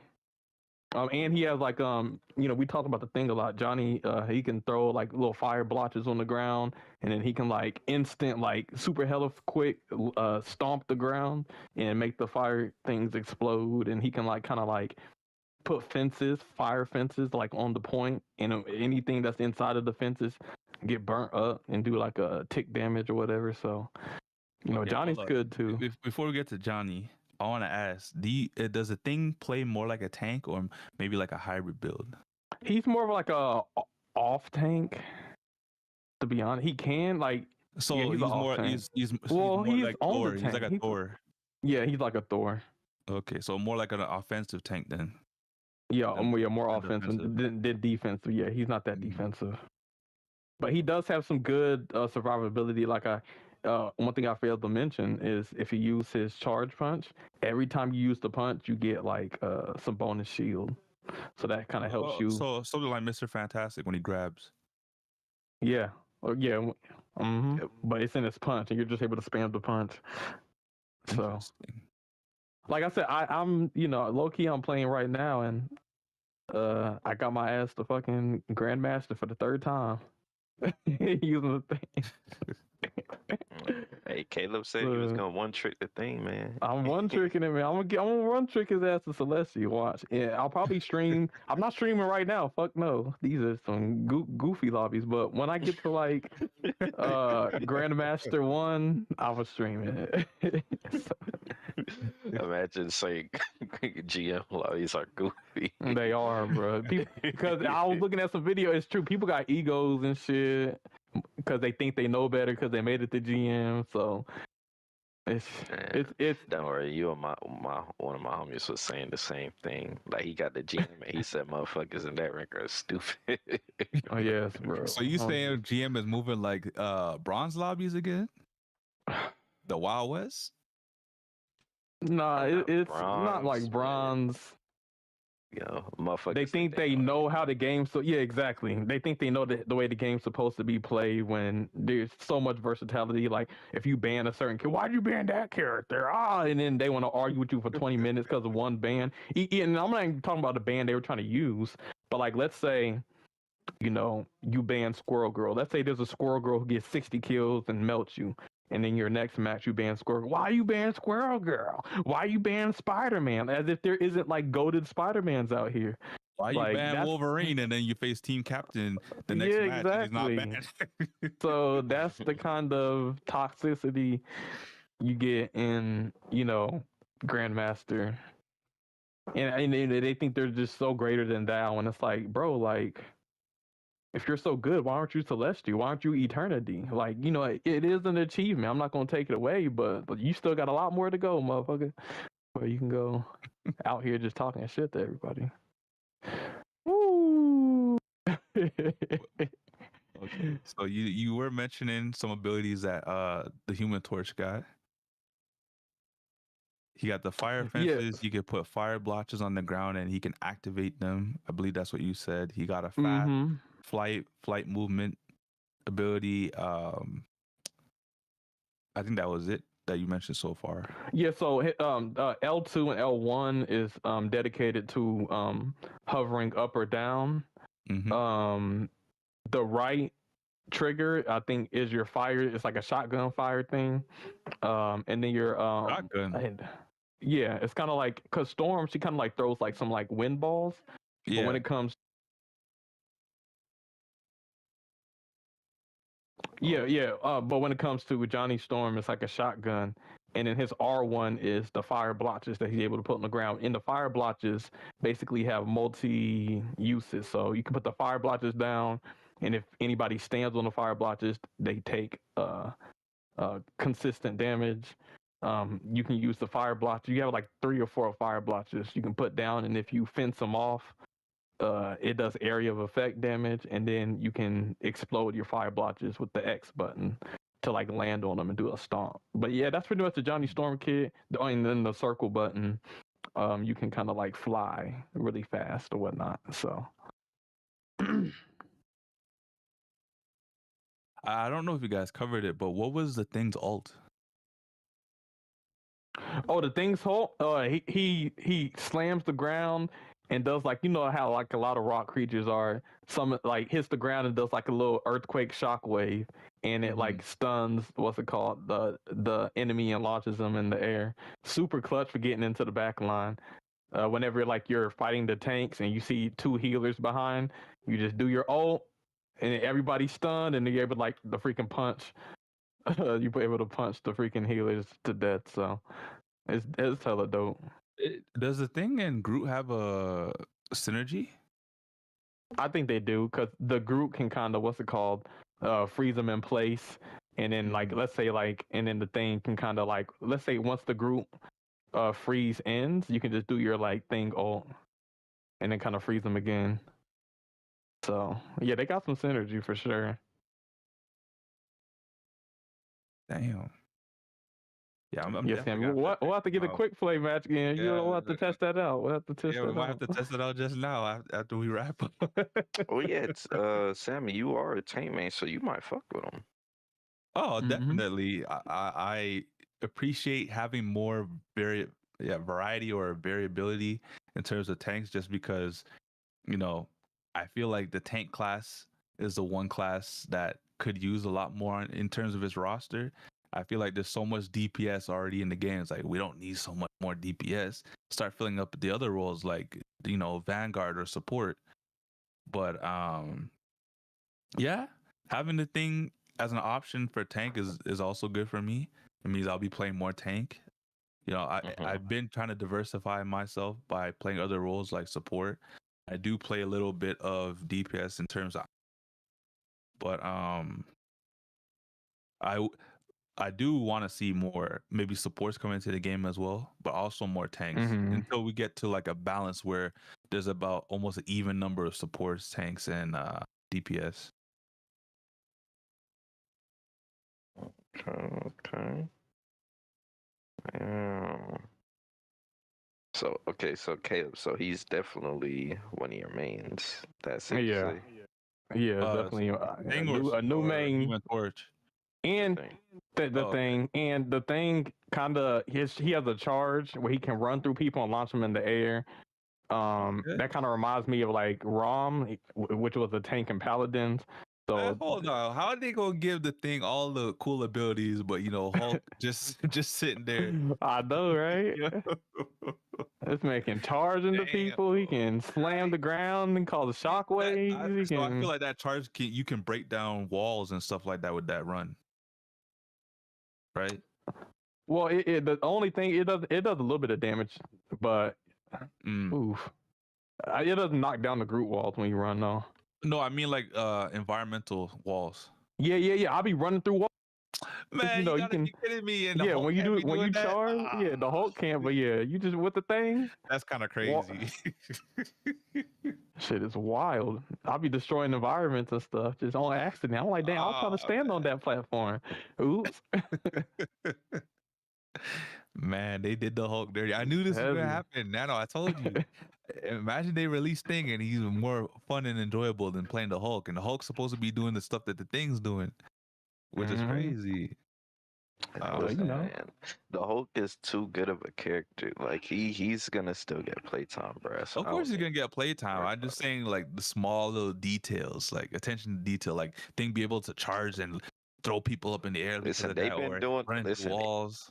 they've been doing the whole dirty since the recent movies, man. So I don't know what you expect. Granted, I actually That's think the true. Hulk is made pretty good in this game. Man, I feel like in order to get a lot of value out of him, you got to know what you're doing. I'm kind of curious. Like, I know we're gonna get Blade eventually. Man, whew. Will we see Sentry in the game because he's gonna be in the new movie, the new movie Thunderbolts? That's gonna be interesting. Is that all I saw with the Never know. Thunderbolts trailer? Like, there were some humans, and then they got flattened into a shadow. So, is Sentry doing people like that? What's going on with Sentry? And then I'm also curious if we might see Black Bolt because he was in Multiverse of Madness. So I'm like, that would be a crazy play from Marvel. Is if the what's it called, the year, or the year that DC is coming out with a Superman movie, they all of a sudden introduce Sentry, which is basically the Superman of Marvel. Yeah. Yeah, I'm like, okay, Marvel, I see you competing. But I guess wouldn't Adam Warlock kind of be like Superman too? Well, no, he's different because he's more not like in a this he's like a genetically perfect human. He's not an alien Yeah. powered by the sun type shit. So yeah, Who would I compare from DC to Adam Warlock?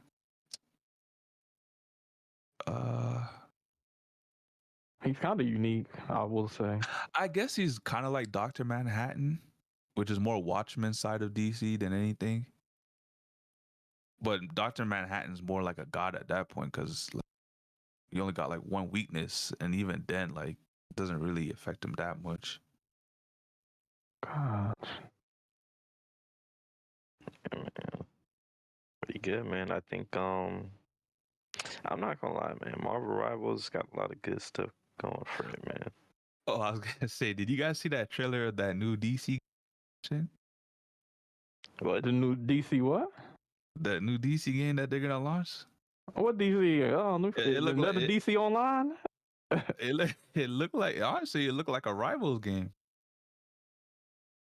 Yeah, DC Allies. I saw somebody do a video talking about Marvel Rivals inspired DC to come out with their own version, but we'll see. I don't know if it's true, but if it is, I'm hyped I for believe it, there hopefully. was a trailer that came out a while ago. I'm not sure if Angel could show it. Let me just pull up the link real quick. Hopefully it ain't fake. Some people, they be some good video editors. They just be making some fucking Damn, not the fake videos. trailers. Yeah, the fake movie trailer types. You gotta look at the channel name. No, I got it. I'm gonna send you the link too.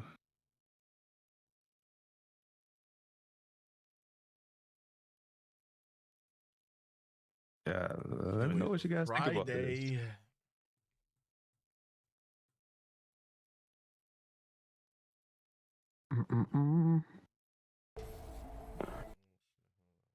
Let me see. Oh shit.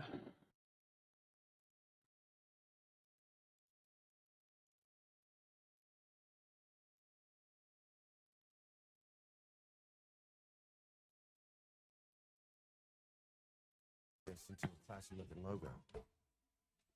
Uh-oh. But yeah, that's the update. Let me see. Did something pause or something? What's going on? Can y'all hear me? I can hear you. Okay. But yeah, is that all the topics? I think so. I mean, I guess it would just be this trailer and then that's it. Oh, we're playing the trailer. Okay. I'm like, it got quiet. Motherfuckers try to bump you into the wall. Yeah, how about I saw you in half? Okay, we got the dinosaur one. The waterfall. I don't know if you've seen this yet. I'm like, yo, why is Caleb? Can y'all hear like the YouTube stuff? Can y'all hear like? Well, okay. This is not. I just watched it on my phone, but avoid. I don't know if Caleb and Sammy can hear it. Yeah, I don't know. My Wi-Fi. It's It's weird. Somebody said Marvel Rivals at home. Yeah, I'm like, what? Wait, so is this supposed to be like Marvel? Is this supposed to be a hero shooter? Stand strong as the Yeah, I believe so. It's gonna be tough to compete against Marvel Rivals, man. You to wield my power and insight, so you can guide your champions, unite them, lead them, and DC Rivals? Is this what this is? I hope so. Then I really can be the number one Flash, Black Flash, fucking Kid Flash, Yellow Flash, whatever the fuck. All of them. Static Shock for the go. If they add Static Shock to a hero shooter, I will be very happy. Number one Static Shock? What? I know Sammy will probably battle me for that spot. Very happy. Oh.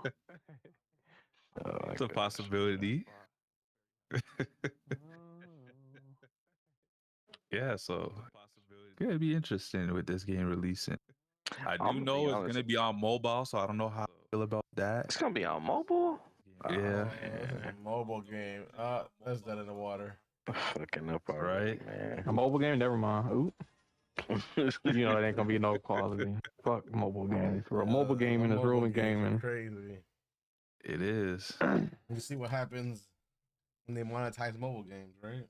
Yep, we got the Speedstorm route. Yeah, bro. I'm honestly, I'm not multiple really. battle passes in one season. Like, I'm not expecting nothing from this game, bro. I didn't even know this thing was the thing until you said it. Hey, man, I just wanted to see if you guys seen it, just because I'm like, damn, they're doing a DC Rivals. And then I seen this, and I'm like, okay, it's not bad. Then I see the mobile part. I'm like, But you know how sometimes they'll release a mobile game like this, and you can play it on console as well. So I don't know. But because Yeah, it's but a is that mobile exactly version, good, though? but that's where I was going with it. I was like, but because it's releasing on mobile as well, is that good for the game? Nah, man. I'm gonna let that shit come out, and then I will see what everybody's talking about. That's how I feel about it too. Shit.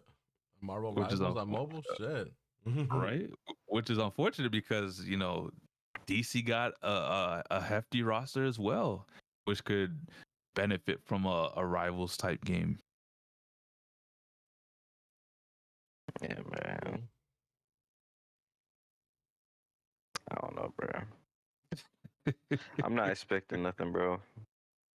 I hear you. I'm They in didn't the even same show boat. gameplay, so I don't really know what to say, honestly. It's just a trailer that's DC, so.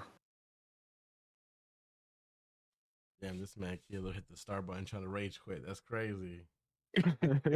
You saw it?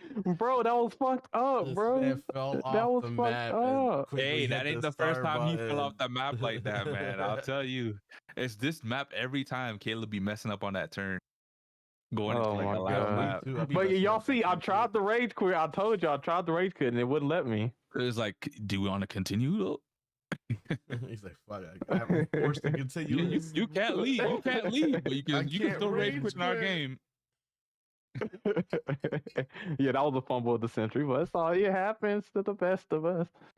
Yeah. Now, how many points did I lose? Y'all lost some motherfucking points. So I'm this just ain't hoping no they do you can another lose. beta. Yeah, negative points. I went down.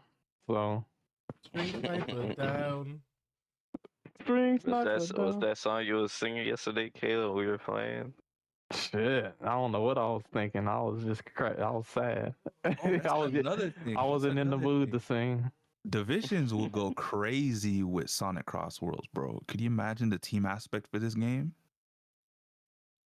Damn. Yeah, I think I think it was. Well, I mean, that's why I asked if y'all think it would be a team mode, but I don't know. I don't think there's gonna be a team mode, but I'm saying for divisions, when you're doing a tournament style with 4 players in a race, Well, I it's mean, gonna be it's crazy. 12, man. So Yeah, 12 is gonna be crazy. So that's like 6 people or 3 different teams in one race.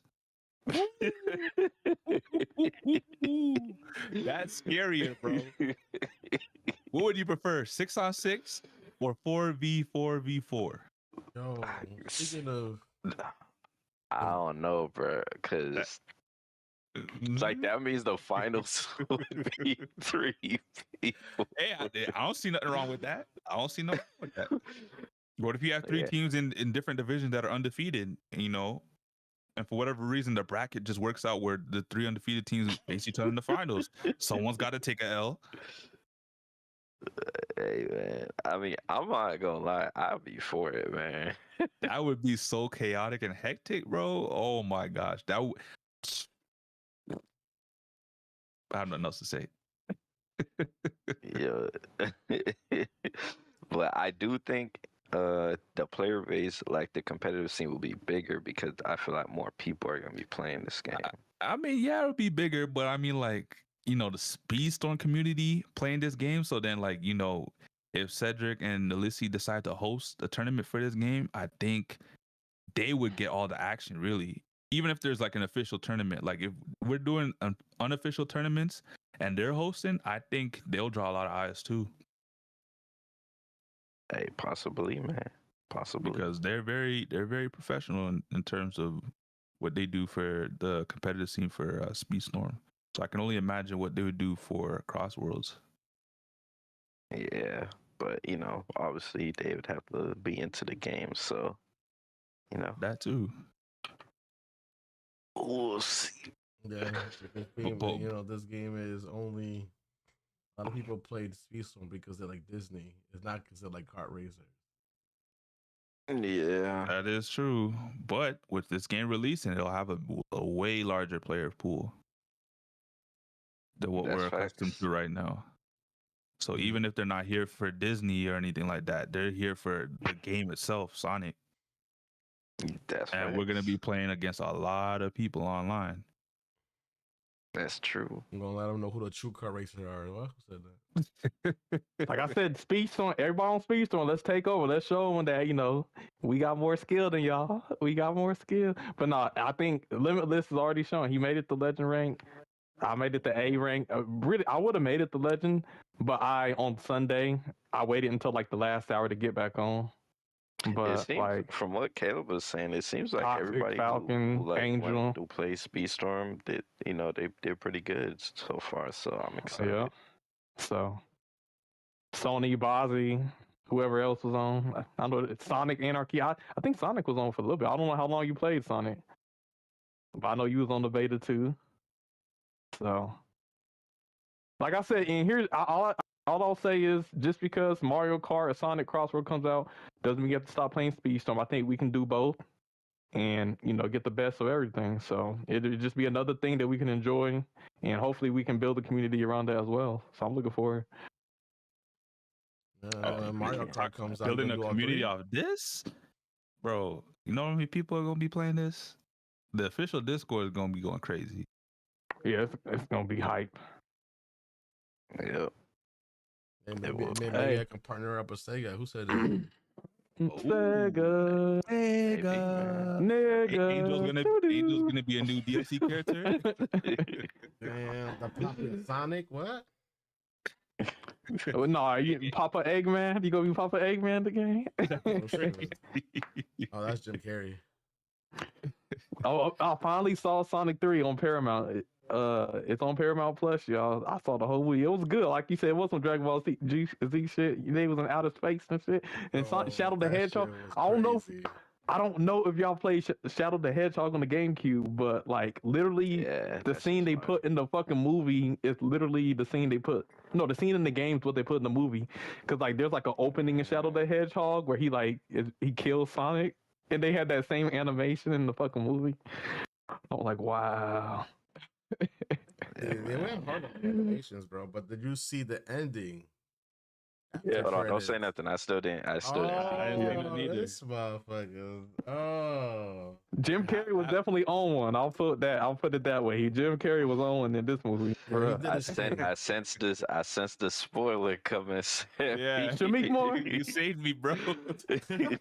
I will say I like that in the third movie they still had Shamik Moore and that one girl's sister from the wedding. That shit was All funny. right. So, do y'all think? So y'all think this was like the best Sonic movie so far? Yes, Yes. but 2 was good. I don't want to discount 2, but this is definitely the best one. The action was on top. I mean, they're It doing was- the another action was one good. though, aren't they? Oh, Isn't that what I yeah. heard? More than likely. I mean, Okay, honestly, video game movies have been doing pretty good. Sonic, that Super Mario. Mario movie. So you know Dungeons and Dragons. that one was good too. I like that. But one. that Dungeons and Dragons is more of a board game movie than anything. I mean, Yeah. shit. Dungeons and Dragons is a game though. It's It is a a game. video but it game as started well. off with from the board game. Oh, I didn't know it was a Sonic board the game Hedgehog at 4 first. about to be crazy, but I don't Yes, wanna spoil it, D&D yo, is a so- board game. It's gonna be crazy though. What's gonna be crazy? Sonic 4. Sonic 4. Oh yeah, I'm Like, yo, Yeah, man. y'all gotta watch the movie so we can actually talk about Get it. on without- Paramount. Get it Sonic on Green- Paramount. Sega be green lighting all these Sonic movies after they finish. They be like, nope. Mario got a Yeah, fucking they already got the fourth Come on, man. one. I got a passcode. I ain't giving it to everybody. Hell no. They gonna shut my shit down. Why is there 105 people on your account? Netflix is already cracking down on password sharing and shit. But no, it's go to your bootleg site or whatever. You can go to it's still in theaters. Well, yeah, it's good. Yeah, man. I gotta watch it at my at-home theater, man. Yeah, Nintendo need to catch up though. Nintendo, like, yeah, y'all came out with that movie and it was good. Come out with another one, did y'all see Super Mario Bros. 2, Did 3. y'all see the Yakuza live action TV show that they came out with? Nah. No, I ain't seen it. Okay. Because I heard that one was from Sega, based on their Yakuza series. Yeah, I didn't see it, man. But it Yeah, seems I like might have to check that one out too. a lot of live action game stuff coming out, man. So Can you I- imagine I a do- Speedstorm live action? man, we tried to probably pay $100 just to keep. Yeah, go to Watch, you gotta theater. pay- You gotta pay All right, 1,000 in-game tokens just to watch it. 3D glasses, $30 though, with a free drink. And that's what they say. They have you pay a bunch of money and then they add something to it. Like, all right, well, you get this for free. Or they'll be like, "Oh, did you pay for this season's Golden Pass? Okay, then you have free access to watch this movie." Some crap. Or you gotta pay like half Nah, not price. so bad movie ticket, same I don't shit. know about the movie pass. Yeah, they not going. They You gonna got, try you got to to buy a charge. movie pass in game just to watch the movie. And you know they in real charge life. $50. They charge $50 for the popcorn too at a Disney theater near. So, That's I'm fucking telling y'all, crazy. y'all want to watch live action Disney? Once Upon a Time. That shit is amazing. he said, "Once upon a time, I used to Yeah, I heard Go to that the TV dark show at web the and- time was bootleg DVDs." oh my gosh. No, he's actually talking about a live action TV show. I heard that Yeah. one was one of the better ones. Yeah, Once Upon a Time. At I its time. highly recommend. It's a really good show. I mean, it doesn't have like all the Disney characters, but it really has. has a It's lot. more like the story like type of like Disney fairy tales, if that makes sense. But they do have a lot of Disney characters, a lot of Disney princess, a lot of princes. Like, it's actually really good. I think Wizard of Oz was even in there. Damn. Wizard of Oz. Oh yeah. You know, the Okay, Wizard of Oz. I used to watch it. I watched it for a bit, so it's coming back to me slowly. What y'all know about the Wiz though? He's on Frog? down. He's Wizard on of Frost? the road. The Wizard of Fraud? The Wizard of Oz, but it was the black version with Michael Jackson. Michael Jackson was the Scarecrow. I didn't see that. Y'all ain't seen the Wiz? You ain't. I'm taking your black card. What? It must be a. Damn, son, not the revoke card. That's crazy. He's on down. He's on down the road. Yeah, You ain't stand seen me the Wiz, bro? Come down. Stand me on. Come on. I did not see that. I'm gonna have That's to check it out now. wild. You just put me on, bro. Yo, Yes, watch it. You'll enjoy it. You ain't made me though. You ain't made me. I ain't say all that. I didn't create you, my nigga. I didn't create you. I didn't know they were making a just- live action Hercules movie. Again? Yeah, it was. It says Wait, here, didn't they do the one with The Rock? Yeah, they did, and they gave this man a wig. It said Dua Lipa has been announced as Meg for a live action Hercules. Oh, what? Dua Lipa. Come on, we can't get a redhead. That's crazy. Isn't- I mean, they could just. Lipa is redhead, isn't she? Nah, she dark haired. I mean, she should wear a wig. I mean, anybody could be red. They could have really made what's her name? Ariana Grande Meg, bro. If they wanted to. She already got that look. Yeah, Ariana. And she can sing. Nah, man. Okay, recently no, Nah. because she's been going through stuff. But I'm saying, like, Yeah, if they but wanted a poor Meg, Ariana. that would have been the first choice. I be watching a lot of these celebrities, man. They be getting rough nowadays. I'm like, damn, I really do. Maybe Yep, I they don't are. want to be famous, bro. Because shit, I don't want that shit to happen to me. Looking all cracked out and shit. It's funny. Yeah, I they never. going through stuff. I never really wanted to be famous. I just want, the other shit, like the You bread want- and like. Hey, Migos, I'd rather be famous. You don't want to be famous. You Sound just want the wonderful. perks. You of the saying I was famous. off of Bad Bougie? What you talking about, Bougie? I mean, I'm the same way. I don't want to be famous, but I want the perks. Yep. You know how annoying it is by going to like a Walmart and shit, and everybody's like, "Oh, Oh, my let god, me have your autograph. yeah, bro." Like, you know how annoying that has to be. I can't even Please be a take a picture normal with me. person. Oh my gosh, are you a biggest fan? Are you a biggest fan? All right, sure. I think was that everything? Yeah, we covered everything. Yes, sir, man. Yes, sir. Yeah, man. Yeah, so stay tuned, guys. Beatstorm Leak said the Diamond Pass and the Racer Evolution. I'm really curious to see what they do with this. And Yeah, I I'll be might shocked if retire. they even announced that shit like fucking for this season. You never know. 3 months. They They could better not. something. They better not announce it for Tron season. They better leave that for Big Hero 6.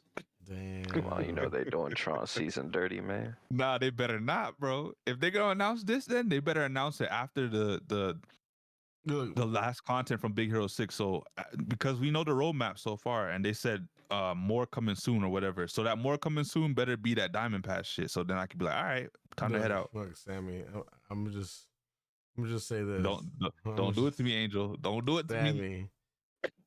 I'm just gonna say this. If this data mine had the store already leaked out of what characters are going to be the first ones to do Racer Evolution, don't you think that means that it's pretty much at the stage of they're gonna pretty much announce it? But that's crazy because they only have a select few characters already for this Racer Evolution crap, right? So everybody that plays with these characters in ranked are going to be at a disadvantage. You said a souped up Swan, Hans. Oh my god, can you imagine Hans super powered? Oh man. So I think the characters that they should be doing this crap for is like the original characters that released in this game that Mickey really need the one of help. them. So like the Mickey Mouse collection, yeah, all of them need that shit. But I mean, let's be real. I mean, if they're gonna do something with the racers, I think it's a given that Mickey Mouse is gonna be one of the first ones to get the treatment. He will. He'll get that stimmy package. You know, he'll get that BBL Drizzy treatment. I mean, But, shit, he needs an evolution. You never know. He does need one, but that's why I said his whole collection needs one. But I'm saying, like, I don't know, man. What are we doing with this evolution crap thing? Just balance the game. That's what y'all need to do. It ain't even no point in talking about Sammy. You already know they gonna do some bullshit. People gonna Exactly. That's why I'm afraid. Bro, I'm so ready to read these patch notes because I want to know exactly if they're gonna announce this shit. You wanna know how they gonna fuck it? Yes, Man, they gonna F it up, and we gonna have to do my emergency content, podcast. bro. This is my We might have to content. We might have to do an emergency podcast the day that the news drops and talk about it. Fuck nah, man. I ain't doing no emergency podcast, man. We'll We talk got about to that shit we when got the to next pull episode we're comes. gonna have to pull up the crash out signal and they'd be like, oh guys, we need you to cover this. Where's the crash out when we need them? I'm definitely gonna talk about this. I can't wait for these. I'm gonna eat this shit up. fuck This is yeah. I my haven't said content, nothing about bro. Game Loft in a minute on my channel, and hey, wanna know. I gave them some time to 3 fix this months. game, and you know they didn't do it. So They this had- shit drops, and it's not looking favorable for us. You know I'm gonna have some shit to say. They had 3 months, man. 3 months. I'm really curious to see what's in these notes. Can you imagine we 3 log in months. tomorrow and all of a sudden we get gifts from Game Loft? This man. Hey, it happened before. It happened before. Who's to say they won't do that shit again? Oh, Wait, guys, we'll we need to see, stay man. quiet. Talk We'll about the see, gifts we man. gave you on the podcast again. Damn. Not the crash out. Yeah, they're not slick, bro. I noticed that shit. Oh my god, man. We'll see, man. If it's Game Loft, I got no faith. Honestly, I'm being real true to myself and saying this. I have no faith in these guys. So I'm already thinking the worst that I could possibly think. Even if it might be beneficial to us and we don't know it. I'm already thinking it's the worst thing possible. You know, next week's podcast is gonna be interesting. I'm really hoping that the patch notes gets released somewhere before next Wednesday, so we can really talk about it. Yep. I think next Wednesday will be the day before the next season. So a couple hours before. So probably do a podcast and then Are you staying up? Is that the what new you're saying? season will be there. Yeah, I think there's 7 days left. So maybe next podcast will be a good time for us to finally do a tier list Yeah. Most definitely. of the Before this characters for evolution crap comes out. season 11 tier list. Yeah. I mean, It'll be honestly, hard to do a tier list with this evolution crap. honestly, say it'll that. probably. I guess it will be a good time to do a podcast because I don't really see that much information coming out for shit. So, and divisions is done. So Speed Storm Racer tier list, not a top 100 list. Don't get it confused, guys. Top 100 characters? We don't have 100 characters yet. You know, they had the community talking about the good leader lists, guys. Not the right list. They were like, I don't see these names. Who are these characters? Who's Beast? You know, who's Gaston? I've never raced these guys before. It's like, bro, did you read the disclaimer? We talking about actual characters in the game, not people. Yeah, you already know how niggas be, man. But all right, man. I mean, I think that's pretty much it. I think we covered all aspects of all the topics. It's gonna be pretty lit with Monster Hunter around the corner. We're gonna see what Speedstorm has in store, and you know, Marvel Rivals is gonna continue to prosper, man. So you know, I guess Mr. Khalid, man, you got any last words? Nothing crazy.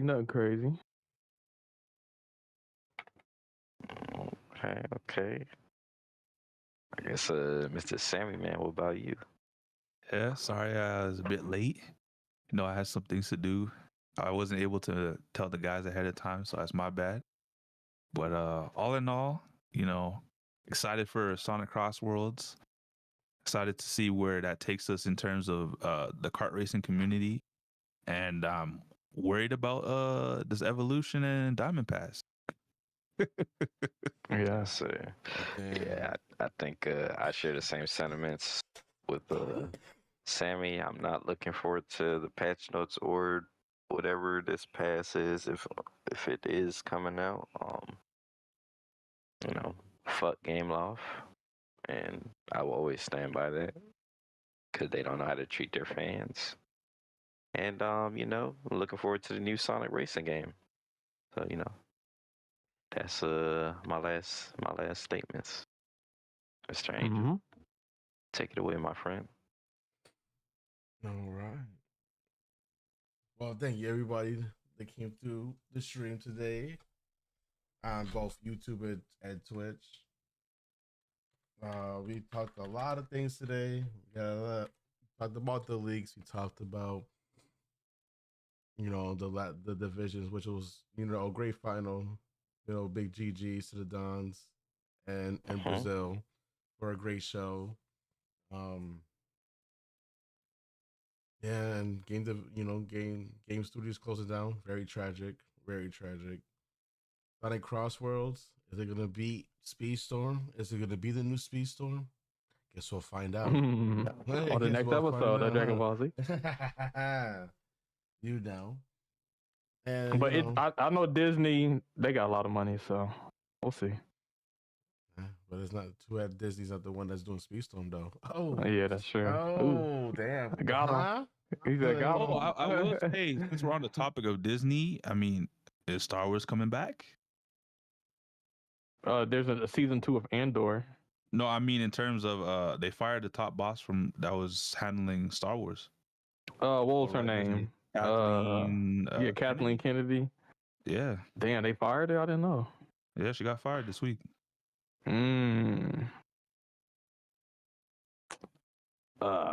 Tragic. I'm not sure. Is it tragic though? I just want to see General Thrawn and Ahsoka. I'm ready for the next season of Ahsoka. So I'm excited to see where if they reboot Star Wars, where it goes. Mm-hmm. If it's given to the right person to lead that team.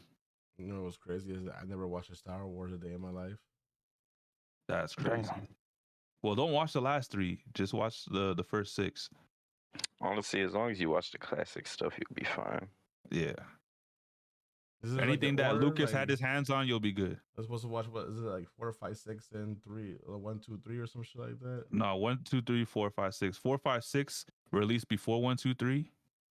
Because I think there was a thing back then where Lucas was like, the technology for him to wanting to do 1 to 3 wasn't there yet, so he just went and did 4, 5, 6, something like that. Oh, so okay, it still goes in chronological order. It's just the 1, 2, 3 was released a lot later than the 4, 5, 6. Yeah, that's terrible. You go from good quality to horrible quality. Yeah, 1, 2, 3, 4, 5, 6 is fine. 7, 8, 9 is just complete and utter trash. And honestly, 7 wasn't a bad movie. It was a solid watch. But and then 8 and 9 ruined it. Yeah, the Stormtrooper had his little spinny shit. Yeah, they were built. The issue was each movie in 7, 8, 9 had a different director with a different vision. So stuff that 7 was trying to build a movie director for the 7, 8 or 9 kind of went back on that. It was So when 7, 8, 9 came out, was that already Disney owned? Yeah. Disney fucked it up. That's why 7, 8, 9 is trash. And I don't care if y'all freaking I spoiled the movie. The 9 they had Palpatine. They should not have brought back Palpatine. They built up Snoke. And that's why I didn't watch that to be this big bad guy, and then they just killed him like nothing, and then had Palpatine get revived. I'm just like, this is goofy. The Knights of Ren didn't do shit, even though they hyped up the Knights of Ren. They kind of got murked real easy. It was so much wrong. Finn was supposed to be a stormtrooper, freaking Jedi. He was sensitive to the Force. They didn't do nothing with that. They killed off Luke Skywalker. What was that? They using the Force? They decanonized some of the books, like the Star Wars Legend books. So a lot of characters that were in the lore apparently no longer really exist in canon. Some of the games that were canon are not canon because they decanonized those too. And I'm like, bro, Disney needs to chill. Speaking of the canceled, what's it called? Speaking of the canceled Wonder Woman game, it kind of reminds me there was a Darth Maul video game that was supposed to come out, and then they got canceled. Some Star Wars games too. Once it kind of reminds rights, they canceled those other games in development. That's what it kind of reminds me of. And they don't remember Star Wars 1313? Yep, Disney was the reason why that game got canceled. Like this is the reason why all these movies are not as great as what they used to be. Disney is low key trash sometimes. That's why that's why there will never be another Infinity War saga Marvel series. Ever since Disney took it over, I don't think they'll ever top the Infinity Saga. Nah. But I will say Guardians of the Galaxy 3 is a phenomenal movie. So, I mean, I don't know. It's like a hit or miss now. Yeah, but the director responsible for Guardians of the Galaxy 3 is not even with them no more. So you said he's in DC now? Yeah, he's the head of That's DC. crazy. Yeah, he's making the next Superman movie. So he's James the enemy. Gunn. He's the enemy. No, he's the ally. Huh? You team motherfucking. He's Team Marvel? Oh, he team Marvel. Okay. Well, albeit to be fair, these DC movies haven't been really great either. That is true. Compared to the Marvel Yeah, movies. this is why they got him, because DC is trying to be competitive in the movie market. Again. So they're rebooting everything with James Gunn. So well, I hope so. Because I would love to see the DC, cast get their love too. I would love to see a fire ass Justice League movie. Well, they have their chance to, because Marvel ain't really doing much right now. So, balls in your court. Warner Brothers DC. But yeah. You have any last words, Angel? Well, I think I already said all my last words at that point. So we'll see y'all next week, same time. We're gonna be doing a racer tier list, and hopefully maybe we'll have patch notes to talk about, and we'll see what else we could talk about. We could talk about the last episode of Diamond that comes out this Friday. Oh, Super Saiyan. Yeah, we can talk about that later. Yeah, Super Saiyan 5. And we're going to be talking about Daima. We're going to be talking about 7. Solo leveling. What you mean? Dude, Solo Super leveling Saiyan 8, the Demon King. Yeah. And then Daima comes out Friday. So Friday at noon is Daima, and then Solo leveling is in the morning on Saturday. Yo. Super Saiyan 9. All I gotta say 10. is I couldn't withstand the hype and the anticipation of waiting. I started reading the manhwa, and guys, I only got 38 chapters left to finish. Don't spoil nothing. Don't even say nothing. Don't worry, I'm not spoiling nothing. I'm not spoiling. I'm just gonna say anime only as Negro. These next few episodes are gonna be lit, bro. That's all I gotta say. What y'all think about, what was his name? Redon, Araya, or I don't know. The guy he's fighting in the intro, the fucking demon monarch. Oh yeah, that's gonna be good. I'll say that. They just came out with the fight. You must have not seen. So you was too busy with the manga. You didn't see that. I seen that. I thought you didn't see it yet. Okay. He was trying to catch you, bro. He was trying to catch you. Nah, I seen it already. All I'm saying, hey, it was a struggle to watch that because everyone was trying to watch it. Yo, Solo leveling has been literally spin out fire, and this season, and just heat. This last week, Daima and Solo leveling was literally the top rated anime of that week. Of that week, both episodes was fire. Yeah. Bro, if you thought the last episode of Solo leveling was nice, which was episode 8 when he versed the Demon King, bro, wait till I have no idea. Wait till the next episode. You guys are going to be it's going to be a nail biter. Look, man, Facebook be spoiling shit for me, don't bro. I'm not spoiling. I avoid all the anime pages on Facebook. I swear. Oh, yeah, I know they do. Scrolling. And they be trying to suggest, we think you might like this. Then it's a big ass spoiler. Get that shit off my fucking timeline. And it'll say that shit too. Some smart ass shit. It was like, yo, I'm going to tell you this and spoil it with spoilers. Yeah, like, spoiler alert, and then freaking spoil in the spoiler alert. Like, get your goofy. I'm not spoiling nothing for you guys. I'm just saying, if you thought that last fight was crazy, yo, you're gonna love this. To be honest, I liked it. I think on this time around, which is good. I think the Super Saiyan 4 fight, in my opinion, was better. But it was, the Solo leveling was still fire. But that Super Saiyan, they kind of went crazy with that Super Saiyan episode. shit. This episode's about to be emotional. This one might be the top anime episode, just because it's the last episode for Daima, and it's going to be aired the same day that Toriyama passed away. That might take some shine from Solo Leveling, but I'm just saying this next part of the animation gonna be crazy. And season 3, I don't think they have enough episodes to do the Jeju Island raid, but season 3, if it's all the Jeju Island raid, then fighting some ants. The Ant King from Hunter x Hunter is going to join the battle. It's gonna be crazy next season. But the ending of this season, there's a lot to eat from. That's I can't wait for Demon Slayer to come back. Oh, shit, let me stop because now we'll talk about anime and I can't stop. Hey, so. y'all gonna start having to read. Y'all gonna start reading these books with me. No, bro, because a friend of mine reads manga all the time, bro. Hop on the manga. And this motherfucker was like, "Oh, you like Demon Slayer? I already read the manga." And like this motherfucker spoiled it for me. I was like, yo, for real, bro. You motherfucker get fighting. I might slap you up. I like you, bro. He was like, nah, I'm gonna spoil this shit. Yo, he's a smart ass for that. I was like, yo, for real, okay. I'm sorry that you read manga and you fucking know everything already. Damn. You do the same shit for Attack on Titan too. I'm like, all right, you know what? I'm done with you. Damn. That's crazy. See, this is why you gotta be careful with who you talk to about anime, bro. Yeah, you can't talk. Can't just talk to anybody about it because some people just spoil that shit. They enjoy spoiling it for people. Hey, you know what? That's fine though. You don't read the books, I'm spoiling that ass. I'll forget about it.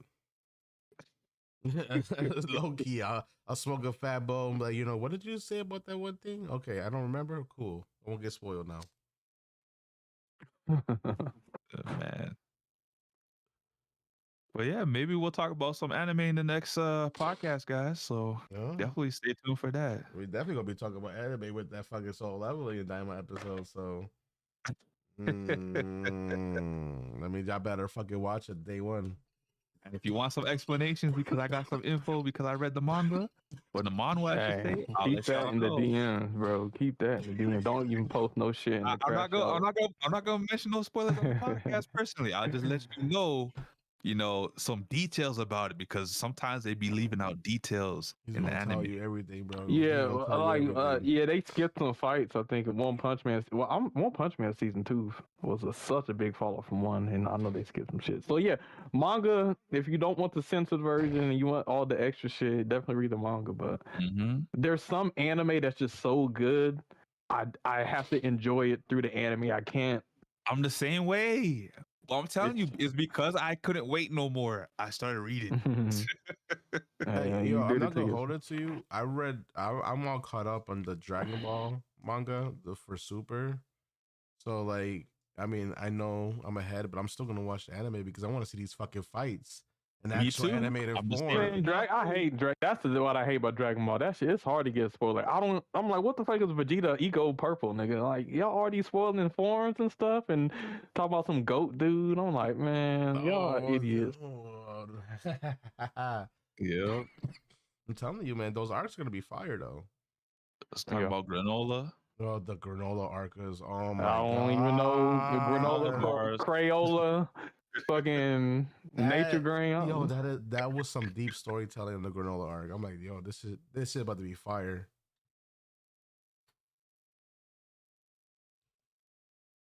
I mean, you should be proud, Caleb. What are you talking about in the manga? You got Black Frieza, bro. You chilling now. He's a fucking villain. I ain't gonna care about Black. What? That's because he's the Golden villain. Frieza? That's crazy. That ain't no Negro. That's an alien with a tail. That ain't my people. Talking about Black Frieza. Yo, Black Frieza, yo, he soloed Goku and Vegeta in one punch. So I mean, shit. Why you fucking spoiling shit? Why you spoiling shit? See, Angel, you ain't right. Look at you. You already spoiled this shit. Talking about he beat Goku and Vegeta on one punch. Goku Black. Got Goku Black. Nah, that's wearing black. Emo, that's more like emo Goku. He said emo Goku. People be trying to say Frieza racist. Is he though? I mean, technically, they do turn into monkeys. So when he's calling Goku a monkey, he's not really. I mean, he's accurate. That motherfucker got a tail. And look, man, it's the tone that he says it in. Okay, it's all in the tone. Okay. If Frieza low-key said that shit in a racist tone. I think black people need to quit associating themselves with the Saiyans. I think that's what needs to happen. got too many of them out there. I'm the Prince of all Saiyans. Fucking Frieza, bro. Shit's crazy. But yeah, that was supposed to be our final fucking outro, nigga. That was the outro, all right. This nigga Nano been quiet for a minute. Yeah. He's sitting back and enjoying us talking about reading and stuff. He's I was like, actually, "What? You're gonna read I was books actually again?" playing a mobile game. Wow, this guy's playing on his man phone and he was turned to the talking shit mobile about that side. DC game. That's crazy. crazy. Yo, we're about to do an outro. This man just announced he plays mobile games. That's Right? crazy. Yo, Outro, I we were knew going this guy to was gonna end play it, that DC bro. game. What you, y'all niggas started talking for like an extra 30 minutes, bro. Oh, we got lost to this sauce. Well, all right, y'all. If you like the content, hit the bell, like, subscribe. To be, he was bored. I'm fucking done. Well, like, Nah, I subscribe. wasn't bored. Be notified I when we go just- live. I was just chilling. Nano plays mobile games. Y'all heard it here You're gonna be first. playing that DC game, guys. So if you want to know what's good with that game, ask Nano. Nano be a Candy Crush motherfucker. I actually never played Candy Crush before, but Yo, I do know you what's giving this big man about that. ideas, Angel. Let me stop. All right, y'all have a great night. We'll see you guys next Wednesday. He's gonna be doing a whole bunch of things. Hold on, you playing Mobile Speed Storm, Nano? This Let me motherfucker. find out. Have a good one, y'all. I'm out. Peace. yes, sir.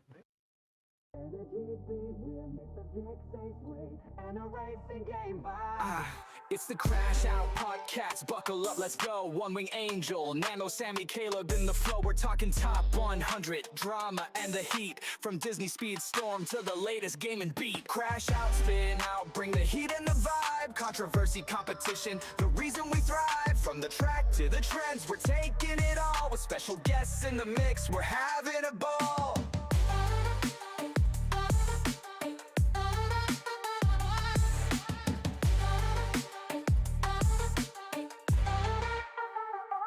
Speed storms the heart, but we'll branch out wide. Video games, hot takes, and the culture collide. Got a list for your mind and debates that ignite. Tune in, strap in, it's a wild ride tonight. Rev it up, level up, it's time to engage. The Crash Out crew's got the voice for the stage. From competitive tips to the latest trends, we're crashing out big, this ride never ends.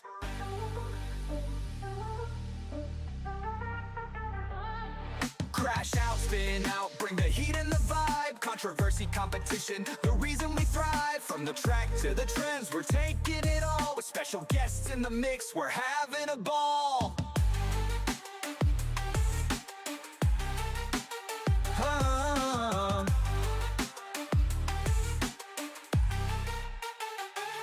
So hit that play button, we're revved and set. The Crash Out Podcast, the best one yet.